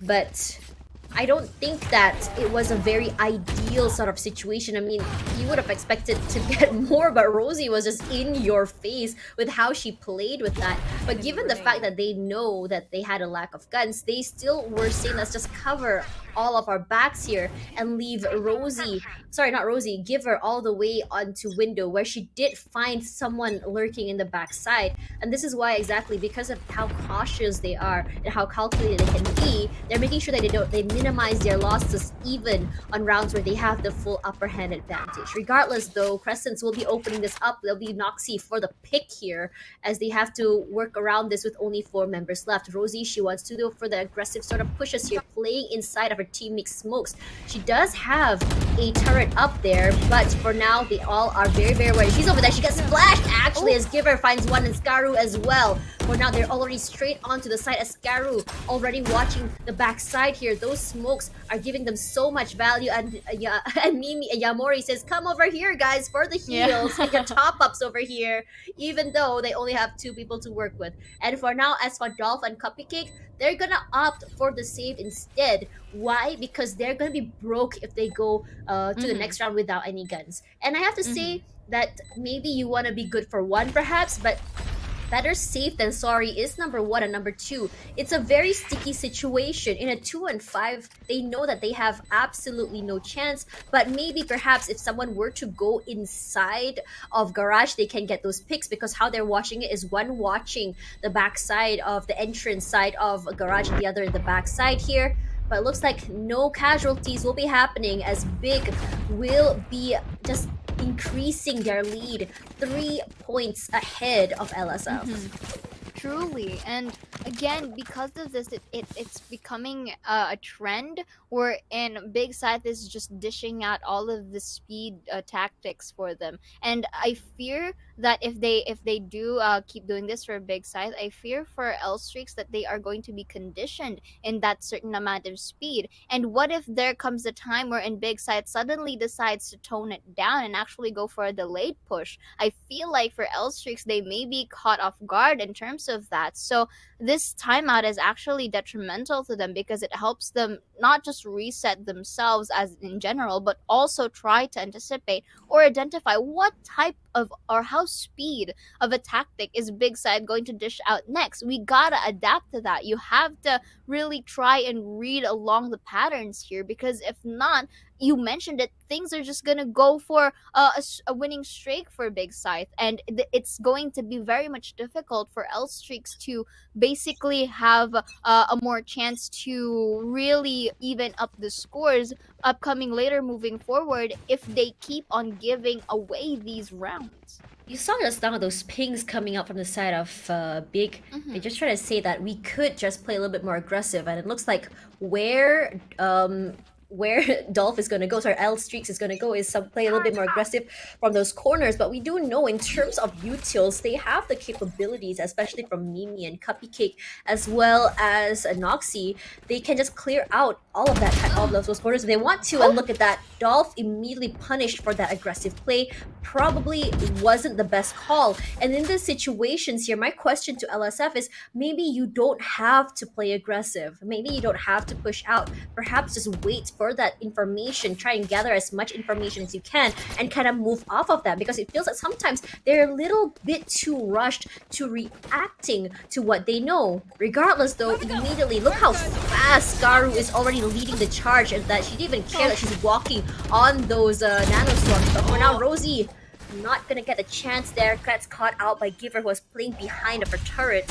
We're not expecting that. Cupcake had to give that space out there, but Noxy will be catching Big Giver off guard. It's only 3 players left here, but Skaru will be getting those smokes and immediately gonna have to give that space. Oh my god, look at how many utils are being thrown her way immediately. Double swing, but Big Skaru as well as Margot from double sides. That is what, not just a crossfire, that was a firing guard. Fiery, as you have mentioned, but right now, Big Scythe, I mentioned this earlier and I will mention it again. If they are given weaponry, if they're not in economic disparity, they are popping off. Just look at the heads. I'm excited to see how the objective headshot percentage is going to be, because it's as if they, and other than anticipating where they are, their headshots are completely, like, almost accurate. And I am living for it. And the utility or the usage of Neon has been very much popping up for Big Scythe as well, because we didn't expect a Neon here, right? Usually it's in the likes of Jet or Reina per se, but right now it's actually working wonders for Skaru here, as she gives a lot of space for the team. Look at this, a lot of spray downs through and through in hopes to get actually those damages down, get a quick peek, but maybe takes one. That's gonna be the beautiful paranoia, that's gonna be the Seekers to be denied of information. Let's see if Margot is up to the challenge. Mimi on the slide right here, wide angle, but Mimi wins that round, only for Giver to take that refrag and Crescents to secure City. That's gonna be the swarm grenade right here, but Crescents didn't really give enough time for her to enter. 8-3 now. Last round in the half. 8-3. That's a very, very big 5-point deficit. And now for the side of L Streaks, I know that what they want to do here was go aggressive because they lack in weaponry. But in a lot of situations, even when they aren't in a deficit in terms of economy, they were still missing out, or at least kind of like at a disadvantage when it comes to these jewels. So what can you do in this situation? Perhaps play for retakes. We've seen Nigma Galaxy really come out on top, as well as X10 Sapphire do that earlier on those thrifty rounds. What did they do? They kind of play more calculated. They make sure that every single time they do those sprays is gonna come up on top, but that's gonna be strayed between the two players. Here comes the Rolling Thunder, and Skaru says, "Vroom, I'm already on the side." Here, sprays from Mimi, but Big Crescent has her teammates back. Protect the planter is how you want to play it. The plant will be coming through, and Cuffy Kick, she wants to do the ultimate there. Immediately catches her out on top of that platform.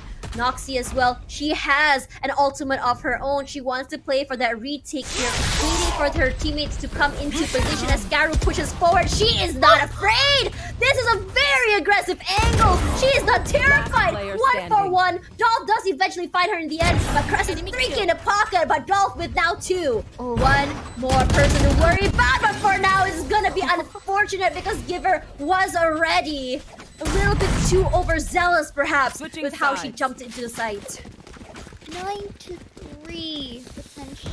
First, I don't want to jinx it, but looking at this replay right now, Presence has been popping up for the team as well. And you mentioned it, Scar was not afraid despite all of the utilities, all of the knockouts, all of the concussions in her steed. She was not afraid to become the meat shield so long as she knows that it's going to be beneficial for her team. And that's something, or that's one of the traits that you would really want to see in a duelist, not just to give entry or space, but also to be ready to not hesitate, especially in post-plant situations like these. You gotta prepare yourself to become the meat shield, knowing that your other teammates are going to refrag for you. And that's what Xeaora is doing here, proving us a point that Neon is very much viable in the likes of Haven, and also her playstyle complements with it. So right now, Tashbunny, I feel like L-Streak is in a little bit of a pinch here. Do not want to neglect them just yet, but with a big of a gap right here, it's giving a lot of space, at least for a certain amount of error for Big Scythe. But if they are able to close out the second half, this is going to be, a bit of more pressure inducing for L-Streaks. What do you think?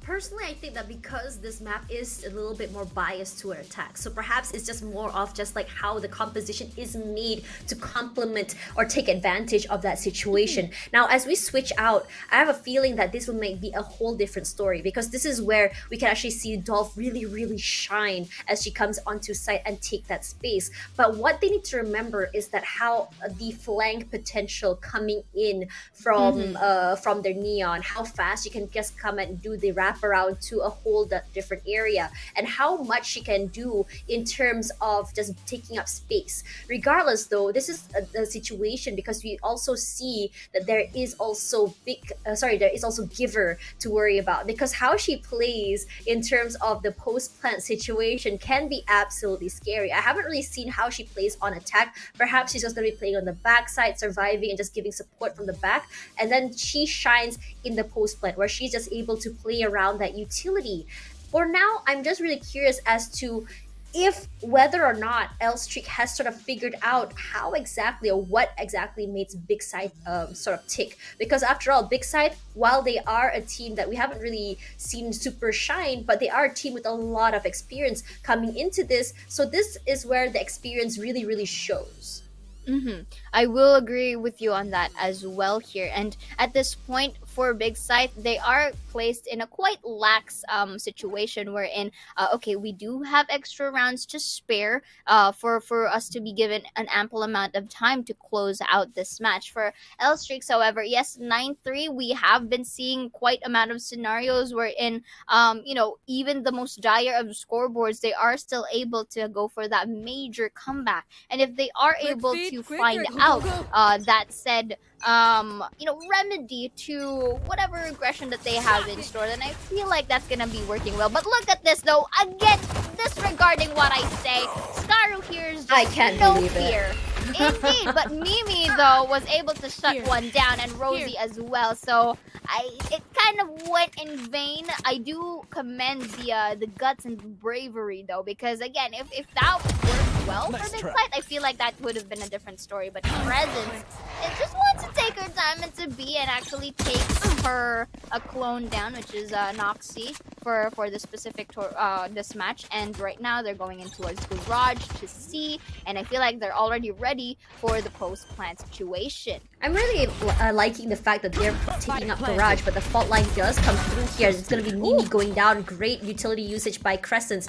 Immediately, they have full control of Garage as well as the back of side. They're pinched, but Cupcake says no as she just immediately takes out Yamori with the classic. Clears out that corner there with the Aftershock as well. And from the backside, it's going to be Giver fighting out Dolph. It's going to be 2 for her in the pocket, but Rosie going to be closing down her counterpart with that. As Rosie playing ring around the Rosie, just playing for time here. You do hear that halfway tap come through. It's gonna be another situation where you just kind of jiggle.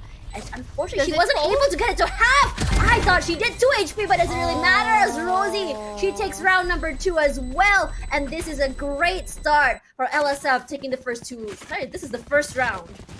Very smart coming in from Rosie right there to just play some time. But I like it, however, how Presence does not, I repeat, does not hesitate to dish out her skills, knowing if it's going to be very much beneficial for her. But Rosie, however, was able to really utilize all of that time and the time pressure against Presence from earlier to really win out the round, and preventing the 2-hit score line at least for the side of Big Scythe. So a lot of spray downs happening there. We'll get a little bit of a 7-chip damage in the process, but they are opting for a lot of noise. But look at Big Scythe right now. They're pushing from behind all of them. They're letting them in towards the site, knowing they don't have really guns to work with. So I feel like manpower could be the name of the game. Was able to spot out Mimi in towards the site. That's information for me. That's going to be flash once again. Look at that beautiful double, triple peek right there. Even a quad if ever need be. And look at this. At this point, they're just utilizing everything that they can with the zoom, but it will not zoom. Spectre all the way. And L-Strix was able to utilize the gun difference here, securing their 5th point. Honestly, I like this creativity coming in from Big Scythe. While they didn't get the full value they wanted, they still managed to take down 2. And this is where I like to say that it's always fun seeing these eco rounds where some players, they play a little bit more reckless, some players play a little bit more careful and calculated. But in this time round, it's more of like, we're actually the attackers. We're not defenders. We come in from the other side. But let's see if there's going to be a shift in how they play as we equalize the sort of the game style, or at least the field, as both teams are able, well, at least for the side of Big, they're able to get those rifles. We're going to be seeing a little bit more of an equal round, or sort of half there, because we are seeing Mimi with the Sheriff. But Mimi has been pretty scary with the Sheriff. She does get those heads if she wants to. But this is Margot. She's playing this very aggressive top side corner here, and she does spot out Rosie. Unfortunately, none of her shots are going to be connecting here, as Yamori, she is going to be watching the Garage. Dolph, she does have a Spectre, taking her time here, just walking in through sewers, not making any noise. Splash does come through from Yamori, and she is going to respond with her own. No one actually does connect with that. So for now, Dolph, I don't think she's aware there's a wild Giver playing in this corner. They can check it if they want to, but the problem is there's no sound cues coming through. But Crescent's in this different angle here, she can be the distraction. But for now, I think they have all the information they need. Immediately take space onto site. That Giver, unfortunately, gonna go down, but Crescent does refrag for her. She's actually smoked off the side here as Cupcake just clearing out as much of those corners as possible. Here comes the Aftershock as well, just to clear out Hell. She does still have the fault line as well. Fault line comes through. She does, unfortunately, get concussed here as Skaru as well. She does still have her E. She can go fast if she wants to. Aftershock just gonna disregard her by her immediately gonna find her at the bottom, but Noxie crouch there just gives her so much value. And regardless of what kind of gun you have, LSF still makes it out on top. This time, we are seeing a little bit of progress, actually a big progress for L Streaks right here, being able to capitalize everything that they have, and the way that they are able to control the site specifically for post plants is actually quite good for them. It only means that they're not faltered to whatever conditions Big Scythe is trying to really lay their eyes upon them. So and I still don't want to jinx anything. I will be stating it later if the scores are tied, but until then, we have yet to see how Big Scythe is going to really close that out, because right now, L Streaks is really adapting. Yeah, for now, Margot, 32 HP left. We haven't really seen this aggressive sort of plays from her just yet, just because LSF has just been so aggressive and not allowing her to take advantage of that. We're seeing a more sort of proactive situation here from the side of Big, where they're taking this very aggressive angles, just trying to see if anyone is by mid. But the song Into the Thick of It slowly playing as they come down, as they go slowly into A from both angles. For now, I think they're very aware. Immediately, Giver gonna just immediately pop those nano swarms. She does get flashed. She does get concussed. She also gets that aftershock at her. Has to give up that space. Eventually, Rosie is good for one. Finds Scaru. Immediately, Lamport does get triggered here, but Giver isn't gonna follow up. She is so very low. The plant does come through here as Dolph is still watching this corner. And that's one of the problems of retaking A. This fire range corner as Noxie does find Giver eventually. There is still one more, and that's gonna be Crescents. Aftershock gonna clear out Hell at least, but for now it's gonna be unfortunate as Crescents gets caught out with his hand in the ability jar. Margot, the only last one alive, gonna be caught out eventually as LSF is out for blood. Indeed, and a flawless one at that. So we are really drawing in 2 more rounds before L Streaks actually ties up our scoreboard right now. But here, opening it up, Rosie with a 2, Noxie just taking advantage of Giver in there in the process. And I felt like the entry from Crescents was a bit early before the flash could even be procced. So right now, I feel like, I mean, at least from the previous game, I should have expected a little bit of a timeout. But so far, both of our teams are not actually calling one. So that is actually interesting. But right now, again, a bit of a concuss for Crescents, you know, including herself with it. Scar was able to spot out one in towards mid site. You should so run. Right now, I feel like Big Site just has to have an approach that's a little bit more not just polished but also passive. And That's that was smart. actually, yeah, that's smart usage of the utility back there, not be destroying actually the lockdown as well. Trailblazer, not sure if it's gonna spot out one. Actually, it does before it could be destroyed. But Cupcake destroys Margot in towards C. So let's see how Big Side is going to react to this. Ooh, timing is the name of the game here. Scaru as well as Yamori get one each, but it's not gonna be traded out here by Dolph as well as Mimi. For now, immediately we see that beeline straight toward A from both teams here, as smokes are also coming through straight toward Heaven. Rosie eats so much damage from those nano swarms here, forced to give up that space as the Seekers do eventually find her in the end. She's still placing that turret up there just to kind of buy some time here as Yamori, she is trying to get that pick. She knows there's one playing down there here as Rosie, she is going to be placing her turret there for the anti-push. Regardless of that, it's still a 2-on-3 situation here. Can be done given the fact that they're able to get those isolates. But this entry from CT to A is a big problem that I see like a lot of teams still struggle, because you have that crossfire from 2 different angles. Regardless of how many people push through, you are gonna be still met by a hail of bullets. Giver watching to the left side when there's actually one more to the right here, but they're just gonna be taking their time as they try to hunt for them over on the other side. But I don't think they're gonna find any value, as they say, let's just bring our guns to the next round, because financially we're not doing so hot. Truly, the economic disparity is quite witnessed here as well for at least for the likes of Big Scythe. And right now, it's one more round closer to Elstrix actually tying up the boards, and this is what I am actually looking forward to for a timeout, potentially for Big Scythe. They needed that reset, which could have been done at least for the last 2 rounds, at least, so that they can have a bit more space. But then again, for the side of Elstrix here, their main goal of the game is to just be consistent with their performance ever since the start of the half. So at least in this hindsight, we are going to see at least a similar more tactic for Elstrix, but for Big Scythe, I feel like they kind of need a huge adjustment here.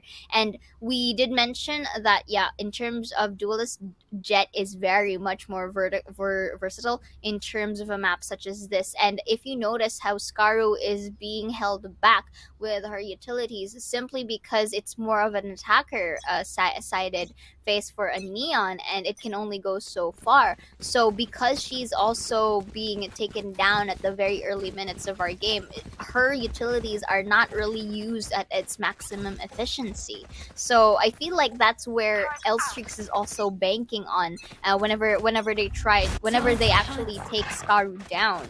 So again, eyeing out on the C side take here, they have to be very much more cautious. But that's a bit of a whiff there, but Rosie starts it off strong. Marco unfortunately wasn't able to get that value, but for now, Dolph already taking up so much space, clearing out the back of Scythe. Scaru, this is a very, very sneaky area here. They're so aware, but Mimi as well as Rosie find each one. For now, they're very, very smart for that, but here comes the aftershock just to clear him out, but Crescent still comes out on top regardless. So for now, Crescent flashes that area there, trying to get some value, switches out the guns there. Doesn't really get anyone, unfortunately. There is one on Cubby, one all the way to the backside, two over on Garage. This is a very tall order for them. Here comes the Paranoia, finds one. Giver only good for one as Rosie 3k in the pocket. And this is what I was talking about. KJ means they're not bad with the guns. They're amazing. And they're actually leading the scoreboards for both sides of the team, just saying. So I feel like there's the true duelists. Right, so beautiful double peek right there from Rosie and Mimi. Dolph as well in towards the garage like sides, only to be shut down by Giver, and finally to end it off with the team as well to clean it up. And just like that, I felt like the 9-3 is, you know, still in effect, as Elstrix was able to catch up all the way from 9-3 to now a 9-9. And fast? Yeah, that's like so very fast. speed and movement, you know? Yeah, one of the cleanest and fastest comebacks I've seen so far. The alarm bot from Giver will eventually be destroyed. She does get the spawn grenade out as well. Just throws another one out just to buy some time here, but immediately gonna be disregarded by Dolph. See, immediately gonna wall bang Margot on the backside there. Dolph already in the backside does not realize Giver, but Giver! I don't understand!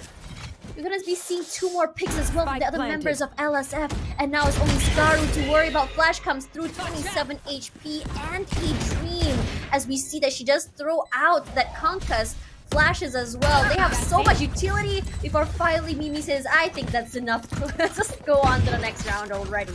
But to recap that, I am surprised at Giver because they didn't realize that she was there at all. Unfortunately, that whiff, look at that. They didn't realize flicks back before she finally goes down. And that's why it's so important to have an agent like perhaps a Jet, just to kind of like just whoosh onto site, quickly take the backside. And this same situation goes for Scaru. But the problem with Scaru is that because she comes in with that fast lane, you don't necessarily know if there's someone waiting for you outside as you kind of slide out. Truly. And again, I feel like Big Scythe has to really find their play right here at this point, because it's starting to become a bit more chaotic and disorganized in the process. And it's making them really scatter out and disconnect, in which Elstrix is again really taking advantage on. That's going to be the lockdown for the side of Giver, just so that they can have an ample amount of time to reposition. That's going to be the rolling thunder, but look at this. They're pushing far and beyond. Spots out the head. Yamori shuts down Dolph. Cupcake for the trade. That's going to be the Seekers once again. There's heal, but up to what extent? That's gonna be Scaru entering. I'm not sure if she realizes the one in the corners out there. Beautiful trade for both sides of the team, but still, holds the middle into a 2v1, and that's a beautiful double peek from Margot and Yamori into securing the site, again equalizing our board. It felt a little bit of an overheat here from LSF, where I just felt like Dolph had no business peeking or overextending that far out. Now, as soon as Scaru was able to get onto the site, you saw how she uses her fast lane to have that separate between the two people from different sides, whether it be Hell or even the corner near, I think it was Graffiti. So because of that, they weren't able to have that usual sort of like crossfire coming through, and that's where this capitalization comes through. And Scaru immediately gets that first pick onto Noxie. She's gonna be very, very happy with that, as her aggressive play does get rewarded. Regardless though, this is the slow sort of situation of plays coming in from LSF, because they changed up the way they played. Usually they played a situation where they just kind of run up onto one side together. They're not necessarily trying to take up as much space as possible, and it's been working out. But now BIGG, after that timeout just now, they've sort of read it, and this time around, they're just sort of just holding. They're sort of just getting those picks if they want to. And so far, because they're playing this way, it puts LSF in a situation where they can't exactly play the way they used to. And we notice that LSF, if they can't play together, that's where they might go down. But Cupcake immediately finds her counterpart here, Margot, not getting to play those aggressive plays that she used to do earlier. For the side of LSF, though, again, we will definitely commend them from actually climbing up their scores from a 9-3 to now 8-10. 30 seconds left. But there is also that saying that there's only so much or a very limited time to where you can be in the zone or to get your winning streak done. And I feel like Big Sight really needed that win from the previous round. But right now, focusing here, Yamori was able to take Rosie down. Mimi for the trade. That's going to be Spike Plan as well here. And they may secure it, but right now we do see Mimi spotting it out. Giver was able to really take her down in the process from City. Forces everyone, at least for the side of LSF, to go to C long. That's actually a good turret right here. Will try to bait out the audio cue right here. A bit of a run there, but the gun is not enough to get out on time, and Dolph and Cupcake just took advantage of that for Giver with only 24 HP and the Dream. I don't think that she'll be able to make this because the double P capabilities is there, very evident. Not even letting it happen. Look at that beautiful flick, peek, jiggle for the side of Dolph, and it's really going far beyond for the team. And just like that, 11-10 now, Tash. I am trying my best to kind of figure out why exactly they pushed out there. Because in those situations, for the post plant, the defenders will kind of have to push out to you.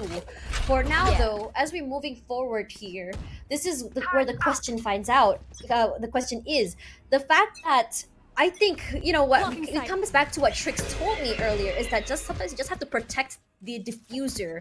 Just don't have to push out and be too aggressive. And it feels like both teams are actually making this mistake where they don't have to push out too much. They don't have to play too aggressive. And it all comes out to situational situations as well. But I have to say that post-plant defense was honestly so good. Putting Cupcake in the back and having Mimi in the cubby was also a great way to just kind of like make sure that you can get at least both kills from two different angles, because that is a very long and narrow area. Regardless, this is Crescents pushing forward there onto B, and this kind of like cut of noise from the side of LSF is giving them a lot of value, because while they are playing fast so many times, like what BIGG did earlier, now suddenly we see BIGG in some question mark moments. Where are they? We're denied this information. And if you see, in terms of information gathering, both teams don't have any intel givers, except for LSF, who have Mimi, but she has her Seekers. indeed. And for this, again, Dolph with a beautiful entry 30 denies seconds left. Scaru here in towards a Scythe. And I will agree Spike with you on planted. that. Where is the sudden, the momentum earlier from Big Scythe? It's as if it suddenly disappeared when they went on the defender side. Actually, the Rolling Thunder will be getting a lot. Beautiful utility usage for both the breach, but to delay the pushes. But then again, this is post-plant situation. This is favored of time in terms of LSF, but that's going to be a beautiful Oh my trade for God, both Mimi. sides. Mimi with a 3 and really garnering up that match point. You see Match how point. well diverse the tactics for the side of L Streaks right here that works so well for the team. The amount of utilities that was used in time for them to reposition, look at that. And it was just very smooth sailing for the side of LSF. Look, ever since from round 13 to round 19, it was all of them. They didn't really give a time, for Big Scythe to breathe. The only breathing time that they had was the 20th round, but they were equipped with guns here. And for this match point, they only have Spectre's Sheriff to work with here. They need to really go together at this point, because right now L Streak is at the verge of actually closing up this game. This is a very aggressive Dolph here. Just trying to catch those people off guard. They do spot her out eventually, and all the members are just reconverging here over on CT side. Regardless though, sorry, over on T side. For now though, you can see Rosie, she's taking a little bit more, just allowing that space. You don't want to get caught out off guard here. And the only thing that Giver has to do is just make sure and just to buy time and just anchor the site as well as she can. And I'm actually surprised that we don't actually have a person really taking care of Garage, and immediately this is the burst coming through here. Immediately gonna see that aftershock as well. Giver eventually does go down to as Crescent's trying to get that information. Is good for one, not quite as Mimi finds her first. Margot 30 trying to play at the seconds back of sight. We're not seeing that follow-up when it comes to utility from the side of Big. They are very aware that Skaru Planted. is inside of Garage here. She does know there's one more turn all the way to the back side. Here's some sprays from Mimi, 72 HP. We are seeing Skaru get at least one here. Mimi out of the way. Skaru playing left, right, up and down here. Enemy Inside remaining. that, not realize there is Cupcake playing this corner, playing in the side of the back of the very, very corner on the back side. And down to Skaru once again with only 42 HP. She needs to prevent this game from closing, but she's smoked out, and everyone is very aware that she was last seen from Garage. Noxie is spray aimed there as we go 13-10. win. Elstrix bring this back to take the first point. Indeed, L Streaks here takes game number 1 in Haven. And again, sticking to their guns with their compositions as well. They were able to make the curse work right here, Tash. I just realized. And right now, it's still really working wonders for them. Technically, match point or match series for them if ever they do make ends meet in towards our game number 2. But then again, that's for later. But we're gonna talk about the things that happened now. Big Scythe had a huge gap in towards the first half of our game, them being on the attacker side. But then again, L Streaks proved us all the more that the attacker sided map of Haven is very much evident, because they were able to climb, firstly crawl, then walk, then climb literally their way up into firstly a 9-9, and then there was a 10-10, and they just really closed it out, to which Big Scythe was really having difficulty on.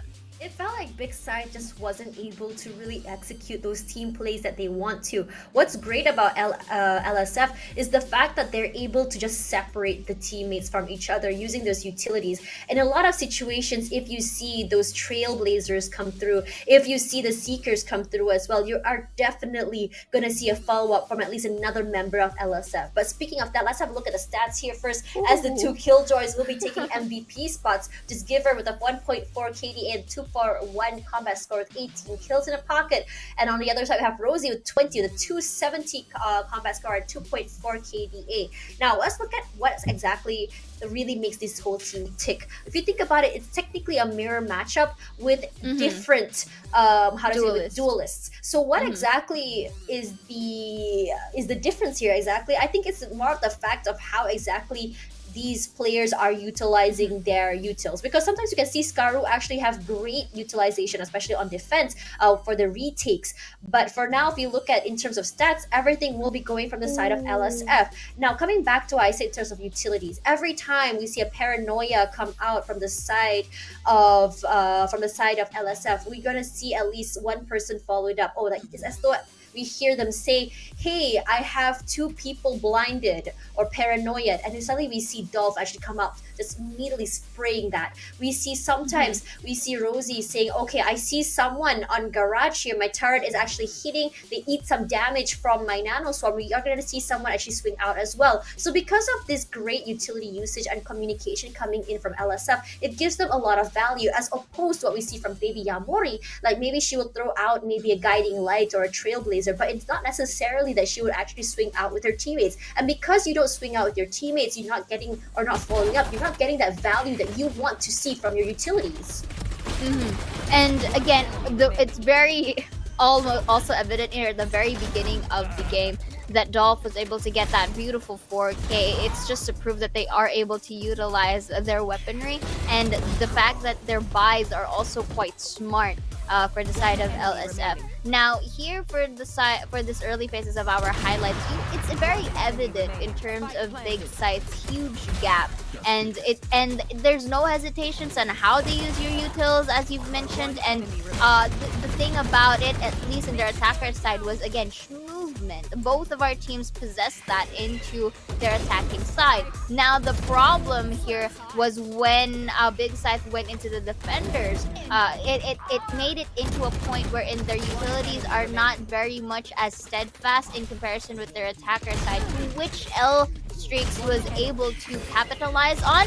And not just that, they were very proactive. And you mentioned it was a similar mirror fight. I feel like also one of the difference as well into their overall composition was the sky. Mimi was there, the trailblazers were on point, and as well as with her flashes, and to only which Yamori unfortunately was only able to use whenever it's retake, because she's either being taken down very early or not really in the best of timing. But then again, Tashbunny, this is still game number 1. Game number 2, we will be seeing how Big Scythe is going to react to this when we come back, of course, after a quick break, so don't go away.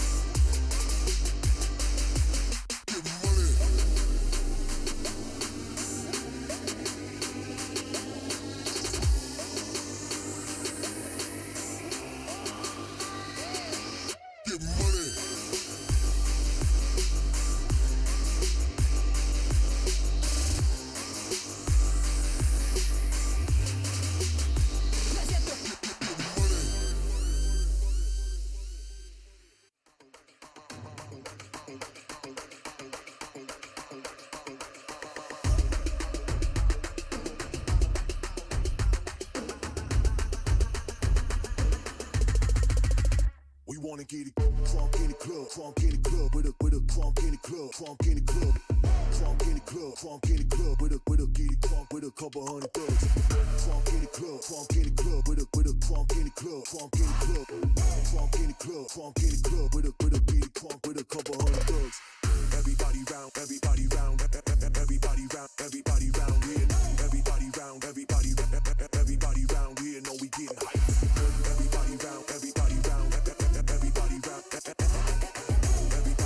everybody round, everybody round here. Know we getting hype.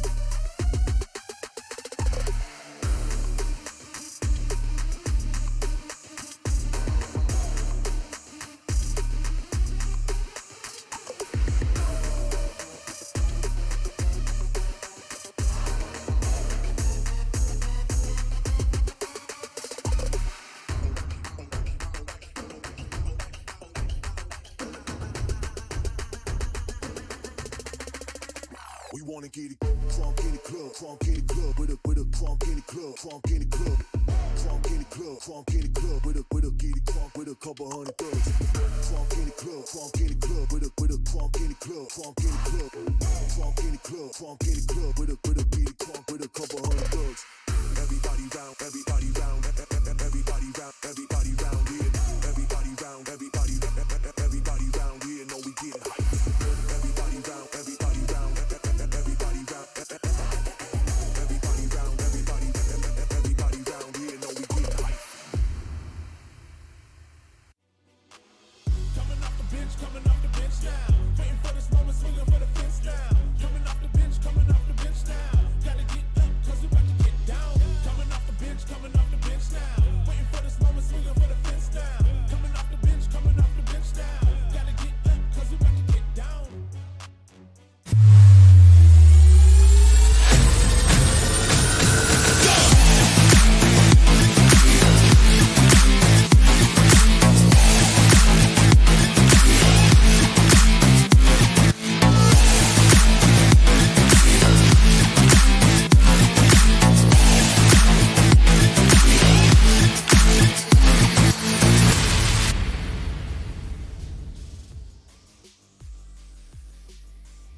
Big Scythe may have had the upper hand in the first half of the game, but we saw L Streaks just go absolutely Super Saiyan mode on the second half. Welcome back. This is the VCT Game Changers APAC. This is stage 2 open overtime, and I'm Tashbunny alongside Xeaora. We're your casters for today. Indeed, and of course, again, another close, games here and there for our games into our teams, especially from the first match and now into game number 1 of our second match. But then again, we are already heading on to Fracture. All right, this is very much interesting, to see. Just looking at the quick stats right here once again for the side of LSF, they do have a pretty much okay stats, to say at least, because out of the 7 games, they were able to win it out 4 times. But for the likes of BIGG though, as well, out of 6 games, they were able to win it like 5 times, and that's already a huge feat on them as well. And for the likes of Fracture, just looking at it, it's very much a good percentage for the likes of Big Scythe. And for the side of LSF, again, I did mention this from earlier, that they may have had a little bit of a shaky or a bit more, I say, it's chaotic, but it gets the job done type of way to actually approach Fracture. But I feel like, at least in terms of this in the Google Sheets, well, Google Sheets, not paper, I feel like Big Scythe has a more staple or a more concrete approach to Fracture. But what do you think about this, Tash? Okay, when you think about Fracture, you think of a very lurk-heavy map where if you see someone pushing in toward B, you're already rushing out from the other side of A, not from your spawn, but from their spawn, allowing yourself that sandwich sort of positioning. As well as in a lot of situations, it's best to play in splits rather than playing together for Fracture, because you can cover way more angles and clear out more areas that way and capture more areas as well, more space. When you think about that, I think it might suit the way that Big Scythe plays, because as we saw earlier, they like to play a little bit more separated, they cover a lot more space, and they come in from a lot of different angles. So when they are playing this way and they're able to just catch them off guard by denying them that space, it might pose a sort of difficulty from the side of LSF. And in terms of LSF, I'm just a little bit worried for them, just for the fact that they are a little bit more inexperienced on this particular map compared to Big Scythe. After all, just now, even though it was a close match, it is still LSF's pick. So, I mean, in a lot of situations, you kind of expect you to have like a higher win rate or sort of situation if you are in that situation, especially if that's your map pick. But for now, when you're in this situation in a map that you're not very aware or not very experienced in, at least in terms of numbers, what are you gonna do to counter this? And I think because Big Scythe has played this map quite a bit, you do have some information about how they play this map in particular. So I do hope that LSF does have a sort of like idea on how to counter how they play on this map, because if not, we're gonna go to game 3. Indeed, and at this point, they really have to really stick their guns here, because the pressure is quite on for the likes of Big Scythe. And knowing that this is supposedly their chosen map, it is expected that they are the one who's going to bring about the pressure against L Streaks. L Streaks, however, I've been mentioning this, although they do have quite the chaotic way to approach Fracture, the fact that they can still pull it off is something that you don't really want to neglect as well as a team. And again, it was witnessed from earlier in towards our Haven match that the way that L Streaks has the capability to adapt to whatever utilities that Big Scythe was throwing at them from earlier, it was very much seen and demonstrated, because they were able to catch up to the scores. Imagine, that's already in a slight dire situation, yet they managed to work things out when the second half changes. So it's about also them reflecting that momentum from game number 1 to this game number 2 here for the side of L Streak that can, really bring them home the bacon. But looking at their current lineup right now, it's similar as well. The only difference is the Sage. Again, yeah, the Sage. Oh here. wait, no! Actually, Mimi says, I'm gonna Sage as well. What do you want about? And again, it's quite similar.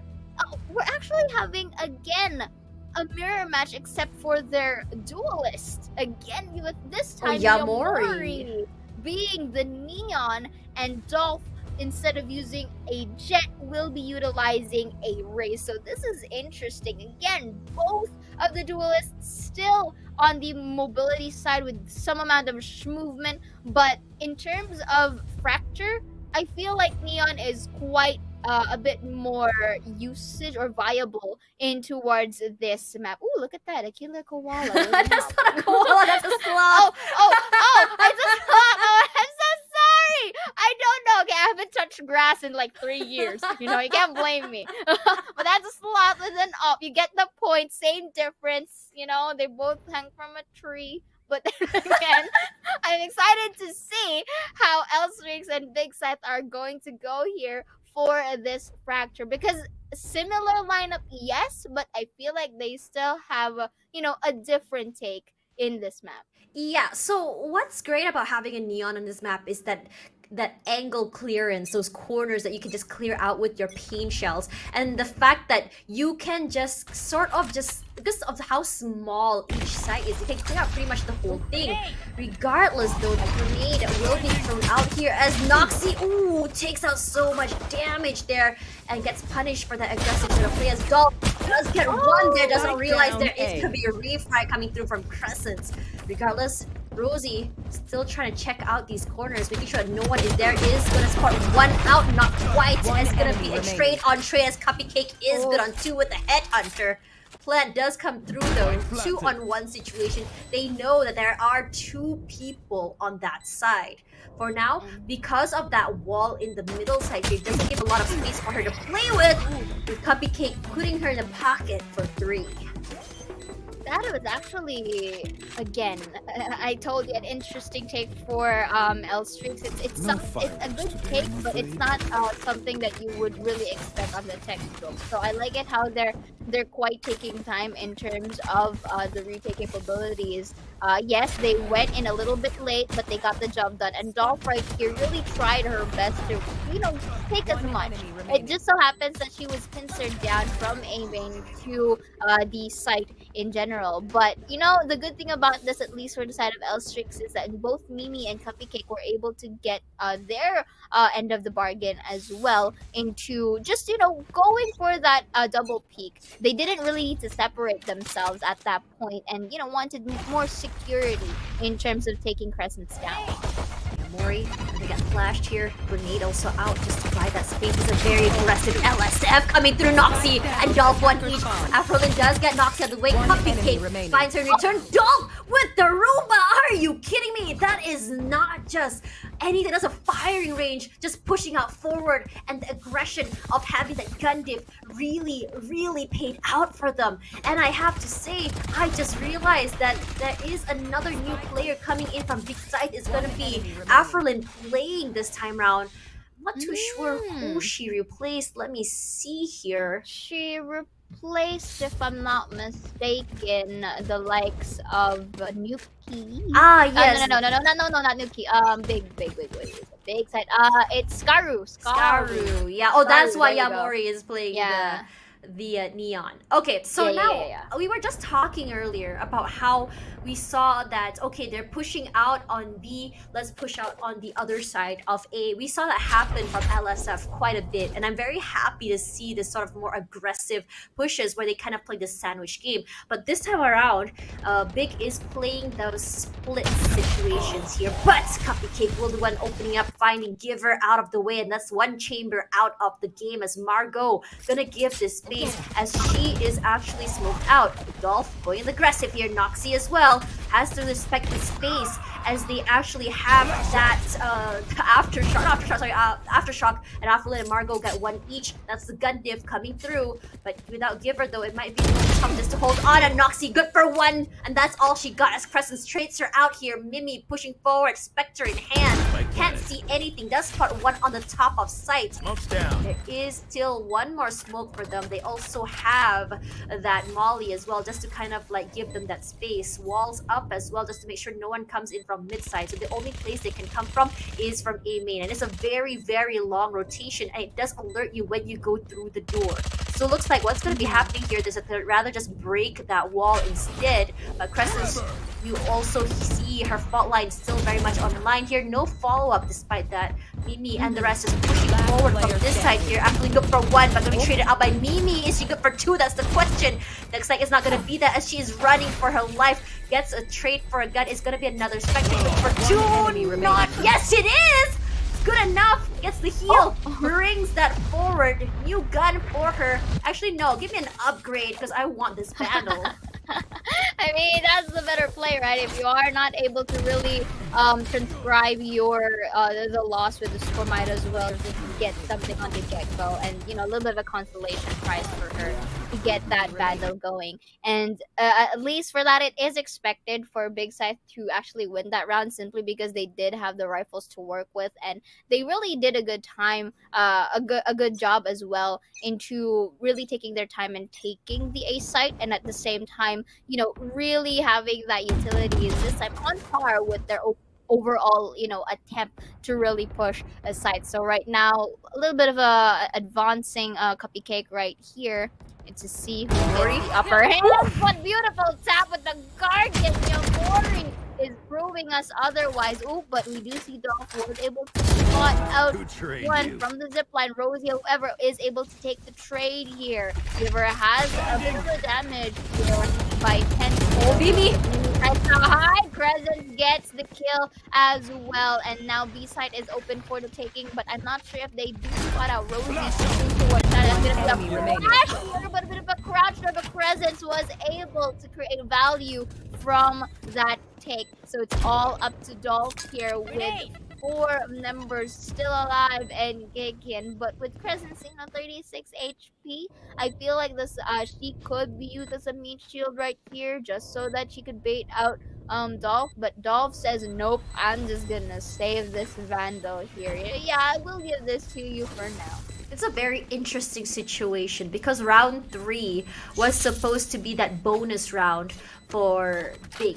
And even though they won that, it was a very, very costly round. They didn't get to all bring their guns to the next round. And now as they equalized, we see that when you put them with rifles on the same situation, they're not exactly getting that value from them. So now it's equalized again to a 2 for 2. But we're not going to be seeing that. It's just because that this time around, Big is just very aware that LSF likes to play aggressive. What do? We hold. We try to get the information. And it works out so well in their favor. And the beautiful thing about Big Scythe right here is that they know this time around when to really pick up the pace in terms of going in towards the side. So I feel like they're also playing for peaks, but at the same time, the moment that they know that the manpower is in towards their advantage, they're just gonna go ham at that point. So after Link here, quite synchry on the ropes, but Yamori and the gang will be double picking Dolph right here. So now they have one less problem to worry about. Spike is still in spawn. I feel like they're just here for the hunt at this point and looking Here at for a good the time. Yeah, truly. And nice Molly though for Rosie in towards drop. Really want to deny that fact here and give her beautiful deny as well of that trademark. And here, orbital strike from drop, not going to get anyone there though. So we're going to see a little bit Headhunter prowess maybe coming in from Cupcake, but here Crescent's already prepared for that rolling thunder to nume themselves, and that's gonna be a numing Yamori taking Cupcake down as well. Nimi with the judge. Not really sure of what he could do there, but Rosie has the Bulldog trade as well. But it's a 3 versus 4. They do spot out 2 from the generator and the main. It's just up to them to identify the timing of how they're going to enter. Crescent, however, spots out Mimi, takes her down in the process. Margot from the behind takes one and give her to clean everything up. It is now 3 points from Big Scythe. It's just the fact that we saw Big Scythe just play time here, denying that information. We saw that divide for them, where we saw Cupcake come through, break those trademarks. We saw, sorry, not Cupcake, we saw Giver break the trademarks just to not allow them any idea if they were to rotate back. We saw them just come through, get those picks early as well. And even though there was so much space on A, they actually forgoed A, went straight to B from the other side. Because of this sort of disparity, or just so random in terms of playstyle, it's really hard for LSF to really pinpoint where exactly it's going to be. But Yamori does get Noxy immediately, a headshot up there. Did not realize that she's all the way down there from Dish. It's going to be another one there. Is she good for 2? Yes, she is. Immediately does spot the head of Dolph. Particularly, I would have liked it if they were a little bit more aggressive to smoke earlier, but it doesn't seem to be a problem as Yamori will be moving left to right, up and down, trying to find at least some information if someone is pushing out here. And I think what she wants to do is just wait for this smoke to go down, just catch them off guard. But here comes the fast lane as well. More smokes come through, had to reposition there. And for now, Aphilin survives by the skin of his teeth. She does have the heal, brings her back to normal here, pushes up. And for now, Giver does pick up Cupcake. It's gonna be a wall here as she pushes forward. This is a very aggressive Sage, and this is why I like seeing her on this Sage here. Regardless, she's just playing inside the smokes, but I think that eventually she might just catch someone off guard. And I think in terms of the other 2 members, they're not gonna commit to this. They do have guns, but they can't take a 5 versus 2.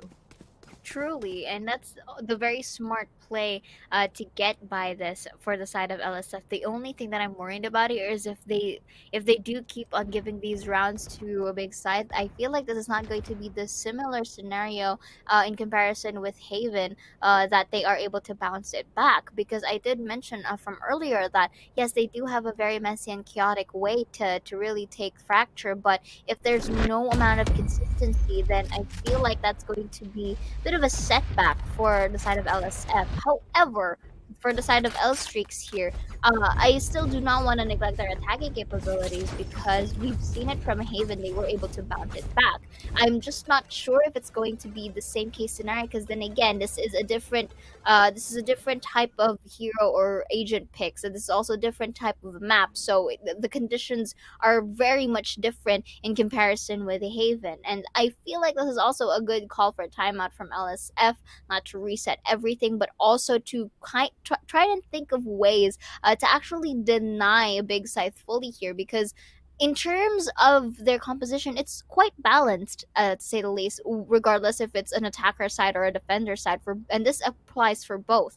So the fact that Big Side is capitalizing right now into at least a 2-point gap right here is very much a big thing for them, and it could pave the way to a current leading to them, and also pattern reading into whatever LSF has to dish out on. LSF, however, they have yet to find it, but I do believe that if they are given the chance to really get that momentum, they will do it. Yeah, I think LSF is just trying to figure out what exactly makes Big sort of tick on this map. And in a lot of situations as well, as we see Big play these so many rounds, even I, on the spectator mode, I'm not really able to really pinpoint how they play in terms of pattern, because they just sort of change up every single round. It's never really the same thing they do every single round. Yes, you see a sort of like they kind of lurk, just take their time, but in a lot of situations it's not the same thing that they do over and over again. They take their time, but for now it's gonna be all of them rushing straight into doors over on A. They did not take any damage from that, but here comes a showstopper from Dolph. Is good for one. LB Yamori out of the way. This aggressive sort of play here is catching them off guard. Margo does find one, had to reposition because of that aftershock coming through. Walls are up as well, takes some damage from that aftershock, but Giver does find Rosie in the end here. This is a very aggressive play, and it looks like despite that time out here, Big is not going to change this pace anytime soon. Timing is very crucial here, and I don't think Cupcake did notice that. This did eventually, as Giver gets knocked off straight in the face, as Cupcake still tries to get some information here. Crescents picks off one. They'll be Mimi now knocked out. One more chamber to worry about, but does it really matter when you have the high ground? I mean, that was also very smooth from Presence as well, being able to transition from one crosshair to another, which is, again, Big is slowly starting to literally dominate in towards Fracture. See, look at that movement. 1 places the concussed, movement 2 to force out Cupcake out from Link, and that was just beautiful maneuvering of your enemy team. And Big Scythe is again doing their consecutive wins in comparison with the previous one. So it's safe to say that both of our teams are quite strong on their attacker side, but for L Streaks, I feel like it's we're still yet to find out. Afrolin, however, goes and takes the trade to really equalize the board in manpower. So right now, let's see how L6 is going to take this one once again, because 2 of the teams are already in the side. That's going to be the Rolling Thunder. Afrolin goes for the res, but Cupcake with the tap destroys Giver in the process. Afrolin only has so much into that fight. A little bit of a tap right there. Rosie whipped it off only with a cross of that half. The flash. Beautiful double from Yamori with the spray transfer, leaving only Dolph to do the work. Is he going to have Oh my god, Dolph! Beautiful tap. again, seeing Yamori here dwindling her HP. Both of them are low enough. Spots out the shoulder. That's gonna be the patience as well. Forces her to maneuver from the behind. Gets at least a half defuse here, and that's gonna be speed. And I like the sense that's coming in from Dolph. Your Dolph has the capability to push spots out. The Vandal right here uses the satchel once more, and now we're seeing the Arcade. She doesn't have time anymore, but she does have to push this. So that's gonna be a half defuse. Look at her waiting for it. I like it how Yamori's just buying time for it, but pros don't think like pros, and Yamori's school at least secures this with the 3K. Beautiful usage. And actually wasting time, and really the mind games against Dolph was really seen there. My money don't jiggle jiggle, it falls. It falls. That's exactly the theme song playing in her mind. Wasting time is how you do it, okay? I mean, if this was I don't want to say this, it might come off wrong, so I'm just gonna keep that for later. I'll tell it to you off stream. But coming back to this, all she had to do was just kind of like take up space, and that's the beauty of playing in Neon. You can go really far, rotate, kind of pretend that you're coming in from the other side. And I think when you are the diffuser in that situation, does that really matter? For now, I don't think that Giver got that value, and instead she did take that that chip damage. But regardless, she's still very much alive. Smokes come through. Yamori clears out these corner here with those concusses. But all she has to do is just wait for those smokes to drop down. And when it does, it's gonna be a surprise situation unless they actually catch her off guard. But here comes the Rolling Thunder as well. She goes through. She doesn't matter. Immediately with the overdrive, gets one, gets two. Yes, she does. As Crescent picks out another as well, and that's how aggressive she can go when she goes new. Or now this Giver unfortunately is not able to get it eventually, but it'll be Yamori to band-aid that situation. Giver repositions herself right now as Cupcake, the last lady standing. Once again, they know that she's up there. Giver just waiting. Cupcake good for one. Is she good for two? Yes, she is. Is she good for three? Not quite. As immediately Giver will give her the space, but Margot will band-aid that instead. And that band-aid on band-aid is what we love to see about BIGG. That is such a very, aggressive, like, powerful play, I would say, for a big type. Look at this Yamori with the ult, utilizing that concussed Dolph and for the likes of the Breach, and right here for Cupcake, she can only do so much at this point. But then again, for Big Scythe, they're doing so well again for the side of their attackers. And they're not really, wasting time. And notice how as the game progresses, the amount of time that they are able to secure the side is getting faster. Cupcake, however, goes for the push, really shutting Giver down, and that's actually a very nice wall. This also happened yesterday, wherein Mimi just places this wall just to prevent any pushes that can come through, or not really prevent, more like delay rather. That's the better word here, and to at least notify or telegraph with just that information to where their enemies are at the moment.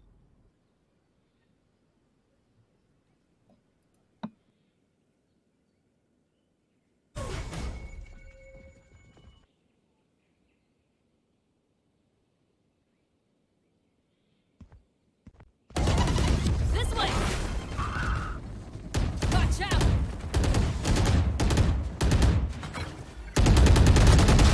Get out of here! Spike planted. Okay.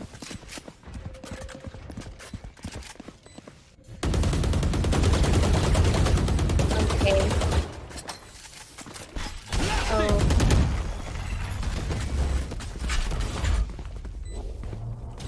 Your duty is not over.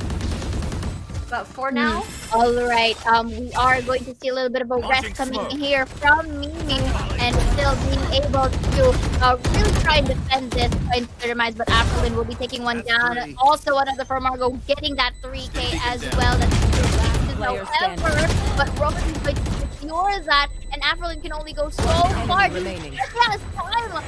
I guess they don't have time anymore for that game, because Afrolin was able to buy some time, really trying to confuzzle both Rosie and Nox, be in the process, and we are now already down to 8 points for Big Scythe. Could this be a similar way for Big Scythe to again have that 9-3 lineup, or will they actually go far beyond? But right now, that was actually a close call from L-Streaks being able to really defuse that spike. They were too preoccupied They from really were. Afrolid's presence. I have to say that in this situation, attack is a little bit easier, at least for this map, in my opinion. But when you're not getting that value, or at least 4 to 5 points as you go into the half, it's going to be really hard to climb back. But we may just be seeing a miracle like what we saw at Orangutan with X10 Sapphire, which is the 11-1 miracle, I have to say.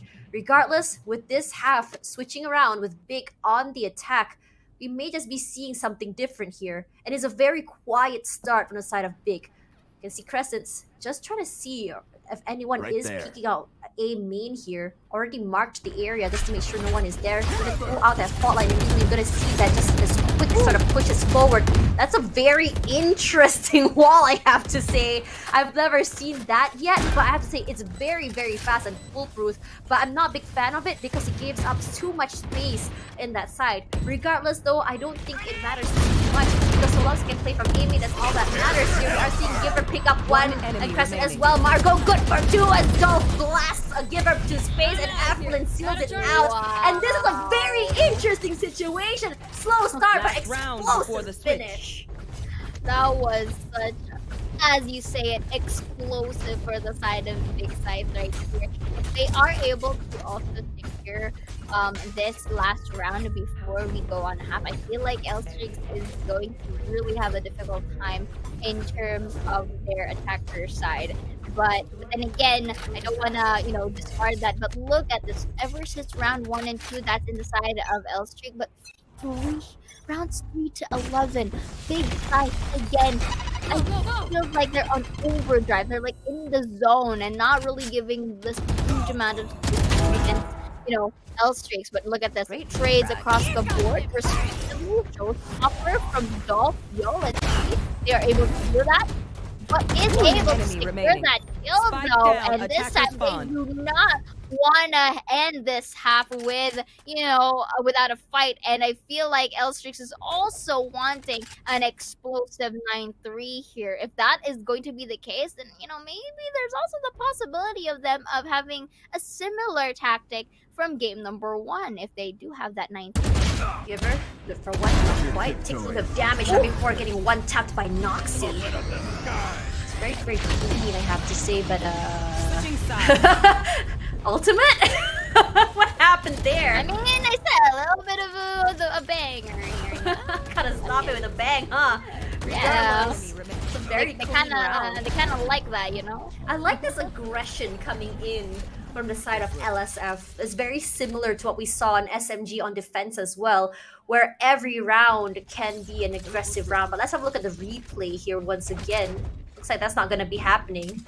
But for now, let's talk a little bit about what we saw here on how exactly Big Scythe took so many rounds in a row. I think it's mostly just because of Big Scythe's not only their ability to play aggressive, but on defense, they love playing this situation where we just kind of like spread out. We just don't show ourselves until we're on the air, on the situation where we have to play retakes. And usually their retakes are absolutely phenomenal because they like to come from so many different areas. It's hard to really pinpoint where you're going to be coming from when there's so many noise happening from so many different angles and areas. And again, as well, for Big Scythe, they were just literally able to capitalize again, not just with the utilities, but of course the information that they are able to gather to wherever L-Streaks is located at. And of course, we are seeing a little bit of, some close calls for L-Streaks, that it was as if it's almost their round, yet Yamori and the gang was able to really find, this specific answer for everything to just return into their favor. So right now we are going to switch sides once again. I did mention that both of our teams have a little bit of a knack in terms of their attacking sides. So for L Streaks, this is actually their last shot to really make up and really have that curse really going on for them to close it up the scores in whichever way they find possible. And the only thing that troubles me here is that the difference in the map in comparison with game number 1. It's quite, again, in the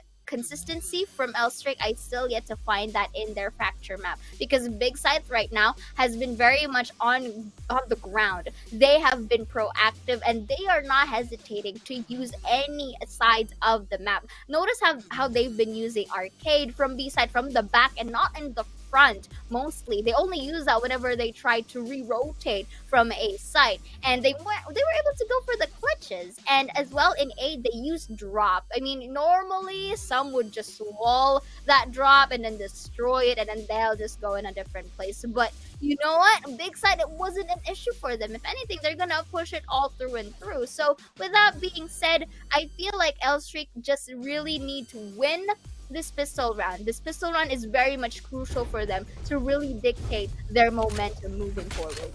I'm honestly really curious how exactly Big will be playing this defense round here. Because if I'm remembering right, I think SMG, when we thought they would be thriving on attack, they honestly did thrive on defense just because they like to play aggressive. And that's the exact same thing we saw on the final round of LSF's defense round just now. And it's just a little bit unfortunate that they figured that out a little bit too late. Regardless, now for Big, they have to be very aware that on attack, we can see those flanks come through if they take too much time. They don't want to be sandwiched. Regardless, Giver here, she is going to be watching from the side of tower, but look at where exactly these two, the players are separated in for the side of LSF. They're actually pushing out from A because they have the information that people are coming in toward B. And this sort of proactiveness is what we want to see as Dolph immediately starts it off, getting Afrolin, and when she pushes up here, Giver had to give up that space. And here comes the nades on the backside there just to buy some time. And Cupcake playing this very, very sneaky corner, just trying to catch people coming in from arcade. Good for one, not good for two, as Margot shuts her down. Cupcake gonna become cussed here. It's gonna take a lot of damage as finally Rosie and Noxy get one each. Margot, 32 HP left. She knows there's someone up there in tower, still wants to push up. They're very, very aware that she dropped out, but she is going to be playing some mind games there as she drops down. Everyone has their eyes trained up there as Rosie is aware, and she says, I see through your tricks. You can't trick me. I see you looking at my PS. You sang, but then again, that is as we mentioned, this is quite crucial. You know, this is quite crucial for Elstrix to really win out the pistol round, because again, this is going to be the start of, you know, something new. No, it's going to be the start of them actually being able to really do the similar feat that they had during game number 1. So because they have better weapons here coming into the second round of the second half, they do have the chance, or is expected, to win this one. But again, Big Side does have the capability to go on a thrifty if ever the conditions really lie on their hands or in their favor, to say the least. But right now, Afrolin and the gang are very much heavily stacked in towards a site, but scattered for the side of Elstrix. I feel like they're just playing for peaks right here at the moment, trying to dwindle down the manpower first before they, you know, go full on in a specific site. But I feel like they're eyeing out for B, to say the least, at the moment, because look at it, that's gonna be the pink shells to stay in there. Those gonna be some. Oh my god! Dolph was able to annihilate Crescent doing just the pink shells. That was. Why was there no reposition? I guess she just sort of just like said, there's no way for me to do anything. It's in the corner. If I move out, I'm just gonna go down anyways. Good luck, my friend. It's all you as Margot pushes forward. Molly out as well. For now, she's just playing for time. Here does drop the Steam Beacon, but Dolph is good for one, and Mimi as well. Satchel gonna be moving forward as Giver gives that Buckshot straight to the face to One enemy Mimi. remaining. Oh, she actually gets it out of the way with those paint shells. All they gotta do is just find one more. It's gonna be Yamori. She does have a gun advantage as well, but Rosie shuts her down. It's a very interesting situation from LSF here because usually what we saw before was that if there was a gun advantage, we saw a sort of faster sort of rotate in or a push onto site. But this time, it was sort of like a very quiet start before it went explosive. Regardless, it worked out so well in their situation. And again, that replays as well. Again, for the side of L Streaks, it is expected, of course, that they are able to win out the second round, especially that they do have better weapon. Now, this is their bonus. I feel like it's going to be all the more beneficial for L Streaks if they do win this. At least that is their winning condition for their side, because it's all the more going to make them economically healthy, but at the same time, it's also going to be an insurance policy for when they lose. And speaking of that, Dolph is able to shut down Yamori Crescent's for the trade. That's going to be the slow double wide angle, but the spray transfer from Crescent is going to change everything. Rosie, however, is going to be there for the trade, not seeing Giver just yet in towards door, but she is quite in a pinnacle at the moment. Transfers into a Vandal, tries to wall bang into that box, but look at the others. They have yet to really, really collide or really reunite right here for both Rosie and Cupcake. But I like the decision that, okay, you know what, let's just rotate. Or maybe fake. That's a fake rotate. Yeah, I trying don't think they yeah, made any making things noise. quiet. Yeah, I don't think they made noise in terms of the rotation. So not quite having the idea where you might be, but look at where exactly 30 seconds left. Cupcake is. They have two angles all pretty much already covered. As Rosie pushes forward here, you can actually expect Cupcake to actually watch out the other side. Margot, all she has to do is just play the crosshair well, but it doesn't really matter when Rosie is just a little bit faster. 12 seconds to go, and they're going to be forcing this Cupcake straight to the face. Doesn't matter if you have a gun diff. My hit hunter is better. And for now, it's only Afrolin in a 1 versus 2 situation. Smoked out, no clue where exactly to come through. Rosie has an idea that she might be coming in from main. I don't think they actually noticed her at all. Finally, they do. Rosie, what was that? Those one taps were absolutely disgusting. I was left speechless. You know, sometimes it makes you wonder, why can't they do it? And when I do it, trying hard to say the least, like it doesn't really go the way you want it to be. But you know what? It works. It's a 6-9 this time for L Streaks, and again, the possibility of them making the 9-3 curse, really applicable here is on its way. And because if this happens, I feel it's quite safe to assume that Big Scythe is having quite the trouble in closing out their fights whenever they're the ones in the advantage or in their scoreline, to say the least. And this has needed to be a bit of fixing for the side of Big Scythe, because if you want to really close out the match, series, then go ham for it. I just feel like they're, at least in their defender side, it's a bit too passive, or if not, they heavily rely on takes. That's a three-way!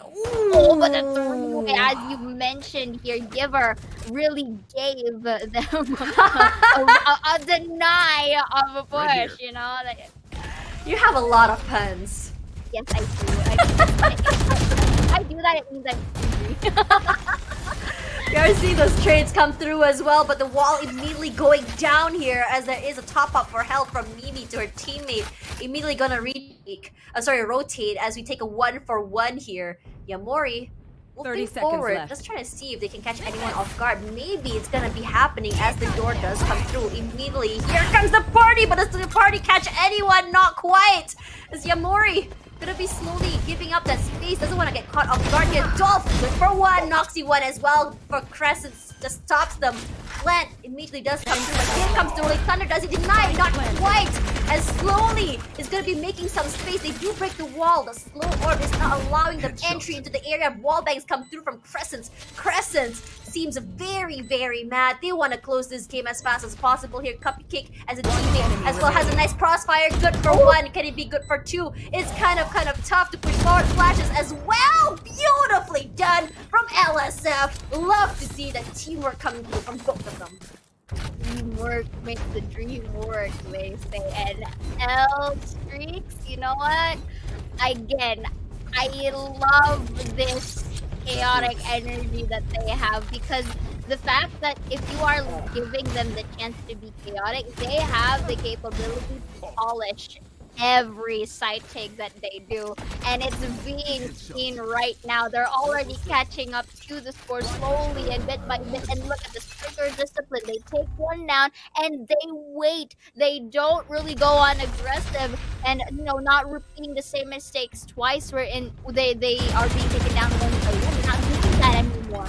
And that's the beauty of L Strix adaptability here, and I've been emphasizing that yesterday. And look at that, Giver and Cupcake really have a trade of their own right here to equalize manpower, but right now they are running in towards Arcade once again. It looks like it's not just Big Scythe who's going to. That's gonna be the red right here. Quick rendezvous back, but still counts as to Elkins being able to compete on the board once again. Aquilin has yet to have her ult, so that's going to be the orbital. Oh no, actually just the contest here from the breach, and right now they haven't planted a spike just yet, which, and as if on cue, they are planting it now. Liking how Dolph does not neglect the play coming from Yamori here, and they are dwindling down the members of Big Side. What is happening? The quick and speed, adapting of LSF.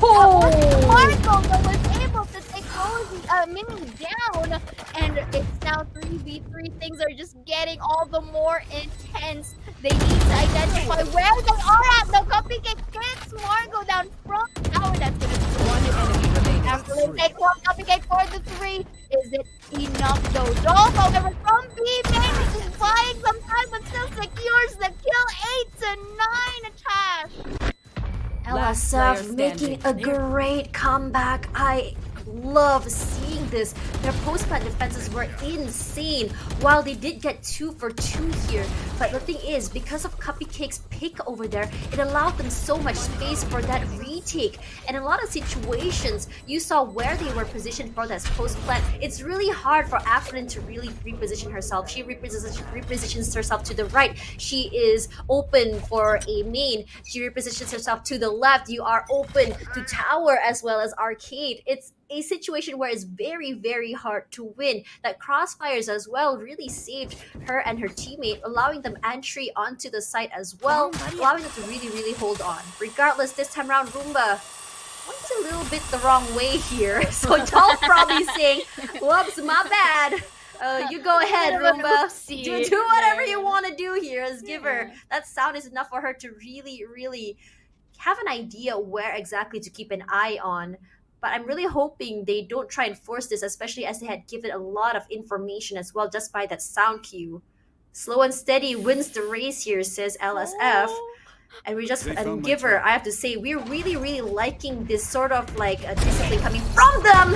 As Giver is good for 1, but eventually though, Margo as well getting knocked out of the way. Mimi good for 2, and Yamori does get 1 back in return. It's gonna be a whole situation where it's a 2-on-3. Slow orbs are gonna be coming in through as well. So Yamori gonna be meeting up with their teammate. This is a very interesting wall, I have to say.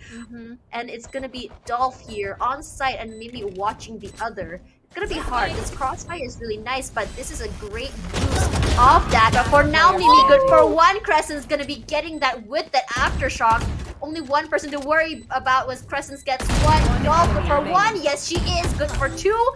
Gonna throw out the satchel. Gonna throw another just to play with time. Running forward here, looking left, right, playing ring around the Rosie. Who's gonna fear it? It's gonna be Yamori coming out on top, leading the charge, giving them a 10-8.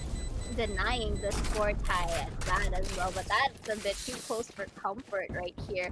And you can clearly see the sudden, switch on of the game sense for both sides of the team. But then again, looking back here, they were able to really tap the members. This was actually a nice attempt from Mimi, going in towards the middle of the walls in hopes that they are actually going to run from main, which is actually a good feat. Unfortunately, though, I felt like Mimi was a bit pincered because of the skills from Crescent. It kind of forced her to reposition, or else it's going to lead her to her demise. But either way, she was able to get one down before anything could have happened otherwise. And it was actually a good cleanup from Big Scythe.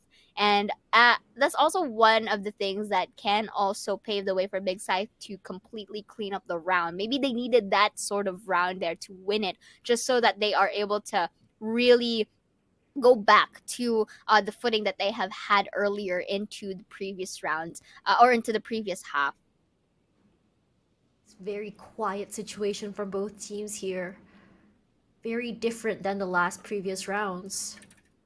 Do see a tour de force already pulled out here, as Giver will be the one to spot someone up first, not necessarily getting those picks, but Dolph will be finding Yamori immediately rushing onto the side here. Love this sort of slow and explosive plays coming in from LSF, but we may just be seeing an equalizer. They don't have the fast lane, just kind of like cut that area to give them space. But our Noxy watching in to this top side of Arcade here. Gonna be smoked out, but Crescent sees him right before the smokes go down. Cupcake and Mimi 1 each before Dolph finds Aphelin with those pain shells, and Dolph seals it off with a 3K as finally 9-10, and they're just slowly gonna catch up. Are we gonna be seeing another close scoreline, or maybe an overtime? Isn't that a question for today? I mean, it's possible they have done it once, then they can do it again. But in this scenario, at this point, I am just really enjoying some of this Valorant game, because again, this is crucial for both sides of the team. For L Streaks, because this is technically their match point game. If they do win this, they are able to advance. But for Big Side, if they do win this, we are gonna head on to game number 3. But until then, it's both. It's really, I'm already at the edge of my seat, like literally, because at this point, L Streaks. At first, you would see that, okay, it's leaning towards Big Side because they do have a big score gap, and they were able to really maintain themselves or sustain themselves in a good way. But right now, L Streaks is just trying to prove us wrong that we too can live that 9-3 curse, and now we're here 9-10. They just need one more again. This is similar to game number 1, exactly how the pattern is at Tashbunny. So right now, here, they're taking their time. I feel like this is going to be a delayed push coming in from L Streaks. They do want to force the pushing here. They're forcing out the push. They're going out there. Fast lane comes through, and Rosie punishes her for that. But I think Aphelin is just going to delay that push with the wall. Very interesting how she wants to play this. Regardless, Cupcake coming up on top here, immediately going to be caught off guard there with the Bucky. We're now going to have to give up that space because of Dolph. Immediately with that, does she go for 2? Yes, she is! Beautifully done! Great satchel as well. Took up so much space with a 2-body count as well. Cupcake not there anymore to help them out just to hold. But it doesn't really matter when you have an advantage in terms of 2 more ladies. Margot and Aphelin. Actually, they already know where exactly she's gonna be. Smokes are out as well. Noxy, all she has to do is just swing out if she wants to. Side by side, she is good for 1. Immediately gonna be using that flash if possible. Actually, it's gonna be the fault line coming through as well. The wall bangs as well. 6 HP. They throw everything at her. I don't want to be her. She is not the main character right now that you want to be. I do agree with you with that. Imagine being concussed, being slowed, being again concussed, and it's just a lot at stake. And Dolph here with that showstopper literally went out with a banger over there, and this is a good call for a timeout here coming in from Big Scythe. But I reckon it could have been a bit of an earlier timeout, but then again, this is how they, how they condition themselves to be that, oh, okay, I think this is actually a call for a timeout now to reset whatever momentum Elstrix has, because this has happened the first time and they wouldn't really want to make it happen the second time, right? So right now, in towards Big Side, I feel like this is actually a similar scenario for game number one. I feel like their defense is slightly heavily relying onto the retakes too much, and I feel like if that one aggressive defense from Big Scythe can make things work for them. But here, I mean, it's their call to say at the end of the day. And as I look at the mini map right now, I'm seeing the members of Elstrix utilizing either arcade or drop this time, and I feel like Cupcake is just gonna stay here for the flank for any potential push that can come from Big Side in general. I think that's the idea, because they know that if, say, one area is pushed up, we're gonna be seeing that response come through. And in this situation as well, we are seeing a more aggressive sort of defense here as they try and play around Dish. And because they took that ultimate, it already gives all the information they need that we do have at least one person on Dish. Let's kind of take our time. But where the eyeballs are toward that area as they play one more time, and because they can already hear the ropes come through, immediately they're just like, okay, we have to really, really pay attention. We don't really know how many people are around there. Cupcake doesn't really connect those shots, so it's already enough information for them to react to, just to hold a different angle and reposition. We do see someone shooting over on Canteen side, so I don't think anyone is getting in just yet. But here comes the Rolling Thunder. We also saw another Conquest come through from Yamori as well. No follow-ups to all of those utils for now, as LSF says that's fine. We already got and baited all of those utilities as well as the Rolling Thunder. 30 now we seconds can left. safely run straight to A and just prepare for a post plant without too much of a bother. It's gonna be slow orbs as well as a wall just to buy some time. But honestly, with rifles, it doesn't take too long just to break it. Here comes the orbital strike as well, but the thing is they weren't on site just yet, but it's just a precaution. 11 seconds 10 to go, seconds they left. need to rush. And for now, Nox immediately finds Aphrodite inside of the smokes, the sprays from two different angles. Margot does barbecue Mimi to the ground. Margot good for two with Doll as well. Coming from the bottom side, doesn't get the value, but Rosie gets two. Very scary situation for Sent as well as Rosie trade out. Rosie! And for now, the plant does come through. Is a 2-on-1. Margot is playing from main. There is gonna be a defuse coming through. She's just praying and praying. She does get the kill regardless. Elstrix is just coming up on top, even on situations which might not work for them. At this point, Tash, I can safely say, at least I'm basing this from yesterday and from the previous games that they have had, Elstrix has a huge amount of stamina and tilt-proof capabilities, at least for them. Because normally in a 9-3 scoreline, some people will just let it go, like be Elsa. But then they're the ones here saying, no, we're not gonna go down without a fight. And each and every round actually counts for them, ever since the very first game. So the fact that they're unfaltered, or they're not being distracted or being a bit demotivated with the huge gap that they had from the first half is actually something that you have to commend, regardless of the outcome here at this point. But they were able to again really push it up to their limits and getting this 11 scoreline. This has happened once and they are doing it again. And it's as if that when they do, it's like they're becoming No Look at that way! Doxy takes one only for presence for the trade to bravery. But Yamori is got one down. Mimi for the trade. That's gonna be the rest of the That's gonna be a teleport for Coffee Cake to deny. And Mimi will be placing a wall on towards Link to safely plant the spike, avoiding from being wall banked in the process. And this is also a good plant because it's an open plant here, and that's gonna be another res as well from Afrolit in towards Arcade. They should be able to know that, hence Cupcake is already pre-aimed in that direction. That's going to be the Neon with the movement, but up to what extent though? Yamori once again goes in, not gonna see anyone at the point. That's gonna be so coming, goes in towards Tower, but Rosie and Mimi, beautiful wall from Apple forces them to go in. Just getting that happening, so they should have taken with all your might, but still not being able to. But there is the last minute defuse coming in. Good job from Afrolin with the wall.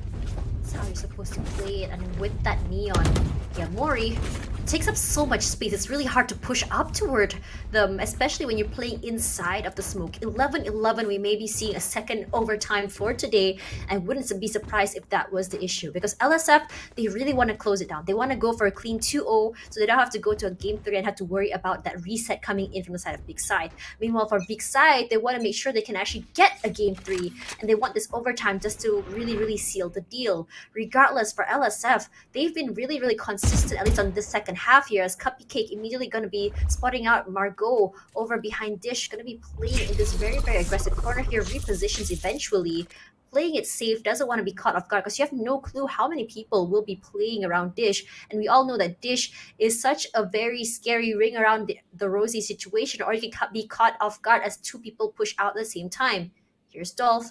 I'm not very sure if she knows that there is Giver up on top there. It's going to be happening right about now. They do spot each other out, but Giver is the one to get those chip damage onto Dolph. With only 4 shield left, all she can do is just top up the HP. The shields are not coming back. This slow sort of plays are going to be coming in from Noxie. That's a very nice angle just to clear that out. But Cupcake making sure that the whole area is cleared out as Giver takes a little bit of damage from those pain shells. 60 HP left to play, and absolutely 0 shields is what's really important to note here. So one shot is very possible for her. She doesn't want to get caught off guard. But LSF, we all know that they're very patient. They're a team that can be very calculative, especially on this map.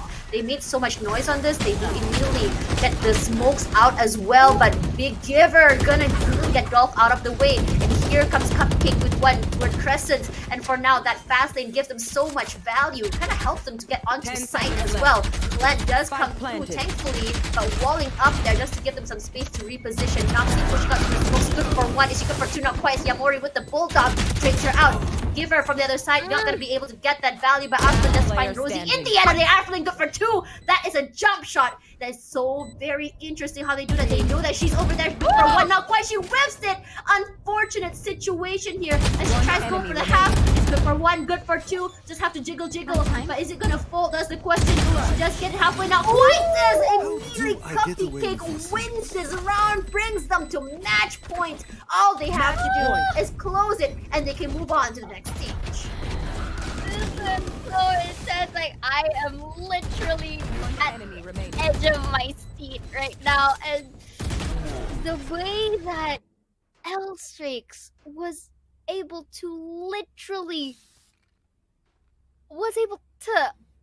turn everything around. They were able to polish out their attacker, or their defender side, or their attacker side rather, in the very early phases of the game. And I did mention from earlier, it only needed the pistol and the second round for them to adjust everything according to their favor. Oh my god! Dolph! The speed, the movement with the satchels, Dolph! What have you been eating? I would like that for dinner. But then again, Mimi quickly at speed also plants the spike, and Afrolin with only a ghost to work with at this point. Cupcake will be spotting out 2 in towards this flank. Was able to isolate the peak by 1, and let's see if it's gonna work for her. But Margot goes for the shutdown. Is that gonna be the orbital strike? Not gonna get any casualties this first. So what? Afrolin on an off angle. That's gonna be killed from Dolph. Maybe takes 1 Margot for the trade, but now they know, all of Boston saying knows that Margot is the teammate. Still, but the beautiful trade from Rosie is what made them secure this game number 2. L-Streaks really coming out on top. Does numbers matter? Yes, but not in this situation. Because of the lack of information, Elstrix really caught all of us off guard. And I have to say, Elstrix is definitely who I want to call the queen of comebacks. 2 maps in a row. They have done that again and again. And I have to say, they're probably doing this right now.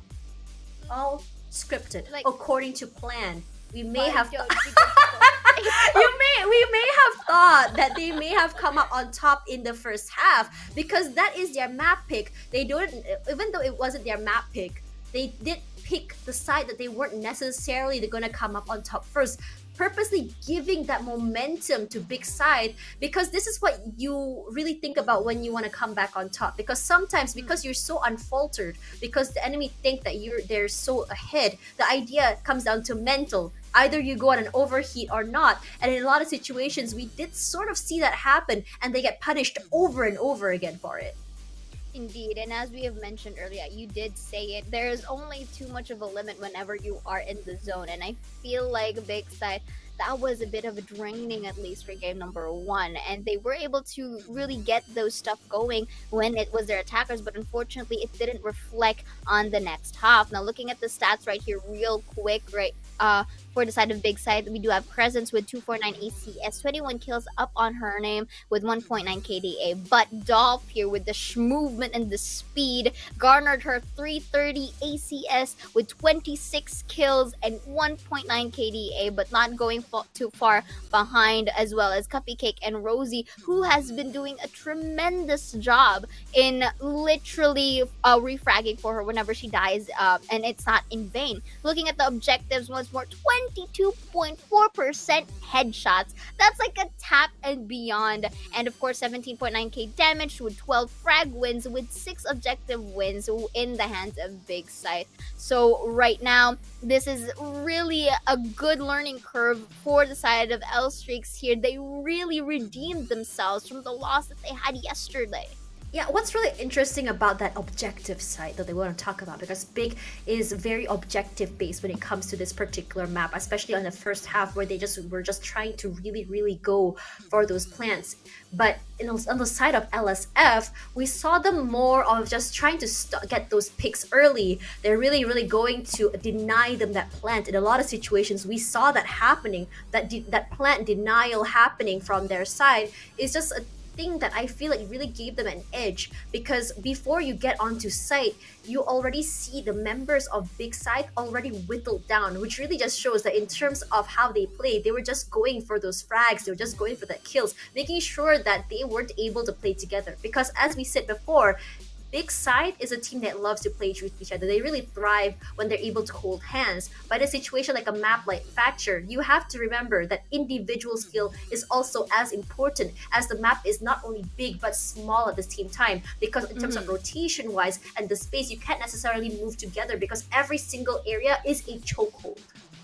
I mean, I have no words to say because I still get over the fact that they are able to not do it once but do it twice already in a row and in the same day. It's as if we played a best of 5s here with them being able to really not give up. It's like, you know, really not getting rickrolled, but they never really gave up and they never let themselves down, and you know, and it really went into fruition for the side of Elstrix. So you know what, Tash, without further ado, let's check out their huge and amazing performances here in towards our highlights. But of course, you gotta commend Big Scythe as well. Their early half was really working wonders for them, and we actually thought that, you know, Elstrix is gonna have a difficult time on the next half. Yeah, mostly because of the numbers that we saw, at least from my end, because it looked like in terms of their percentages, it didn't look as impressive as what we saw on the side of Big. Yes, the way they played, they had an idea how to exactly to navigate through the map. They're very aware. But another issue is the fact that LSF is a team that can really bring the aggression whenever they wanted to. They're a team that is just so explosive. They can just cut some noise and just really take their time. But suddenly, when the time comes, it's very similar to SMG from last stage, stage where they can just really take their time, play it, and then suddenly you see those explosive sort of plays. And because of that, it's really hard to really pinpoint. When it's hard to really pinpoint, we see BIGG trying to just push out from so many different areas, trying to get the information, and they get punished for it over and over again. And because of the confidence coming through from LSF, you also see them actually play these very, very aggressive angles. Actually, they kind of really push out or overextend where they should absolutely be punished, but sometimes they actually get picked off one by one just because they're just so good at repositioning. And again, it's as if that whatever big Scythe like threw at them into the first half, they just literally returned the favor, and all the more because they were having like interesting plays as well. But looking at the journey of our respective teams right here, it looks like, you know, Nigma Galaxy from earlier was able to win it into 2-1, and L-Streaks is going to fight them off for the qualification in the spot for the elite. But of course, the first two has already been determined here. Tashbunny having Orangutan to win it out against X10 Sapphire, and Zol Meraki to win it out against L-Streaks. So L-Streaks again still fought for their life right here in towards this tournament journey to earn the spot for the elite. Yeah, this is, after all, the final spot, and this is going to be one of the heatest or just the hottest battle just yet, because coming in from lower bracket, which means that they had played more matches than the top 2 seeds on this. But for now, tomorrow, this is the match that you want to be waiting for. It's going to be Nigma Galaxy female against L-Streak. Both teams are very, very impressive. While Nigma Galaxy is a team with more, I would say, more calculative sort of moves, more sort of more experience, but L-Streak is a very unpredictable team. So this is going to be a very interesting one, especially as I was talking to Trix during break. She did say that for Nigma Galaxy female, they just want to play loose. They want to have fun in this tournament. As long as they win or lose, they just want to make sure that they all have a good time. Not too sure about L-Streaks, but given how it is, I'm really curious that I'm actually not surprised if they actually feel the same way. Regardless, this is the match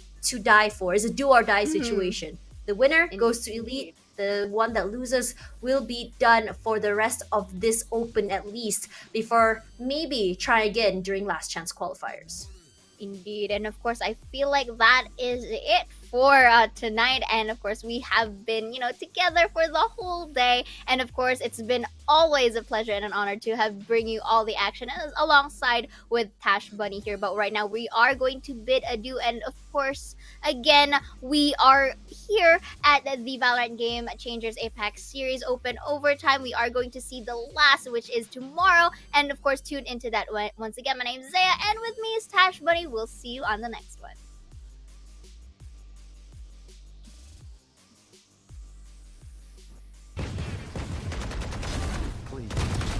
No more. One enemy remaining. Spike down A. Last player standing.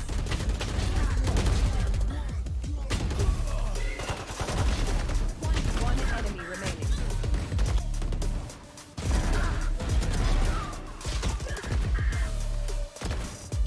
One enemy remaining. Clutch.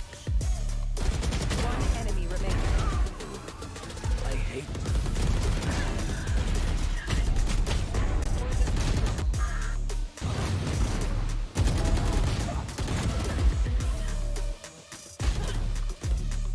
Last player standing.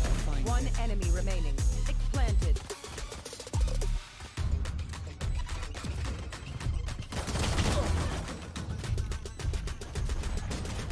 One enemy remaining.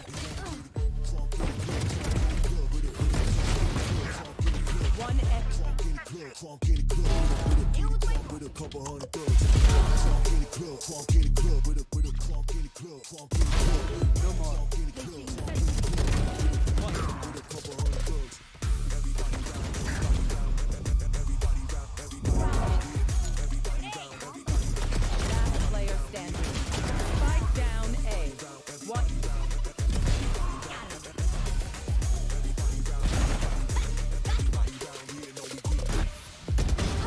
One enemy remaining.